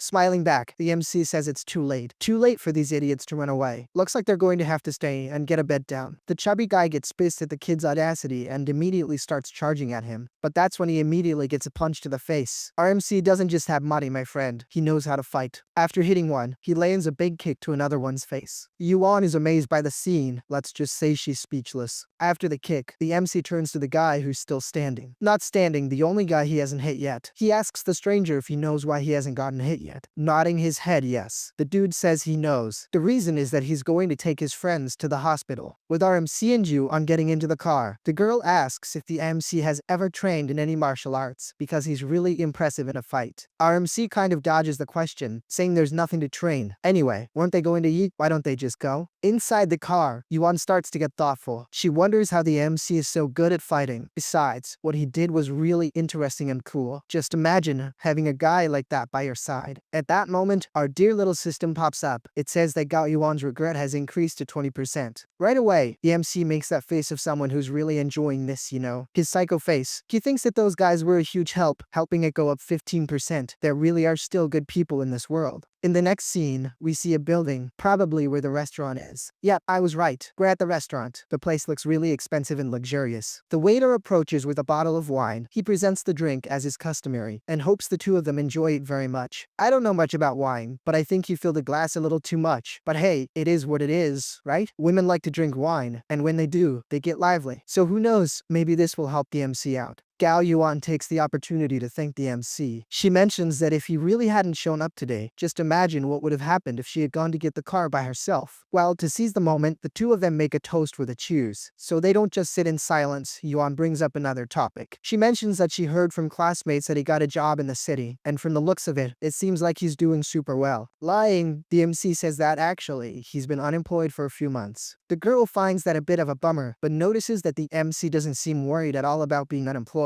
He even has time to go to the gym, pay the expensive fees and all that. Oh, but maybe that's severance pay from his company, right? Man, I don't know what this kid did, but her regret level shot up to 70%. The MC explains that he quit on his own. Let's just say his last job was worse than working a triple shift doing construction, so it wasn't really worth it, you know? Our MC reflects that this is definitely the right move. We've got 70% regret. In theory, his game plan is going to be 7 parts sincerity and 3 parts school. Yeah, it's a bit confusing. I didn't really get it either. but it's the kid's strategy. We're not going to question it, right? He knows what he's doing. The girl is actually impressed with the MC's honesty. If it were anyone else, they would have made up a bunch of excuses, but wouldn't have told the truth. The person would have definitely tried to hide the situation. Hang says that life should be taken seriously. Working out not only allowed him to improve his body, but it also allowed him to meet her. It was, he reveals, a great stroke of luck. A little embarrassed. The girl asks if he doesn't feel any more resentment for her being so cool back in high school. By the way, her regret went up another 5%. Our MC says no, that was just a misunderstanding. He even admits that having a little crush on her back in the day became his best childhood memory. In reality, as always, this is part of his plan. It's all a lie. It's because the time has come to play the part of the understanding admirer again. Our girl gets a little confused by the MC's answer. She wonders what he means by misunderstanding. Did something happen back then? Yeah, besides the constant humiliation she put him through, right? I guess she forgot about that. Our MC pours another drink and changes the subject. He says what's past is past. You gotta look forward. Let what's in the past stay in the past. Yeah, the kid says that, but right after, he delivers the masterstroke. He raises his glass and wishes that she and his buddy Tyre live a lifetime of happiness together. Our little blonde gets all awkward and annoyed. She says they're just dating and nobody's talking about marriage. Seeing her reaction, our boy says he accidentally got a little ahead of himself. But anyway, they'd better start eating. After that, some time passes. Our MC gets up, saying he's gonna hit the restroom real quick and he'll be right back. As he walks away, our little blonde seems pretty annoyed. I wouldn't even say annoyed, but more like she got really pensive about what he said. Right at the moment the MC went to the restroom, the annoying chump calls the girl. You want answers, but she answers by asking what he wants. Doesn't he remember that she went out to dinner with Hang? On the other end of the line, there's Tyre at the gym, showing a little concern. He asks if she's okay. In reality, his real concern is because the guys never called him back. They just vanished. Didn't say where they went or what they did. Kinda realizing there might be a connection, Yuan starts getting suspicious and even asks why, if something had happened. The girl also asks if by any chance he's suspecting she might run off with Hang. Yuan, all nervous, says no, never. He's always trusted her. Easy now. She doesn't need to get the wrong idea. Losing her patience, the girl cuts him off. She says they haven't even finished eating yet, so they'll talk later. Right after that, she hangs up in his face. Meanwhile, our little MC is over at the register, probably paying. But that's when a system notification pops up out of nowhere. Gao Yuan's regret has increased by another 10%. The little blonde sits there, lost in thought. She still finds the way Yuan was acting a little suspicious. What could he have meant by "are you okay?" Just as she was about to put two and two together and understand everything that happened, the MC comes back and calls her name. Arriving at the table, our little MC starts analyzing the situation. Her phone wasn't on the table before, which means she either got a message or a call, and if she did, it was probably from Tyron. That explains the little help he received. With a somewhat diabolical smile, the MC starts to celebrate. He wonders if this is what they call looking good just by comparison. In this case, he was being compared to Tyron. Putting them both on a scale, let's just say Tyron was way worse. That really explains why her regret went up by 10%. Activating understanding admirer mode, the MC calls the girl Yuan. Actually, he corrects himself and says not Yuan, because that's a nickname. He's not that close with her. That being said, he apologizes and asks if she wants to go home. The girl gets embarrassed seeing that the MC used her nickname. She says it's okay, but her regret level goes up another 2 little points for the count. Oh, wonderful. Playing the part of a gentleman, the MC tells her not to push herself. He'll get the car, take her home, and from there he'll grab a cab. Hold on. Just wait and we'll understand the MC's strategy. He says you'll have to know the right time to stop. You also have to know the right moment to maintain the gentlemanly posture, but that should only be used at crucial moments. Our little blonde then accepts the offer. She says that today, unfortunately, she'll have to bother the MC. He says not at all. They're old classmates. It doesn't bother him one bit. The girl is totally charmed by our guy's attitude. She agrees with everything, nodding her head. As the girl is leaving, the MC turns to us and tells us to keep an eye out. Pretty soon, her regret is going to shoot up. It'll probably pass 90% tonight. That's it, MC. I believe in you. Go get him, man. You got this. Well, after that, the story picks back up with the MC dropping Gao Yuan off in front of her building. A very luxurious building, by the way. Being the gentleman, our little MC even opens the door for her. This little blonde, who's pretty clever, invites our guy to come in for a bit. You know, maybe he wants a glass of water, right? But our boy, who's a Sigma through and through, or maybe just playing the game, says no. He says he doesn't want Tyron to get the wrong idea and all that. Let's just say it wouldn't be good for her reputation. In any case, they'll see each other at the gym in a few days. With him already heading home, the MC insists that she go inside. After all, it's still dangerous for a woman to be standing outside alone. In his thoughts, our little MC is bragging. This is what he calls a true Sigma male. Solid as a rock and totally in control. Nah, I'm that one. MC, I can't agree with you. Any other guy in this situation would have accepted the invitation. Lucky for this guy, the blonde doesn't give up. Yuan walks up to him and asks him to wait a minute. The girl tells our MC that she knows he does live streaming. Her gym was thinking about getting into that business. Could he maybe give her some advice? Our MC is kind of speechless at her request. This time he was really caught off guard. With her hands clasped together, the girl begs, "Come on, can't you please help her out?" Our MC says that at his company there's a manager named Gwyn. She definitely understands the business better. He could introduce the two of them in the next few days. But anyway, it's late. She should get some rest. Without wasting any time, our little MC hails a taxi that's approaching nearby. The taxi pulls up in front of him and the guy says goodbye, telling her he'll see her next time. Well, the girl is left behind with a disappointed look on her face. She really can't believe she got shot down like that. Like the girls say nowadays, when they get rejected, he can only be lame. But as crazy as it sounds, this tactic worked because her regret finally hit 99%. Inside the car, our little MC gets another message. The system rewards him with 5 points. The system keeps praising him for turning down the invitation and all that. Finally, the system shows the complete analysis of Gao Yuan. She's 24 years old, 5'6", 115 pounds, 8 points of attractiveness, and 99% regret. Analyzing everything he did, the MC thinks that he handled the situation really well. Yuan needed to understand that just because she was pretty didn't mean she could treat people badly. But anyway, for now, it's better for him to focus on getting home. He asks the driver to take him to the Ping residential area. Wait, but the Ping residential area isn't his home. Well, I still don't get where he's going, but the taxi has finally arrived. Outside, our guy takes out his phone and thinks that after ignoring the girl for a few days, it's time for him to start making his move. Out of nowhere, the MC opens up the system screen, and there we see all his stats. Yeah, he's kinda leveled up, but at the same time, he's not. For stamina, he now has 40 out of 100, intelligence, 45 out of 100, and charm, 40 out of 100. After giving it all a real quick look, he finally puts his phone in his pocket. Suddenly, a voice calls out to him. It's our dear Mangshi. I was so sure he was going somewhere else. I figured he was heading to the Ping family's area, but actually, he came to meet Mangshi. The girl slowly walks up to him, looking pretty shy. Our little MC turns around and just says, "Hey." The crazy girl starts getting all flustered. She starts to wonder why the MC is so good looking all of a sudden. He's wearing the same simple clothes as before, but now, let's just say he's way more attractive. Her heart even starts to race, not just because she's nervous, but because she's also thinking about some other, spicier things. Seeing that everything is just dead air, the guy breaks the silence. He asks her what it was she wanted so badly. In her thoughts, the girl gets a little confused. She doesn't get why he's looking at her in such an affectionate way, so to speak. I'd better get things back to normal, or he's gonna get the wrong idea. Alright, so the MC explains he popped up because he hadn't hit the girl back in a few days. Figuring that was kinda rude, he decided to show up in person. Hearing this, the girl gets totally emotional and is over the moon with the news. In her head, the MC was thinking about her the whole time. All hyped up, she invites our boy over for some sweet rice wine at her place. You know, maybe just to come inside and talk a bit.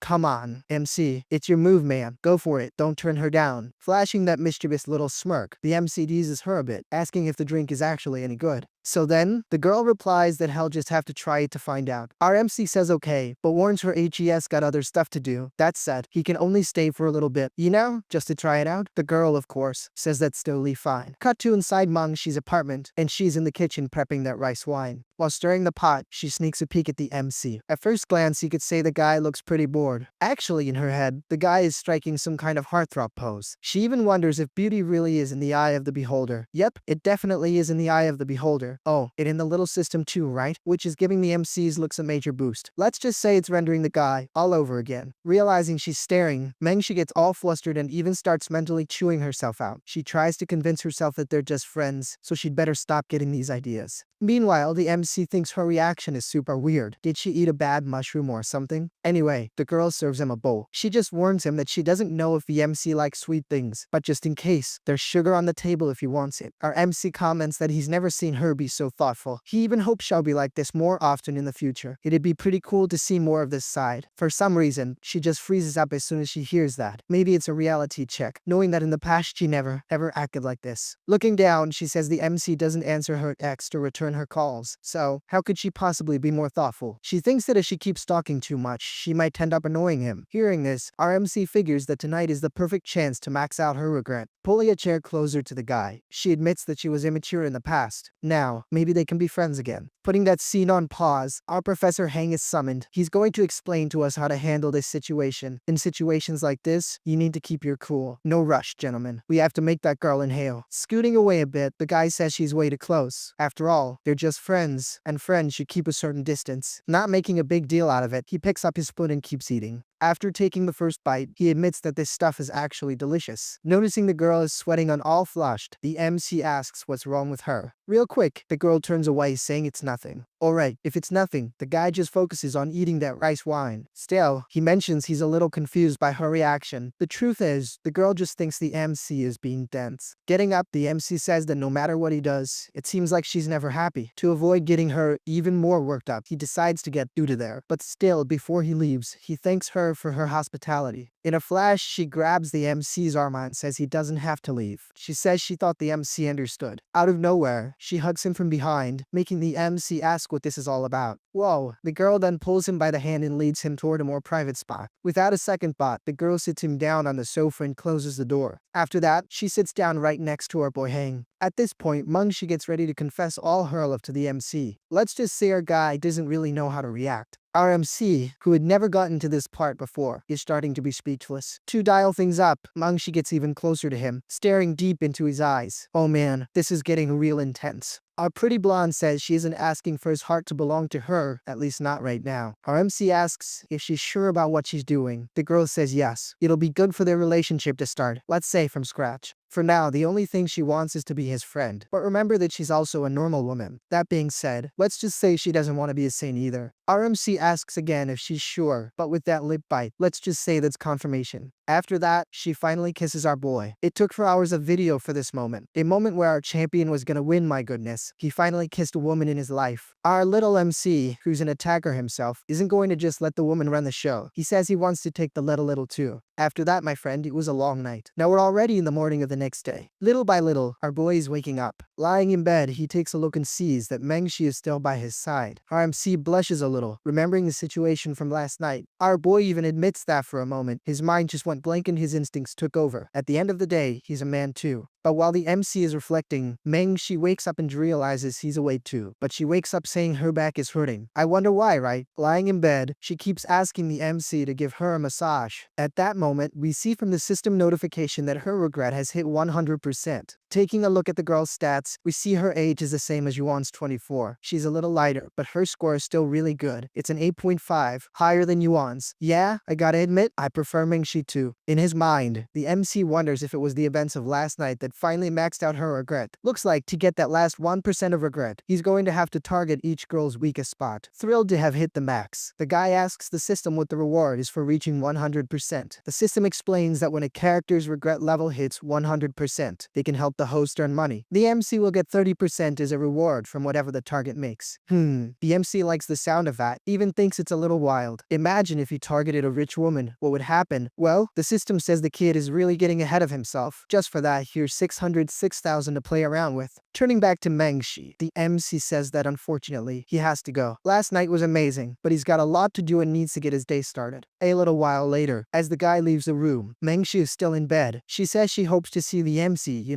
real soon. Our MC says for sure, but in his head, he's celebrating having dealt with the first girl. Next time he'll even bring a gift, not because he likes her, of course, but because she's basically his employee now, so she deserves a reward. Some time passes and we see the guy arriving at the Dongjin Media Building. Walking into the office, the MC greets everyone with a good morning. Two female employees approach the guy, totally furious. They say Lu Shiyi's press is looking for a battle. They sent messages to all of them this morning. Our MC figures the main target is probably him, not the girls. But he tells them not to worry, he'll take care of everything soon. Looking over at X and Yuo who's nearby, the guy thinks that he needs to figure out her weak spot. Yeah, on second thought, she cares a lot about her status in the streamer industry. Man, unfortunately, it looks like I got my hopes up. I thought every girl's weak spot would be getting the MC into bed, but apparently nope, that's not gonna be it. Well, knowing the girl's weak spot, our MC has an idea in mind. Going over to Gwyn, he says that today she can focus solely on management. After all, she's already retired from the spotlight, so she won't be participating. This time, time, the one who's going to participate is Xinyo. She's going to lead everyone in the battle against Lu Shuyi. But in his mind, the guy reveals his plan. He wants to promote the girl to the top to see if he can max out her regret. Either way, he has nothing to lose. The money will come back to him one way or another, so it's all good. Xinyo feels a little insecure and reminds the MC that she's still in rank right now, but the MC encourages her, saying this is her chance to move up. Oh man, motivated by the MC's words, she accepts the challenge, saying she'll do her best. Our MC then tells Gwyn to let Lu Shuyi know that they're going to do a team battle. The scene changes to a very large and modern commercial building, probably the rival company's headquarters. In a hallway, we start to hear the sound of heels clicking on the floor. A woman walks into one of the offices. Look at that, it's that crazy Lu Shuyi who tells her boss, Liang Chao, that the other company agree. But they want the battle to be a team battle instead of a solo one. The boss, Liang, says that's fine. In fact, that's perfect. Turning around, he asks when the battle is going to start, and notice something interesting. This jerk, apparently, also has a system, except his is a simple tycoon system, while the MC's is the supreme tycoon system. Anyway, the girl replies that the battle will start tonight. The girl promises that this time she'll get him a stunning victory. Liang thanks her and says he trusts her. Lu Shuyi makes it clear that if Gwyn doesn't participate, she'll make sure their team never holds their heads high again. After the victory, they'll be able to write whatever article they want. In other words, they'll be able to humiliate the other team on the internet. The boss really likes hearing that. In fact, he even thinks a bit about his plan. After he wins, he'll have a chance to butter up Gwyn and Xinyo, and if he butters them up enough, he'll get everything back from the system. In a quick move, Liang grabs the girl's arm. Pulling the woman onto his lap, he asks what his reward will be after the victory. But the girl tells him to stop because everyone is watching. Outside the room, there really are a lot of people watching, aren't there? Liang argues that it's his company. If they want to look, let them look. Looking into the girl's eyes, he says he worked so hard to win her over. Now the whole world should know that she's his. Looking a little emotional, Liang thinks that she's the first mandatory target of his system. Thanks to her, his net worth doubled. In other words, his system isn't about getting revenge on women, it's about conquering women. The girl smiles and asks if it was very hard to win her over. Well, it's better to leave these two alone. Let's get back to what matters. Our MC. The system is notifying the guy that Lu Shuyi has been added to the regret development list. Yep, that other boss's woman. The mission is to make her regret it so much that it's too late to go back. Our MC complains a little to the system, you know, because come on, he's already cranking up the difficulty too much. Chill out, my friend. Thinking it over, the guy thinks the system is just pushing a bunch of random targets on him. None of these crazy girls are really his type. He wishes it could, you know, maybe set the MC up with Gwyn. Maybe then the kid would be happy. Suddenly, a system alert pops up on the screen. It says the host is emotionally slandering the system. Because of that, the reward has been reduced by 50%. Oh, and $600 have been debited from his account. But since the kid is acting all arrogant, the little system also says it's going to reward him with 6,000. Seeing all this craziness, the MC gets even more confused. He finds this logic a little nuts. 1 minute the system scolds him and then it rewards him. 1 minute scolds, then rewards. This is getting weird. Putting this crazy system aside, the MC gets back to focusing on work, but that's when someone knocks on the door. We see Xinyo appear and ask if she can talk to Hang for a bit. Our MC agrees and invites her in. After closing the door, the guy asks her to sit down. Xinyo thanks Hang for the chance to prove herself, but the MC tells her not to be so formal and just say what's on her mind. The girl suddenly gets excited, says she's going to win this time, but of course, on her own and through her skills, no depending on others. Our MC thinks for a moment and figures he didn't expect Xinyo to have so much fight in her. Just as a test, he asks if she's thought about what will happen if she loses. In his mind, the MC concludes that Xinyo is different from Mengshi. The approach with her has to be through her career. Out of nowhere, a notification pops up for the guy, saying he's earned 300 yuan. The MC understands this is probably from Mengshi. Yep, she's already started bringing in money. This gets our little MC even more motivated. If he speeds up his strategy, these girls will become a walking ATM. That way, who knows, he might even be able to retire early. Xinyo got a little confused, seeing the guy smiling to himself. Why is he smiling so much? The kid stands up all of a sudden, totally motivated. He asks her one more time what she's going to do if she loses this battle. With her determination at an all-time high, she says she's not going to lose. There's no way she'll lose. No chance she'll lose. She is not going to lose, period. The only thing she sees in front of her is victory. Hearing this, the MC says that's exactly the kind of thinking. For real, now things are getting good. The guy says he'll be watching the battle very closely, but when it's his turn, he definitely won't go easy. Motivated, Xinyo promises she will lead the team to bring honor to the company. To motivate her, even more. The MC makes a promise. He says that if Enro wins, she'll be promoted from rank B straight to S. Standing up full of determination, the girl thanks him once more. She says he definitely won't be disappointed. Meanwhile, on the other side of town, Liang is sitting in his office, receiving a task from the system. It's funny that his system isn't visual. He doesn't see a regular system. His system is through his phone. The system even displays Li Mengxi's profile. Looks like this sneaky system wants to start a rivalry between him and the MC. It's pretty obvious. The system wants the MC to get his woman. Well, he has to get the MC's woman. How crazy is that, man? But anyway, Yang doesn't even know who Li Mengxi is. His daily mission is to get Mengxi's contact info and then add her on the website. There's just one thing Liang doesn't like. If by some chance he fails, he'll lose 5 points with his old flame, in this case Lu Shuyi. Of one thing, Liang is certain the system's latest targets have some connection to Hang. For sure, this Mengxi person is part of the MC's inner circle. With that in mind, the guy opens his contact list and looks for a detective's number. He calls this partner of his, the detective, and asks him to check the background of this Mengxi person. If possible, he also asks him to do a full sweep and research all the women around her. The detective replies that it's no problem, but that's gonna cost 10,000. Liang says he'll offer 15,000 per person, but he demands that he at least be quick about it. The detective says, "You got it, boss. I'll deliver everything into hours." Satisfied, Liang says that's fine and hangs up the phone. But leaving him aside and going back to our MC's office, we see a guy relaxing in his chair. He's even singing. He's thinking that life is wonderful. It's great to make money, and being able to spend it is even better. But that's when the kid suddenly sneezes. The kid's no fool, so he immediately asks who's the jerk talking smack about him behind his back. But then he relaxes again because a 200 yuan notification just came in. For real, Mengxi is a walking ATM. My goodness, that woman can generate some cash. Our MC just doesn't get why the girl keeps throwing herself at second-generation rich kids. In fact, imagine if she became a first-generation rich kid herself. She would definitely generate a lot of money. Speaking of the blessed one, guess who's calling her guy to ask him to dinner? Since the invitation is for tonight, the MC tells her that unfortunately, he'll have to decline. Tonight's a no-go. No, but then he stops and thinks it over. It would be kind of a jerk move to ignore the girl now that her progress has finally hit 100%. So he says okay, they can go out to eat. Mengxi is over the moon with happiness as always. She even suggests the revolving restaurant at Shankin Tower. The view there is excellent, and he'll probably like it a lot. Finally, she asks the guy what time he'll pick her up. The MC says around 7. Yeah, for sure. 7 o'clock would be ideal for him. The girl agrees, saying that 7 o'clock is excellent for her too. Back at the commercial building we know so well, we see Yang sitting on a couch in a very spacious place. His phone vibrates and a notification appears. The message says that Mengxi has booked a car heading to Shankin Tower. She's probably going on a date. After a while, night finally arrives. The scene takes us straight to the revolving restaurant at Shankin Tower. There, the MC and Mengxi are already sitting at the table. The MC asks if they aren't going to make a toast. Hearing this, the two of them toast, celebrating their, I don't know, almost relationship. Well, the two drink their wine. It seems like the night is going pretty well so far. Our little MC comments that she probably worked hard today, since he can see the exhaustion in her eyes. Mengxi agrees that she's a little tired. She says she had several business meetings and even comments that the MC is pretty observant. In her thoughts, the girl wonders how he noticed her fatigue. Does this mean he's worried about her? Our MC, who's over there cutting his steak, explains that you don't even have to think too hard to know she worked hard. After all, the notifications for the money she's generated for him pop up every day. He then suggests the girl eat a little more meat. That'll restore a bit of her stamina, right? Since she must be pretty tired from the day. Mengxi, seeing that the MC is being very attentive, starts to smile. Poor thing, little does she know he's only interested in the money. Believe it or not, the guy wonders if he should become her boyfriend now. Yeah, that idea is definitely a little problematic. Mengxi, who sees the guy staring at her, starts to wonder why he's doing that. Her poor heart is even starting to race. Just then, a system notification appears, sort of trying to advise the MC. It's a friendly reminder saying that good relationships require effort. Seeing this, the conclusion the MC comes to is that he needs to conquer a few more women more quickly. His goal is to increase his own stamina, his own power. Mengxi then tells the MC that she's going to the restroom real quick, watching the girl leave. Our MC is left alone, pensive and lost in his thoughts. Seizing the moment, he asks the system when the next conquest target will be unlocked. The system says, my friend, you need to expand your social circle. Only then will I be able to find new targets. You're too closed off, spending too much time at home. Swirling his glass, the MC starts thinking about this whole expanding his horizons thing. Well, he actually has an idea for that. The upcoming charity auction could be the perfect stage to make quote-unquote new friends, or at least discover new interests in people. Meanwhile, Mengxi is washing her hands in the restaurant's restroom. Looking in the mirror, the girl takes a moment to touch up her makeup. As she was leaving the restroom, guess who she runs into? Yeah, that miserable Liang. The two end up bumping into each other in the hallway. as if Liang hadn't planned any of this. With the bump, the girl starts to fall, but the scumbag quickly grabs her waist and pulls her up. Staring at the girl, he apologizes and asks if he hurt her. She pulls away immediately and says she's fine. That bastard tries to hit her with that cheap pickup line, asking if they've met before, while her face is pretty familiar to him. Mengshi tells the man he's got the wrong person. She thinks what kind of guy uses such an old pickup line. As the girl walks away, Liang thinks that's just the standard opener. In his head, after saving the girl, she'll end up throwing herself into his arms soon enough. Suddenly, he signals to another guy in a white suit. Let's just say this is his partner's cue to enter the scene. Step 1 of these idiots' plan is to create a crisis. The guy in white approaches Mengshi over by the elevator and asks if she's alone. The bastard even taunts her, asking if she's with her little puppy. After that, the shameless dude even asks if maybe they could exchange numbers. Mengshi tells the guy to get lost immediately. The idiot, instead of shutting up, says he actually finds her attitude pretty interesting. She's pretty feisty, apparently. Annoyed, she tells him to shut his mouth and start showing some respect. Is he really like this? So rude? The crazy guy in the suit grabs her arm by force. The idiot brags that no woman he targets can escape his grasp. He refuses to let go of the girl, saying his supercar is downstairs. They can go out and have some fun. But that's when phase 2 of the plan kicks in. Our hero, in quotes, is going to save the damsel. First, Yang makes a grand entrance, shoving the guy in white. He tells the scumbag to let the girl go right now. Keeping up the act, the guy in white starts yelling at Liang. He brags that his dad is the chairman of the Changsheng group. Does this idiot at least know who that is? Liang, also pretending, says he doesn't care who his dad is. A real man would never mess with a woman. Mengshi, standing back there, is kind of confused by the whole scene. She thinks that just minutes ago this guy was hitting on her in a weird way, and now he's playing the good guy.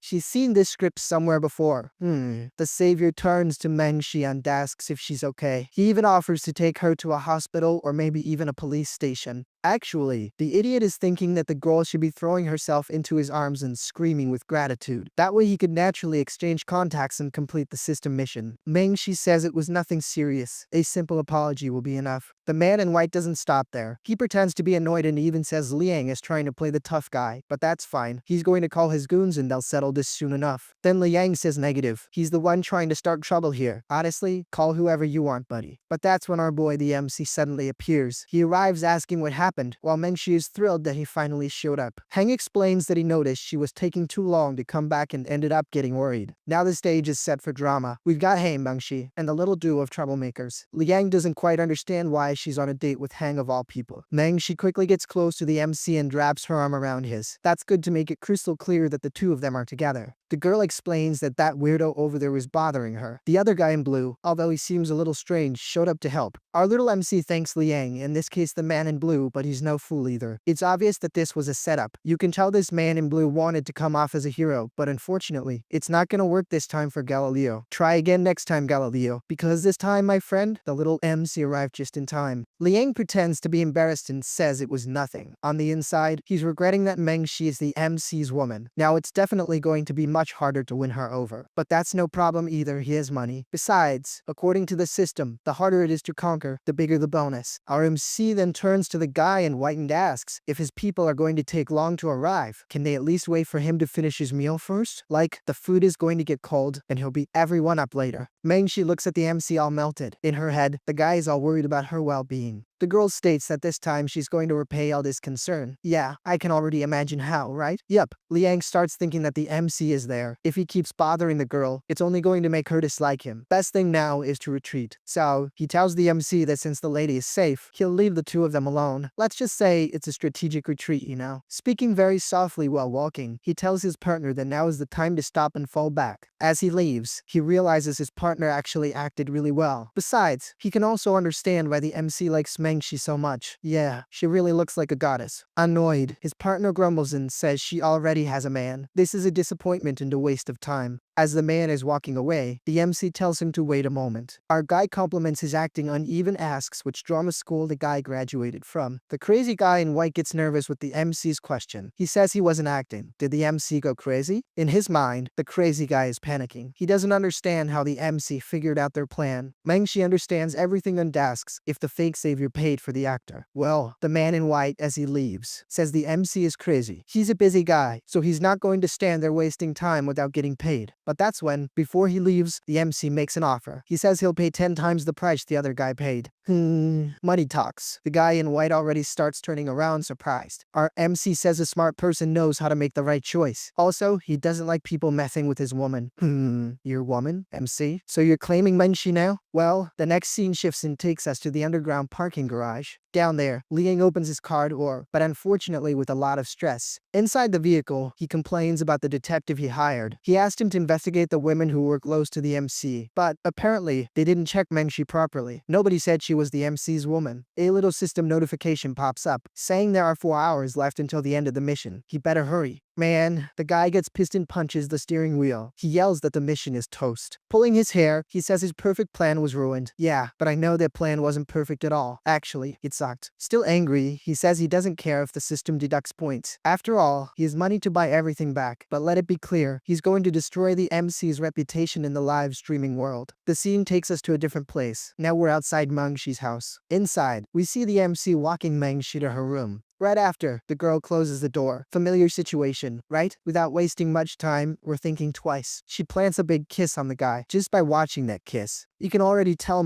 she wants to take the night to another level. Seeing the robe nearby, our MC pulls it and covers the girl, asking what she's doing. Mengshi doesn't really understand and says she needs to thank him properly. Today he was a gentleman and helped her, so this is the reward. Our MC puts his hand on the girl's head and says he didn't do that expecting a thank you. But Mengshi gets a little awkward and says she doesn't even know what to say. Our MC tells her to behave, because apparently she drank too much. She'd better put some clothes on while he goes to get a soda. Let's just say the night is going to take an unexpected turn, or maybe expected. The two start getting busy right there, if you catch my drift. While Mengshi starts to notice something strange, the MC thinks things shouldn't go like this. He's the one who should take the initiative. Let's just say that if he backs down now, he can't really be called a man. So, the two start hugging in the middle of the room, kind of preparing for what comes next. With the MC sitting on the bed, the girl starts getting a little closer. Let's just say the MC finds this a little strange, but good at the same time. From there on, my friend, it's history. I can't talk much about it here, or else I'll lose monetization, right? This makes the boy a little embarrassed, but it's part of it. He'll get used to it soon. After a while, my friend, it's just popping bottles if you know what I mean. No, but I'm actually talking about champagne. Can't you see it? There's a couple over there in another place drinking champagne. That stuff in the background in the apartment next door is just a detail. I would never say it's the MC and Mengshi. After an intense night, the story shifts to the MC's building. Inside the streamer's office, they're motivating each other to do their best today. Gwyn tells X and Yuo not to be nervous. She says she saw Lu Shuyi's video, so she can say X and Yuo is just as good. Plus, she has the advantage in looks, so it's all good. Besides, winning and losing is just experience. What matters is relaxing and showing your best. X and Yuo, showing all her determination, says she understands, but she definitely wants to go for the win. No matter what happens, today she leaves as a champion. Meanwhile, we follow Gwyn entering the MC's office. Looking at the wrong place, the MC asks if the schedule has been set yet. The girl confirms, saying the flights are in 2 days. The 5-star hotel and exclusive car are also all set. Our MC says that's perfect, but could she come a little closer to the computer? There's some info about Lu Shuyi on the screen. The guy asks what her opinion is on how to take down Lu Shuyi. Gwyn gets confused and asks what he means when he says take her down. Our MC explains that this wretched Lu Shuyi has targeted her before, Gwyn herself, and now wants to compete with Dongjin. So they can't let this slide. They need to react, and react hard. Convinced, Gwyn explains that women like Lu Shuyi only care about the things money and the thrill of being dominated. Our MC thinks the money part is pretty easy, but how is he going to act dominant? Man, he thinks that being such a nice chill guy, it would be a little out of character to play the dominator, you know. Checking her phone, Gwyn warns the MC that the competition will start in 2 minutes. Our MC says cool, no problem, he's ready. Elsewhere, X and Yuo takes a deep breath in front of her phone. She prepares to start the stream. The girl then greets everyone and announces that the long-awaited final competition has arrived. Striking her poses, she says maybe the audience wants to see something a little hotter today. On the other side, Lu Shuyi is there with Liang. They're both ready too, but she feels there's definitely something a little off with him. Not wasting any time, she hits the button to start her own stream. Doing the same as X and Yuo, she greets the viewers. The girl says she logged on right on time and prepared a bunch of little gifts and surprises for today. On his phone, the little MC takes a look at Lu Shuyi's stream. He thinks about what Gwyn said earlier, money and dominant men. All confident confident. He says he's going to show the true power of cash. He starts tapping the screen repeatedly, sending a bunch of gifts to the girl. I just don't get why he's doing that. It's wasted money. She's the enemy, remember, MC? Lu Shuyi's screen gets flooded with notifications. Someone named Brother Hank sent 30 rockets all at once, making the chat go completely crazy. The MC strategy is going to be simple: start off light and then attack all at once for a knockout. Lu Shuyi just sits there, really surprised by the amount of notifications she's receiving. This user's name is different from her usual sponsor, so this is a little weird, but okay. The chat turns into chaos. Nobody believes the warm-up barely cooled off, and a new millionaire already popped up at the top, with everyone saying Shuyi is a total whale magnet. The pink-haired girl says you can't deny people's kindness, so she's gonna dance to Ichi, but she's already begging the comments for mercy if it's not perfect. The girl wonders if this new supporter at the top of the ranks is really the one who's gonna change the game. Then the song Plenty of Time starts playing, with lyrics about living it up like crazy, because hey, there's plenty of time. The girl starts dancing, while the on-screen lyrics invite love to come on over. She keeps acting all cute and showing off. Right then, the chat loses it. Some weirdo says he's typing with one hand because the other one is busy with, well, never mind. And another guy jokes he's already using his feet because his hands are way too occupied. Meanwhile, pink rockets are flying all over the screen, and the girl thinks victory is already in the bag, and it was a piece of cake. In the app, the crazy poor profile gets a DM from the cutie saying his ID is too humble and asking what she should call him. The redhead strikes a spicy pose lifting her leg, and the MC drops in the chat that things are heating up and he's feeling the vibe. A bunch of rockets start popping up on the screen to show that money talks. Making a finger heart, the girl says thanks while the chat vibes with this new person going hard on the tips, saying they're in two, and Sinnuo asks if she dances to Beged Buddha for 500 years. With a wink, the lady replies she's gonna set that up right away. On the other side, we see the blonde MC holding his phone, grinning from ear to ear. He reads the question and figures, since she's so polite, he's gonna drop some gifts. A golden window pops up saying the host is humiliating the opponent so bad the system loved it and suggests a monster reward of 66,666,666 yuan. The MC realizes time is running out. The MC raises his arms in front of the tripods. We see 4 phones side by side on the stands, all streaming the dancers live, just waiting for the attack. The MC's hand cuts through the air, getting ready to smash those screens. Screaming like a maniac, the MC starts machine gunning the screens with his hands. His hands are moving at otherworldly speed. The blonde guy's face shows up, proving he's putting his life on the line in this click battle. He's going so fast his face looks distorted. Afterward, the MC's finger is red and swollen from hitting the screen so much. The pink-haired girl strikes a pose and asks what the crowd thought, and the chat replies instantly that it was straight fire and sends thumbs up.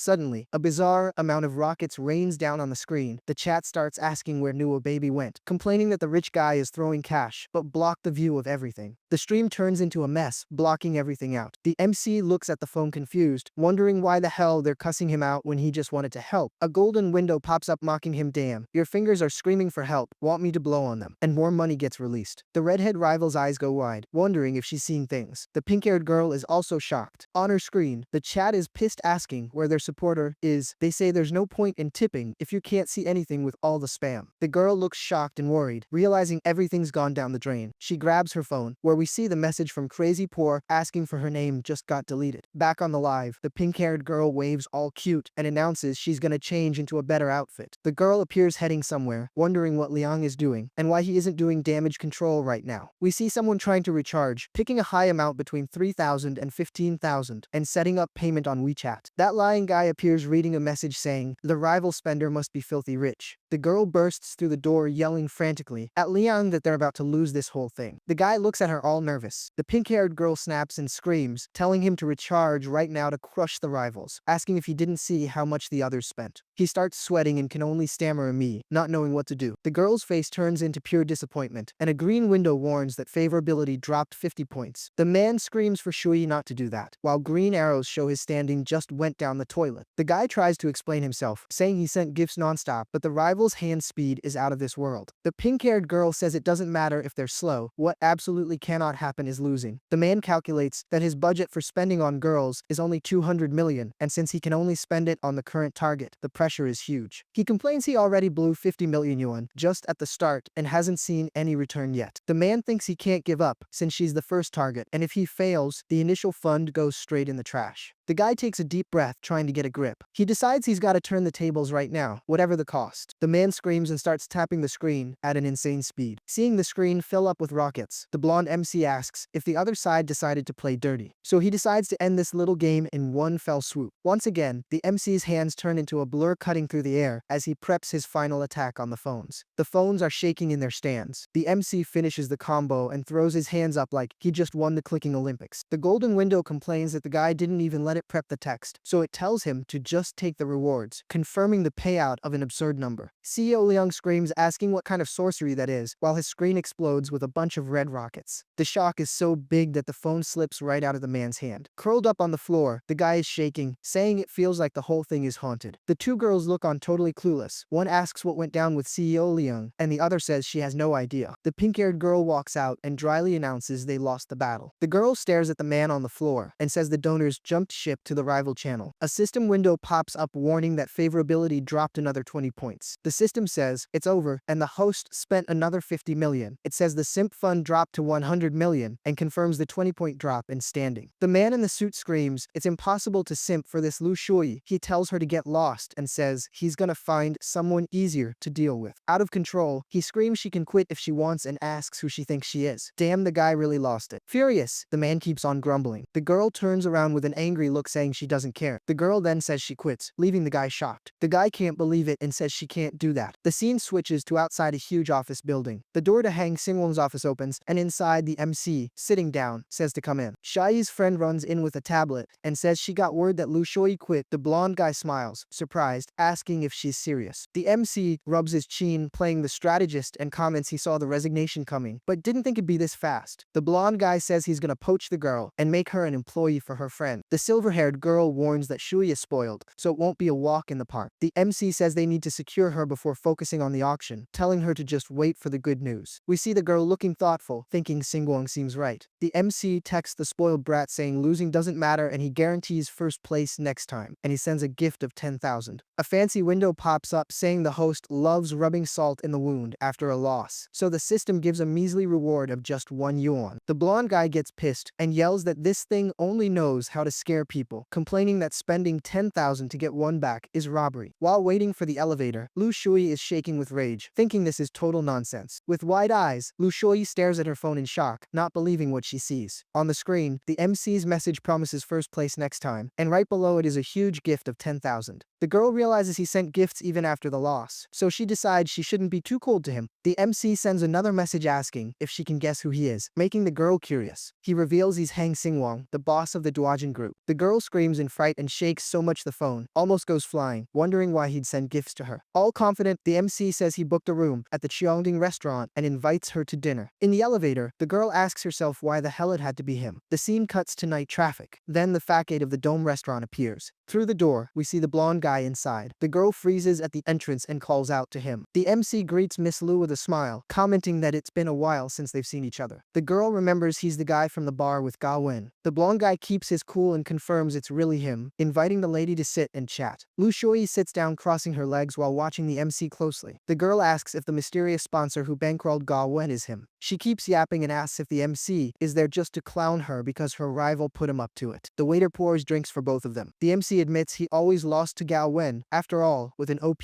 ally like Lu on the other side, it's a no-brainer. He keeps up the sales pitch, saying if she joins the Duojin group, this beef with Gwyn ends and they'll become coworkers. The girl wonders where CEO Hang is going with all this smooth talk. The MC then drops the offer, telling her to name her price because for him, money grows on trees. The girl still can't believe this guy is actually the legendary and filthy rich CEO Hang. The MC suggests a whopping 100 million and asks if that's cool with her, and she lights up immediately. Lu Shui was going to ask for a humble 10 million, and she nearly falls over hearing the 100 million offer. The MC thinks the amount is overkill, but she looks so happy he thinks, you know what, she's worth that big fat check. The girl accepts and says for that price, she can be his friend and maybe even more. The MC thinks that was almost too easy, while a system window warns that Lu Shui's regret went up by 20%. The golden screen explains her expectation was only 10 million, so since the MC made it rain right in front of her, he got compensated with 90 million in regret money. With total elegance, the blonde guy drops some philosophy philosophy that in business, real friendship doesn't exist, but he guarantees that if the paycheck is fat, the loyalty is stronger than most couples out there. The girl blushes at all of this. The MC then asks if she wants to be his best friend. We all know what kind of friendship that is. Suddenly, the MC is shown taking care of Lu Shuyi, getting her all excited. The girl gets shy and looks like she's almost falling for the blonde guy. Still blushing, she stammers that she can try joining the Dwajin group, but warns him up front she might not get the results he wants. The system immediately sends an alert that the girl's regret skyrocketed to 40%. The girl wonders if she should sign the contract, not understanding the crazy logic behind this deal. The blonde guy hears employees saying CEO Hang is super rich, leaving the girl even more impressed with his bank account. The MC explains you can only make money if you know how to blow it, and warns that being a penny pincher in front of partners would only hold back her talent. He keeps up the speech saying he expects this partnership to be a total banger. They shake hands and seal the $1 million deal between them. The MC smiles and thinks he crushed it. With money it's easy, my friend. He looks all happy. I'd like to see him try that if he was working a regular 9 to 5. In another office, a system window brings bad news about Lin Mengxi, warning she still hasn't added the guy as a friend. The man in the suit punches the desk, frustrated as he stares at the computer, watching his plan go down the drain. The system flashes an urgent message, ordering him to become friends with Lin Mengxi like yesterday. Otherwise, she'll stop being a capture target and the losses are coming. The guy panics and yells at the screen, asking why the system is in such a rush. A new system window pops up, warning that failure will cost 20% of the simp fund, and the rest is coming straight out of his real bank account. The suit guy jumps out of his chair in total shock, screaming in disbelief about this whole deducting real money thing. His crazy face looks all hideous as he yells, asking if the system has completely lost its mind. The scene cuts to a photo studio where Lin Mengxi is, and with every flash on her face, the system notifies she just racked up another $300 for the MC's account. The notification glows on the system, showing another 300 just landed in his pocket. The blonde looks really spicy, and the system confirms the deposit of another 300 yuan. While walking and looking at his phone, the MC analyzes that the speed Lin Mengxi generates money is insane. The blonde guy keeps doing mental math and decides that as soon as she gets back from this trip, he needs to find a gig with a much fatter paycheck for her. A golden system screen appears, praising the MC for being savvy and for finally learning how to use strategies. The system sucks up big time, saying you gotta respect the guy's smarts and, as a bonus, sends over a cash gift. Outside the room, the MC is just mulling over how to multiply that cash. He thinks he ended up making another fortune totally by accident. He reflects on the system's logic to harvest millions. You gotta have the guts to plant some serious cash first. The scene focuses on Lin Mengxi receiving a giant bouquet of yellow roses while a staff member asks who sent them. The girl gets all happy with the flowers. The roses are shown. Lin Mengxi looks at the flowers with affection, remembering her house is full of yellow roses, and concludes this admirer must have paid attention to that detail. Blushing and happy, she listens as the staff member warns that a man has arrived. The blonde goes to check it out and gets confused, since she doesn't know that weirdo. The man introduces himself to the lady and asks if she liked the surprise. It's the MC's rival, and he's definitely got a plan up his sleeve. The girl's face goes from loving to terrified, wondering who the hell this guy is and thinking he's some kind of creep. The weirdo doesn't waste a second and walks right up to her. The psycho asks with total confidence if she dug the yellow roses he picked out. Lin Mengxi holds the bouquet looking panicked, stuttering as she asks if he's really the one who sent that whole jungle. The guy explains, all proud that he stalked her socials, and since he saw a bunch of yellow roses in her pics, he took a wild guess that was her favorite color. But the strategy flops and a green system window pops up warning that favorability plummeted by 20%. The guy starts cold sweating, wondering why on earth the score dropped if he thought he nailed it. The blonde shoves the bouquet back at him hard, saying she doesn't accept gifts for no reason and returning the flowers. Desperate not to waste the trip, the guy drops a cheesy line saying, the fragrance of the rose stays on the hand of the giver. The system ignores that dollar store poetry and sends another notification, warning that favorability dropped another 20%. The guy's face goes pale while he screams on the inside, asking why his score is tanking like a rock. He drops to his knees in the middle of the scattered flowers, complaining that for a billionaire system owner, he's got terrible luck. The system screen glows, saying the link will be cut if the favorability, which already sucks, drops from -75 to -90. The guy bawls, with tears in his eyes, that he got the message and they don't need to rub it in. Lin Mengxi, looking serious and kinda awkward, apologizes and says she's afraid her future boyfriend might get jealous, so no friendship with guys. While she's rejecting him, the system decides to kick a man while he's down and warns that favorability dropped another 5%. 25%. The weirdo completely loses it. The guy turns around holding the rejected flowers and agrees with a deflated okay. The scene shifts to an airport. The MC and his assistant appear walking together. A commercial plane tears through the blue sky, showing that time has passed or the trip has started. Now, we see the MC next to Gwyn about to hop into a luxury car, while the driver lets them know the auction dinner starts at 7, and he's taking them to the Bulgari suit to get ready. The black car pulls up to the hotel's fancy entrance. The driver says he'll be back in 30 minutes, while the blonde guy complains that all this waiting is a total drag. The duo walks into the luxury hotel looking determined, passing the reception team that was already waiting for them. Inside the elevator, the staff member mentions the bags are going to the room, and the MC says thanks. The metal doors slide shut, leaving the two alone. The scene cuts to two weirdos chatting in a corner, where the redhead mentions the rumor that the dangerous Zhang Li is there. He says everyone knows the guy is a traitor who sold the country's relics overseas, and that the real fear is that the old man always gets what he wants and seems to have a 100% chance of getting his hands on the relics he likes. The doors open and the MC walks out alongside Gwyn, passing right by the two gossips in the hallway. He appears chatting with his advisor, and out of nowhere, the MC makes a grim face while listening to their conversation. As they walk away, the blonde guy comments to the girl that those two back there must be heading to the auction too, and judging by the chatter, this Zhang Li is real trouble. He says if there's one thing he absolutely can't stomach, it's a traitor. The MC announces that whatever the old man wants, now he wants it too, just out of spite. In a dark room full of monitors, we see the back of a mysterious man watching every move of the MC and the girl through security cameras. Smoke puffs out of the weirdo's mouth, creating that suspenseful vibe about who's keeping an eye on our MC. Then, the villain shows up. He's shown as a dangerous boss figure. The assistant appears behind the weirdo. She shows up and asks her boss what the plan is. The nutjob in the purple robe smokes his cigar while looking at the screens and asks if the girl next to him knows the plan. The woman in the red dress replies that she understood everything. She calls the guy master and guarantees she'll make the target obey his commands meekly at the auction. The big boss says that's very good. He continues his speech and says he insists on meeting the MC personally during the auction. Back at the hotel, the MC is in the hallway with his advisor, and he tells his partner he's going to change clothes and rest a bit before anything else. Meanwhile, the purple-haired girl is watching the MC's every move. The crazy chick keeps staring. Then she runs off somewhere, and she keeps running up the stairs. Right after, the spy jumps from a window straight into the air vent. She stops and thinks the other woman must just be a minion, so she decides to capture the leader first. She struggles to get inside the vent. We see the woman crawling through the tight space in an interesting position. "What have you, my friends?" And she keeps crawling super carefully not to get noticed. She reaches the end of the path and the vent grate appears. The MC appears pressing a button, and he's singing happily while he hits the flush. His hand hits other buttons on the panel too. But what comes out is a water jet with insane pressure straight into his face, leaving the blonde guy in shock at the violence of the thing. The MC falls on the bathroom floor, getting attacked by the water jet shooting out of the toilet. Soaked and hiding behind the bathtub, the blonde guy thinks that toilet is way too high-tech, and thanks the heavens it hit his face, because if that jet hit down there, it would be game over. The spy watches everything from above. She stares at the MC and seriously wonders if this guy's brain came with a factory defect. The MC dries his wet face and tries to process what just went down in that killer bathroom. He wipes his face, cleaning off the rest of the water while trying to recover his dignity. The MC stares at a screen that popped up showing a woman, wondering if the event organizers decided to hide someone in his room as a freebie. The spy's profile is shown. While he tries to think, the hidden woman thinks this guy not only has brain issues, but also seems to be a pervert. The spy stays hidden in the ventilation shaft looking down. The blonde guy looks all cute like he's plotting something. The spy appears watching everything. The blonde guy reflects that the system dragged this woman into the regret pool, which means she didn't like him. Otherwise, there'd be no reason to regret. He decides to play it cool and thinks he should pretend nothing happened first, while planning to sweep the room to find out where this woman is burrowed. He decides to play it cool and thinks he should pretend nothing happened first, while planning to sweep the room to find out where this woman is burrowed. The spy is still up in the duct. From high up in the air duct, we see the spy putting on glasses. We see her view looking at the MC, acting super suspicious in the middle of the room. She hears him saying he's gonna find her, and the woman widens her eyes behind the glasses, and almost has a heart attack realizing she's been busted. The scene shows the MC getting dressed. Suddenly the MC throws a jacket over his body, covering up his physique, until he gets hot and takes the jacket off. The MC starts looking for the sneaky girl under the bed, and she keeps watching everything and analyzing the MC's body. And out of nowhere, the glasses focus right on the MC's backside, and she gets pissed about having to watch these scenes. He complains mentally that it's weird there's nobody there, and wonders where the heck the pretty lady is who was supposed to show up. While he drinks his soda in peace, the spy analyzes that he must just be some stupid farmer's son or a broke guy. The purple-haired woman questions if it's really necessary to waste time dealing with a nobody like this. The scene changes to inside the ventilation duct, where the woman in the red dress is crawling in the tight space and complaining she's still hiding there like a rat. A rat shows up and doesn't approve of what she just said. She stares at the rat, scared, dying to get out of there, until she thinks the plan is already set in stone. The rat runs and makes a noise, leaving the girl furious. The spy appears in a position that would distract anyone. She sits up and decides to move on to the plan. The facade of the fancy building appears. Then, in the MC's room, the doorbell rings loud, getting everyone's attention. The blonde guy opens the door and runs right into the lady in red herself, who flashes a killer smile and asks if they can head downstairs to chat. He watches her strutting her stuff and asks why they can't just talk right there. A stat sheet pops up on screen identifying the visitor as mercenary, listing her age and showing her regret level is at a big fat 0. The system confirms this mercenary just entered the regret development phase, and the MC eyes her suspiciously, trying to figure out what this babe's deal is. But the MC only wants to focus on the best case scenarios. The MC says he'd love to get to know the girl who's been tailing him, so he invites her inside. The MC smiles, thinking he hit the jackpot. Totally chill even though the pressure is on, while the system warns favorability dropped 10%. He figures the big boss must think letting a woman in is indecent. She's shown walking around the room. The MC starts turning on the charm immediately, and even offers the lady a drink. Grabbing the MC by the wrists, mercenary cuts to the chase and suggests they play a little game. He stares back at her, and with a smirk, he says he already knows what's up. Faking being sick, the MC lets out a dramatic oops, claiming he's dizzy, and uses that as an excuse to pull the woman on top of him for a hug. The girl falls into his arms, annoyed, thinking that despite his looks, she can't stand stupid men, letting out a grunt of contempt while he holds her. The woman in red doesn't waste any time and shoves the blonde guy with all her might, sending him flying back, surprised by the aggression. The MC hits the rug while the spy lands in front of him in a flawless fighting stance. She looks at him with disgust, thinking this guy has zero survival instincts and is a total creep to boot. Then she lifts her leg and stomps her high heel right onto the MC's chest, pinning him to the floor like a roach. With a sadistic smile, she taps her chin, planning how to train the MC, thinking out loud about how she's gonna turn him into Mr. Zhang's little puppy. Out of nowhere, she pulls out a whip with a psycho look in her eyes, and says all happily that it's time to introduce him to the classic trio. The MC is confused by that crazy talk, but thinks it's gonna be something good. We already know what he's hoping for, right? The screen goes black, and when the picture comes back, we see the MC's face as he wakes up feeling kinda woozy. He realizes things just went south big time, cause he's sitting in a chair, shirtless, and tied up with thick ropes.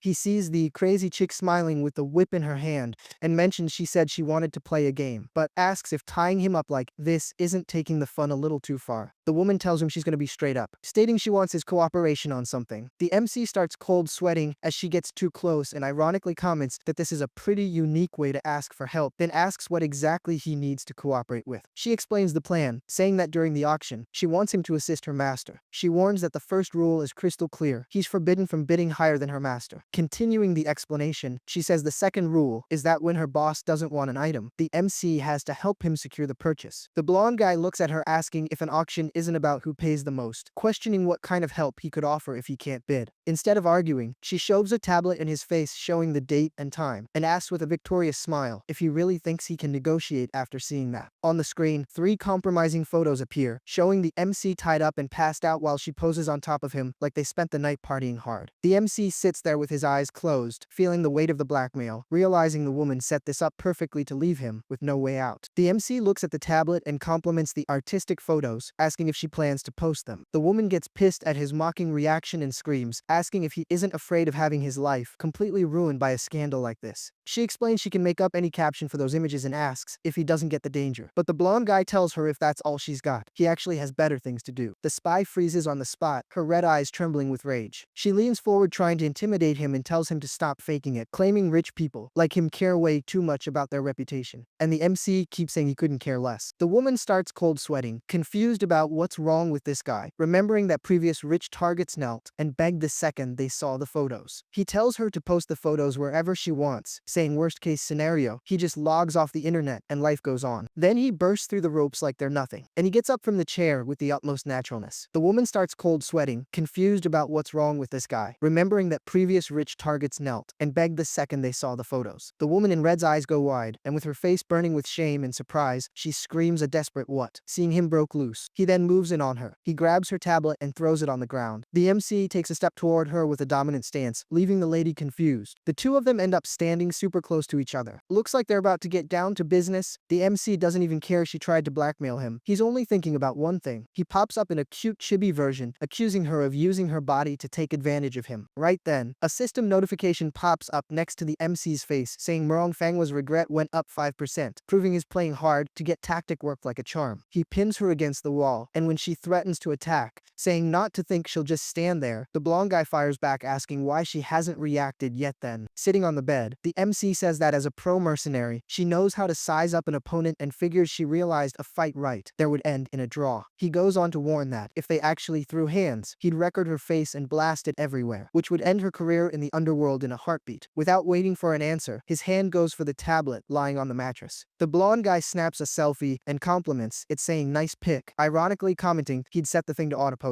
just to guarantee the damage. The woman in red gets scared and worriedly asks what the hell he's planning to do now. The MC chills on the bed and says since she took photos of him, he needs to take photos of her too. The camera focuses on his mischievous grin. Fangwa screams in outrage, saying she knew from the start he was a shameless pervert. The scene cuts to her hand reaching for a book on the table. She destroys the book, revealing that what was inside was way more dangerous than her. From inside the hollowed out pages, she pulls out a sharp blade known as a paper knife and gets ready to attack. She lunges trying to slash the MC's neck, but he throws himself back on the bed, dodging the hit by a hair. The blade comes down hard and pierces the mattress. Completely losing it, the woman screams his full name, Hang Singwa. The MC yells back for her to chill out, warning that he isn't asking for anything. He's giving orders. Heil wearing a cheeky grin. Then the woman's expression does a total 180, and she turns red, looking like she actually liked being bossed around. The MC notices the weird reaction while screaming to make sure she understands who runs this town. Immediately, a system window pops up floating in front of him with good news, reporting that Fangwa's regret level went up another 5%. He looks at the woman acting all meek on the bed and wonders if this damn girl is actually a masochist. But right after, it clicks, and he makes a face of total shock, not believing what he just discovered about her personality. With a smile like someone testing the waters, he decides to double check, and his hand comes down hard, squeezing the lady to see the reaction. The girl turns into a puddle of goo on the bed. Fangwa melts on the bed with her face on fire, and the system buzzes with success, warning that regret went up 15% and asking the host to keep it coming. The blonde guy stays in character, acting cold, saying he has nothing left to discuss with her. The woman stammers that she understands the situation and says he deserves to meet his maker for being so cruel. Holding the whip, the MC guarantees that's no problem because if he kicks the bucket, he's taking her down with him. The MC starts snapping a bunch of pics of her with his phone. Fangwa gets all red and confused with that photo shoot, asking the MC indignantly what the hell he's doing pointing that phone at her. The MC makes a villain face and asks why she's more anxious than he is. The system shows up to confirm her suffering is paying off, warning that the lady's regret level went up another 5%. The building appears, indicating that while the day goes by outside, things are getting wild inside the room with the guy's demands. The MC then goes to the door to grab a delivery. Now wearing a comfy bathrobe, the MC points to the bag and orders her to wear everything one by one, leaving the poor girl stunned. The woman rummages through the shopping bag all flustered, looking for something inside. The system appears again to deliver good news. She looks at the bag totally confused by everything. The MC grabs the tablet and says he's gonna start. She then goes to get dressed. The MC starts taking photos of the little masochist lady. On the phone screen, we see a recording of her wearing a Japanese hero mask with some steam covering the goods, and she looks like she's dying of shame while trying to keep her posture. And he keeps snapping photos from every angle. The MC completely loses patience and, holding the whip, screams asking if that looks like someone saving the world, complaining that her bored face shows zero respect for boys' dreams. Fangwa freezes looking at him with her face burning with shame. The photos of her in costume appear. The MC points the handle of the whip at her, totally indignant, and starts chewing her out, complaining about her pouty face. He appears holding her chin, and she is clearly loving every second of it. With her face completely red,